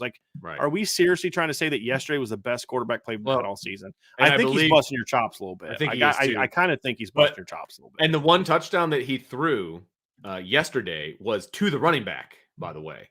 So it was a very running back centered game. Yeah. Okay. Yeah, which is a good sign. I mean, it shows that you guys can go run the football, maybe. For sure. Going. I don't know, man. I kind of want them to have a high draft pick at this point. I think that's where I'm at. Well, don't they have a shot to get that? So, I mean, Carolina's going to give you that, aren't they? Yeah, but I wouldn't be upset with 2. Sure, I get that. Two top 5 picks. I get that. But you're right. Carolina will single-handedly allow that to happen for sure. It's not a protected pick. So here's an interesting one, Vince. That'd be nice. All right, from Gideon Rosa, you can add 2015 Will Fuller at wide receiver or 2017 Quentin Nelson at guard to this team. Who are you taking? I love Quentin Nelson, and he was a much better college football player than Will Fuller. He was one of the most dominant guards I've ever seen, but I'm taking Will Fuller. That need is so much greater. I mean, if you put Will Fuller on this team, because if you put Quentin on this team, you still have the same issues with the ability to throw the football. Correct. You put Will Fuller on this team. Could you imagine him and Chris Tyree running double posts? Yeah. Pick your poison. Okay. Chris Tyree's going to be wide open all day because they're going to screw on that guard and that guy. Yeah. No, I'd take Will Fuller. And somebody else asked this question, Vince. Chief Brody, is this team undefeated with Michael Floyd on the roster? Yeah. Yeah, I think so. And that's exactly why I would take a Will Fuller as well. I even think more so Michael Floyd, because with Michael Floyd, you've got your boundary. If Will Fuller's there, you still know who your boundary is, right? You don't have a great boundary. You put Michael Floyd in the boundary, and then you've got Tyree and Tobias and Greathouse. And you can do some different Thomas things. And all those guys can play in the field.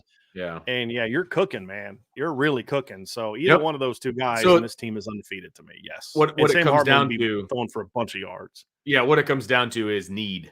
Like where do you need the player, right? I mean, look, you're not going to turn down Quentin Nelson if you're offering him to the roster. Obviously, that's my only option. Right. Yeah. But you got to look at the need on this particular team and where they're at. It's wide receiver. I mean, right. Yeah. Yep. Agreed. Yeah, and again, if you're asking me who was the best college player between Quentin Nelson, Michael Floyd, and Will Fuller, I'd That's a say different Quentin Nelson. conversation. Yeah. Right now they were all great. They were all-time greats at Notre Dame, but Quentin Nelson was the most dominant of that group. Yes.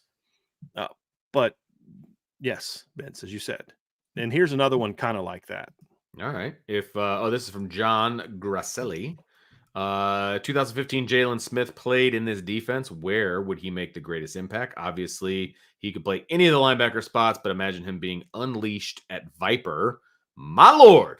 Thoughts? He would be doing that on third down, in my opinion. Yes, he'd be coming off the edge, I think, on third. He'd be doing what Jalen Sneed does on third down, in my opinion. Right. But yes, Right. if Jalen Smith was Notre Dame right now, he'd be a will linebacker, averaging about 10 tackles per game and about 1.5 to 2 tackles for loss per game. Yep. You said him loose on third down. I have no problem with that. I think that's a great spot for him to be, but he's your will. Absolutely. Because he's playing in space, making plays. Like, yeah. Dream a little dream. Yep. Jason Smith, do you think Murphy is better than Arch at Texas? I do. I like Arch. He's a good quarterback, but he was always overhyped. I mean, he should have been a top 100 kid. He was a top 100 quarterback, but he got the hype because of that. And I think Malik Murphy has more God-given talent. Arch is a little bit more advanced just from, who his family is, but and then Malik Murphy also has a year on him in the system. That also helps. So are they saying that Arch is the third string quarterback at Texas? He is right now, yeah. Okay. Malik Murphy's there, but that's been true. I mean, Malik Murphy was closer to beating out Quinn Ewers than he was getting beat out by Arch Manning. Gotcha. But Arch is a freshman. Correct. Malik's a sophomore. He's got a full year in the system. Now, where will Arch be next year? That's going to be the bigger question. Sure. Yeah. Let's see here. Let's go here. Is from Jason Smith, is KK a different type of wide receiver than we have played this year? A little bit. Yeah. Played with, I think is the question. Yeah, a little bit. He's a shiftier guy, smooth, fluid.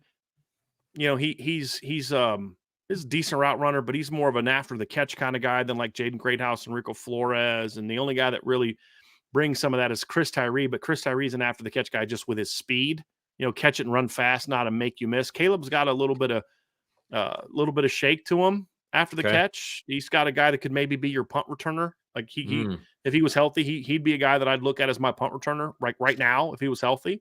Sure. So yeah, he brings a different skill set than what you have.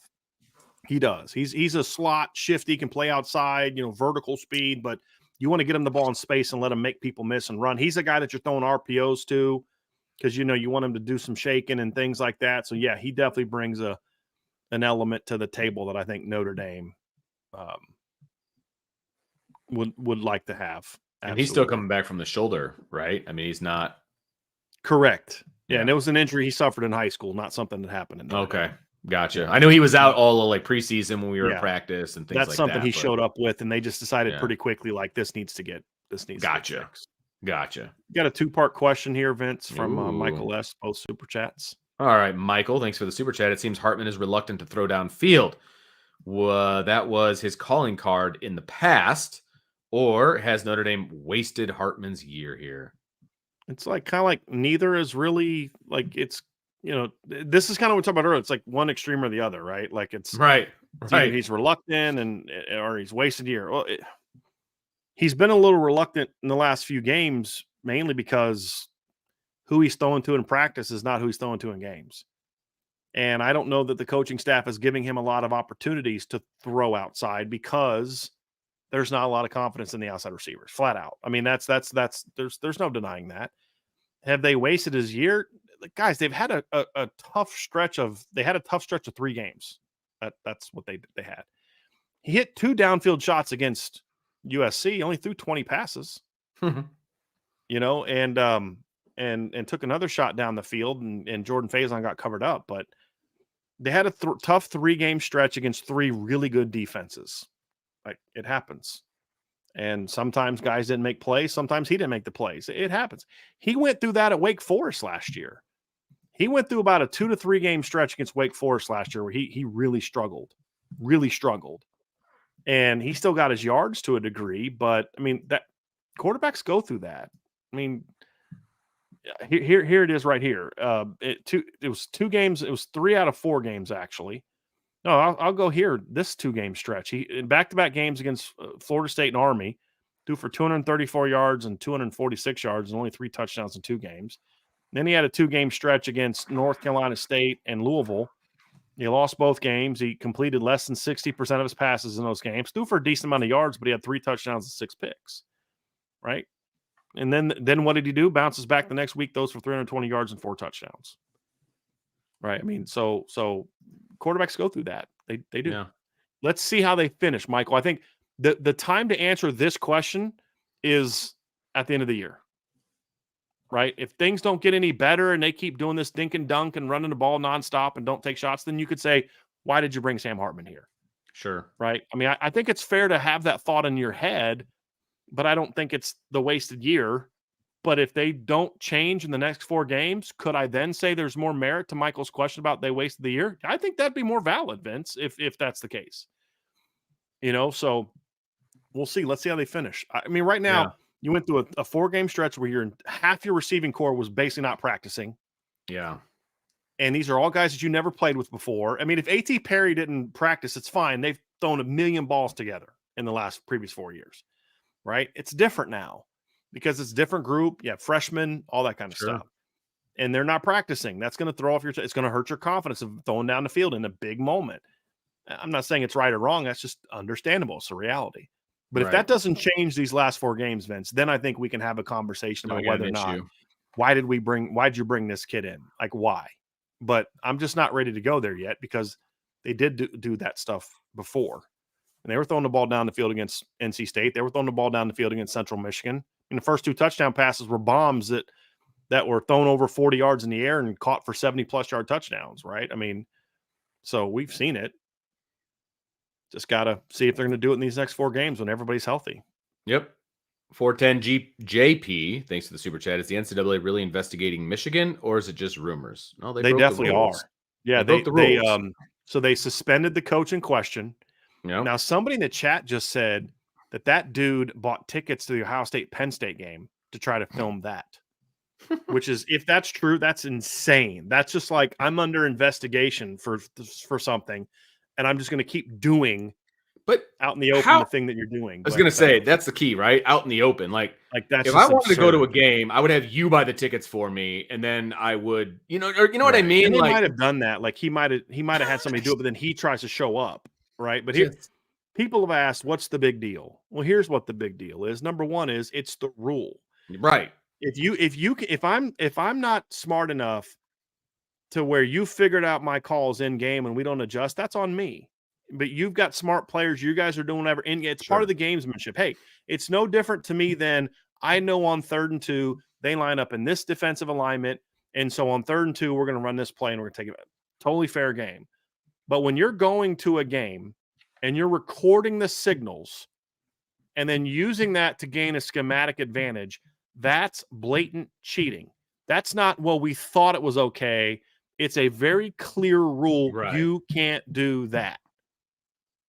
And now, Harbaugh's probably going to hide behind, well, I didn't know he was doing that. I didn't tell him to do that, which is total bull crap. Because you're like, how else do you have those calls? And this is my opinion, what had to have been happening is they were sending in calls and the Michigan kids had to immediately be looking around, telling each other what the play was. Because did you see Greg Schiano's interview at halftime of the game against Michigan? So basically he was like, there's something going on here that's not right. Something's going on here that's not right. Like you could what is he talking about? Well, now we get it. And apparently Big Ten coaches have known about this for a while, and somehow they gained enough evidence to say, look, this is happening. Okay. So I don't know how they did it, but they are at it, and they're going to get hammered for this because for whatever reason, the NCAA has it out for Jim Harbaugh. That's true. I agree with that. And you're giving them things to come at you for some reason. You can disagree with the rule, and that's fine. Like I disagree with the fact that the speed limit's not 70 everywhere, but it's still a rule that you're not supposed to break. And if you get caught, you have to pay the piper, so to speak, right? So it's amazing to me. You hear all the national people talking about how they don't like the rule and all that. Doesn't matter. Like, it doesn't matter. Like, I wish there was a rule where if I was annoyed enough by somebody, I could shoot him in the head. That's against the rules. Okay, we're about to get demonetized right now. I'm joking, obviously, but there are rules for a reason. You can't just break the rules because you don't agree with them. That's not how an organized society works, right? And so he broke the rules. And we at the high school level, you send coaches to pre-scout and you do all of those things, but it doesn't matter. It's still a rule in the NCAA that you can't do that. And I don't think you should be able to do that. And here's the thing: it's not even just okay. I went to the game, but it's he's recording. Videotaping. Yeah, that's where it goes over the line. Taking it to a whole new level. Right. We used to send coaches like with paper that had like the 5 offensive linemen, and they would draw plays as they saw them and things like that. Like, but you were going to get that on film anyway at some point in time. You know what I mean? That's like scouting. Yeah. Right. You know, and what they would write down personnel groups that would come in and out, or like how that happened or whatever, right? Which is, to be honest with you, it's kind of gone away now that you have film the way you do, right? Because it used to be exchanging the VHS, and that wasn't always the best. And so the middle school I'm talking high school. The middle school coaches would go scout, and they would have very specific things they were supposed to be looking for and all of that. But now that, like, a snap of a fingers with a huddle, you can get film from multiple teams and all of those different. It's not even really a thing anymore, you know. And so they were clearly breaking the rules, right? And that's what matters. Blatantly, gee, we didn't know. It's been a rule forever. Correct. I love this one from Archer 452, but I have a point to this. He says he apparently did not buy tickets to any TCU or Georgia games, though. But here's the point: you don't know that you're going to play those teams. Yeah, exactly. Like, when did you think Michigan was like, gee, we may be playing TCU? Right? Like, it's too late for that, right? And so that's the whole thing. Game. Exactly. And so what happens to Michigan's defense in those 2 games? They get ripped up. Yeah. It's not a coincidence, in my opinion. And at least not now. Like, man, what happens to them in those games? They get ripped up pretty good, you know? And it's like, well, how about the conference title games? Well, it's Purdue and Iowa, so you've played the last 2 years. But number 2, you're looking at those teams. Yeah. But and somebody just said he bought the tickets in his own name is what the new rumor is. I don't know if that's true or not. I don't know if that's true or not. That's just the new rumor. If that's true, that's ridiculous. That's an all-time level of stupidity. Yes. And again, I will agree with some of the talking heads out there that are like, you know what, it's time for like the communicator in the helmet for college. I do agree with that. Agree. The reason they don't do things like that is not every school can afford that. Absolutely. I completely agree. Like the NAIAs and the right. And even some of the group of 5 teams that are barely scraping by with the little itty bitty TV money they're getting. And they have to fly. Like, if you're a Mountain West team, you got to fly to Hawaii, you got to all over the place, and you're not making the 20, 30, 40, $50 million a year in TV revenue. That's not cheap. Yeah. Like, those communicators aren't cheap. I mean, they're more accessible now than they have been in the past, but they're not cheap. Right. So I agree. Yep. Tyler Evans with a super chat. Can you guys give me your top 5 head coaches in college football right now? They get the most unfair criticism. I honestly don't know that. I mean, that's very unfair criticism. Subjective, isn't it? I mean, I don't know that I would say that there's guys that get unfair criticism. I don't know that I could think of that one, Tyler. Usually questions like this have a genesis from something. Like, he's thinking about we had talked about the most likable, unlikable. I think he was the one that asked those. I think it's just kind of another. I honestly, I'd have to think about that. Tyler, that requires a little bit more thought. Maybe put that on the message board and let me think about it and go through the list and stuff. We're 4 hours in. We're going to be wrapping up here soon. I have to think about that one a little bit. Chief Brody with a super chat. Woof. If Michigan finally beat Ohio State and then are going to have to turn around and vacate all of those wins, trying not to get my hopes up. They're not going to have to vacate their wins for that kind of a penalty, I wouldn't think. I would.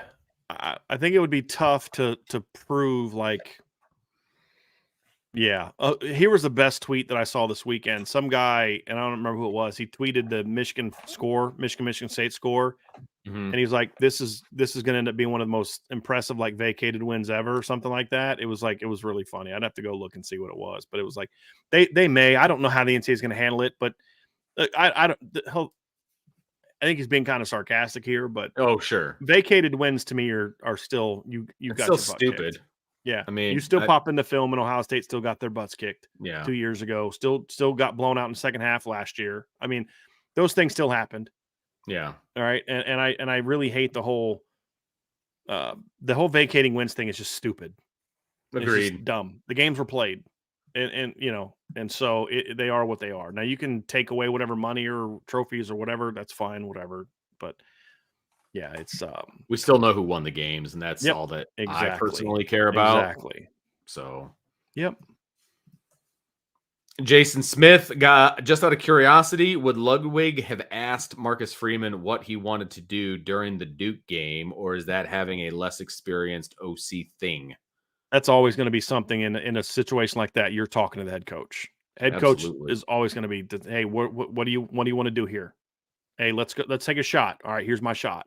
Right. Here's my Hey, play let's for run the that. ball out. Okay, here's what I'm Okay. running. Right. Like Right. that's at the end of the that. day, it's always the head coach's decision. In Steve situations Sarkisian like was that. asking Nick Saban that. Yes. Right. I mean, that flat out. Lane Kiffin might not have, but that might have been why Nick Saban got so pissed at him. Yeah, you know what I mean? But like, exactly. it's just that's the protocol. That's the Right. protocol. Yeah. That's not a. Now, if it was like, hey, here's what I want you to run, that would be more of an inexperienced play caller thing, most likely. Sure. But no, it was never a, hey, coach, what do you want me to run here? It's like, we running or throwing. That's always Right. part of the communication. That's healthy communication. And then the coach tells you let's do this, and then you got your calls for it. Yeah. Agreed. T. Smith 0323. What about Jefferson from Arkansas? Does he have any eligibility? I think that's the, if he's KJ. Available, does Notre Dame go after him situation? I believe KJ was a 2019 kid. Yes, he was. So he would have another year. And I also believe that KJ did not play in 2019. So 2019 plus the COVID year, if I'm correct on that, let me see. KJ. Yeah, KJ played 3 games in 19. So he would have taken a red shirt that year. I'm a big KJ Jefferson guy, Vince. I like KJ Jefferson a lot as a player. To me, whether or not I'd look at him would depend on what the offense you want to run is. And I actually think KJ would fit the current offense pretty well. He's a big kid. He's got a big arm. He's a mobile guy. He can run. This year he's only got 200 yards because he's been banged up, but he ran for 640 yards last year, 9 touchdowns through 24 and 5. He's more of a guy that you're gonna, the year before, 9.1 yards per attempt, 664 yards, 6 touchdowns, 21 touchdowns, 4 picks. Only attempted 22 throws per game, 27 last year. Like, he actually fits the Notre Dame offense a little bit better than Sam Hartman does for what Notre Dame is doing right now. Big arm, mobile kid, get him out of the pocket, that kind of stuff. I don't know that that's necessarily what Notre Dame would like to be. So I don't know if that fit is still the same, but I would look at KJ. Here's why I would say no. Okay. I still want to develop my guys, but the problem I have with KJ, as much as I love him as a player, and I actually got to know him a little bit with all open, just being open. I got to know KJ a little bit during the recruiting process because I was still covering recruiting back then. Oh, okay. Awesome kid. Would be he actually liked Notre Dame a lot. They chose Brendan Clark over him. Just letting y'all know that right now. KJ loved Notre Dame. But Notre Dame decided they didn't want to go that. They liked Graham Mertz and then eventually Brendan Clark over him. So, but he would fit in very well at Notre Dame. I just don't know if he's the type of guy that I would want to go get because of the injury history. That's my concern with KJ. Is he's had a tendency to get banged up because of the style of play he has, hasn't missed any games this year, at least not any full games, but he missed time last year, was banged up for a couple weeks the year before. He's just gotten a little banged up at times in his career. And so that would be my only concern for KJ. You bring him in and then he gets banged up and then you got to turn to your young guy anyway. Sure. I'd rather just turn to the young guy, but he's a guy that I would look at, Vince, and I'd want to check out his injury history just a little bit more fully and get some more details because I really like the kid. I mean, I thought he's played well in some big games. I thought he played great against LSU this year. I mean, had them on the verge of winning that game. Played pretty well against Ole Miss. Had a couple turnovers, but I think his offensive coordinator stinks, to be honest with you. When you looked at him last year with Kendall Briles, he was very good. Ripped up, Cincinnati pretty good in the opener. Played great against BYU last year. Played great against Ole Miss last year. I thought, made some really clutch throws, ran the ball pretty well. And then you watch him in the bowl game against Kansas, and he was excellent.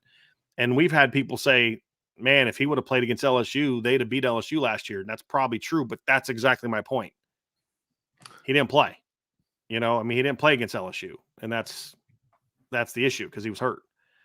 So I like the kid a lot, but ultimately I think the injury history and the fact that I just want to develop my own guys is why I would probably say no. But would I look at him? Yeah, I'd look at him. I'd have some talks with him. I'd have some conversations with him for sure. For sure. Last two, Vince, and then we're going to get out of here. All right, Seth Clark, out of all the corners Notre Dame has been recruiting in 2025, who do you think are takes, and who would your dream corner class be in 25? Well, basically, right now, you've really got 4 corners on the board, or 5 corners on the board. Let me think for a second. You've got Dallas Golden, you've got Cree Thomas, you've got Devin Williams, you've got Mark Zachary, and Kevin Hume. So there's 5 guys on the board right now. Those are the 5 corners. Right now, Notre Dame would take any of the 3 that want to come. I think 3 is the number they're looking for in this class, just because it's such a loaded class.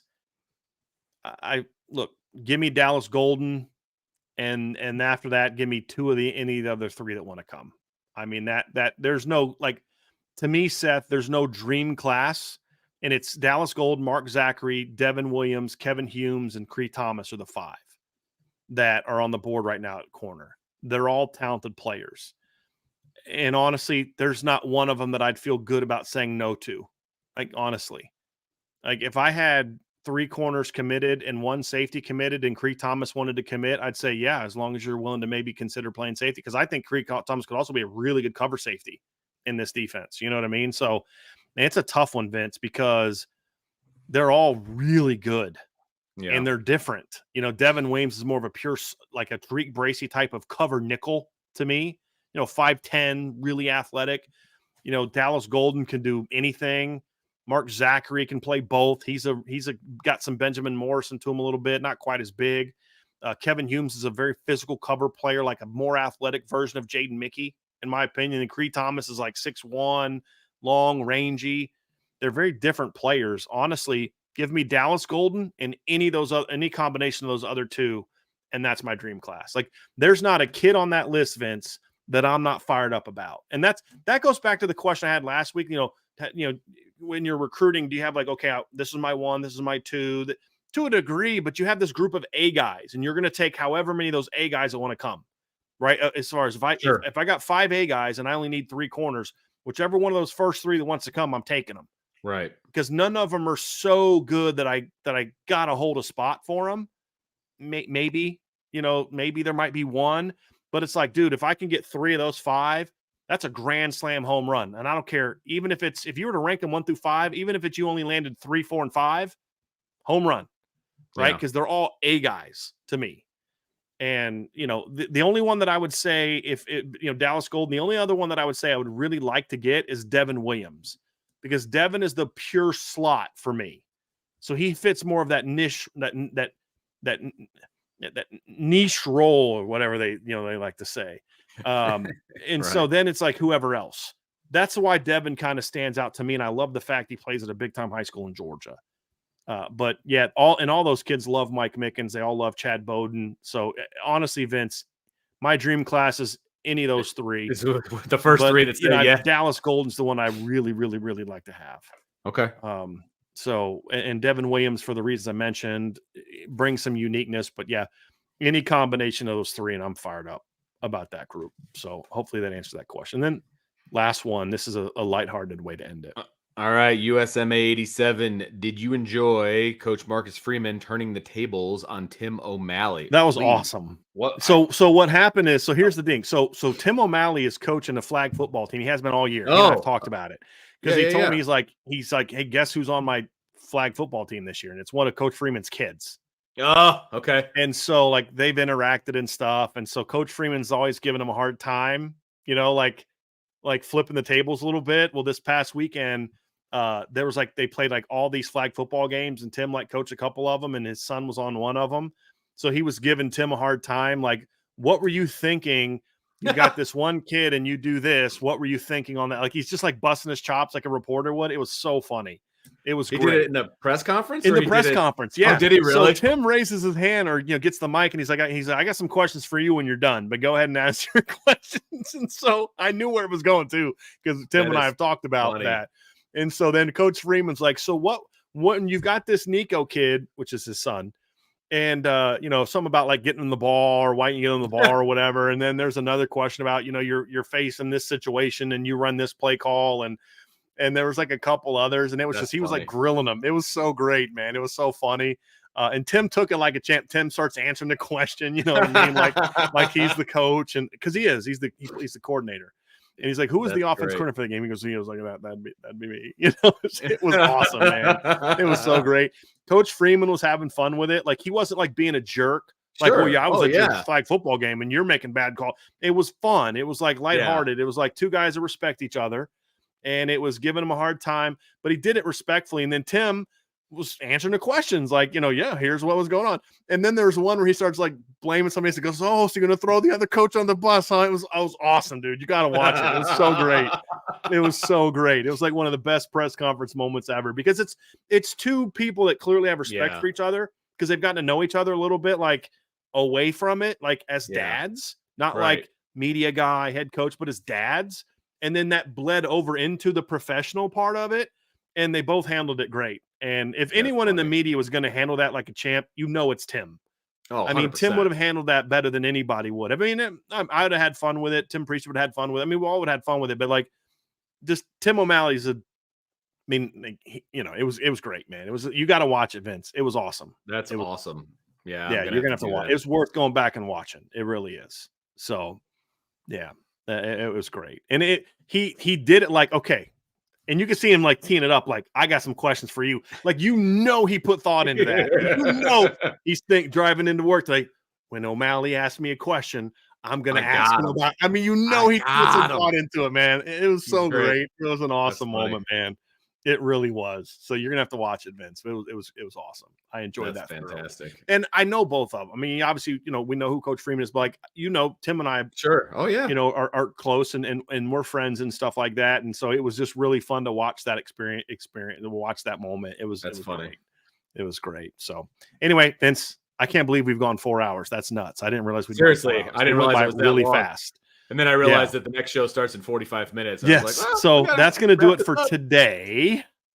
Why don't you go ahead and take us out of here, man? All right, everybody. Thanks for having me for a little midday roundup here for the mailbag.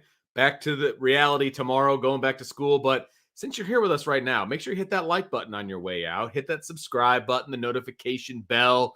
If you're listening to us on a podcast, leave us a 5-star review. That would be fantastic. And go get some dinner. Rest for about 44 minutes. And then come on back, because we got Ivy Nation Sports Talk at 6:00. Sean and I have a rundown. Haven't read it yet, but there is a rundown for tonight's show. I got to take a look at that. And we're going to come prep. Yeah, we're going to come right back at you at 6:00. So make sure you stay tuned. And of course, there will be a show tomorrow at 1:00 as well. So make sure you stay with us. It's Pitt Week. It's a chance to embarrass Pat Narduzzi once again, and I always look forward to that. So yes, and then an afternoon game as well. So it's really win-win all around, as long as Notre Dame takes care of their business. So, but stick around with Irish Breakdown, because we will get you ready for that Pitt game, Pitt Notre Dame game that is coming your way at 3:30 on Saturday. So for Brian, I'm Vince, and we'll talk to you next time on the Irish Breakdown Podcast.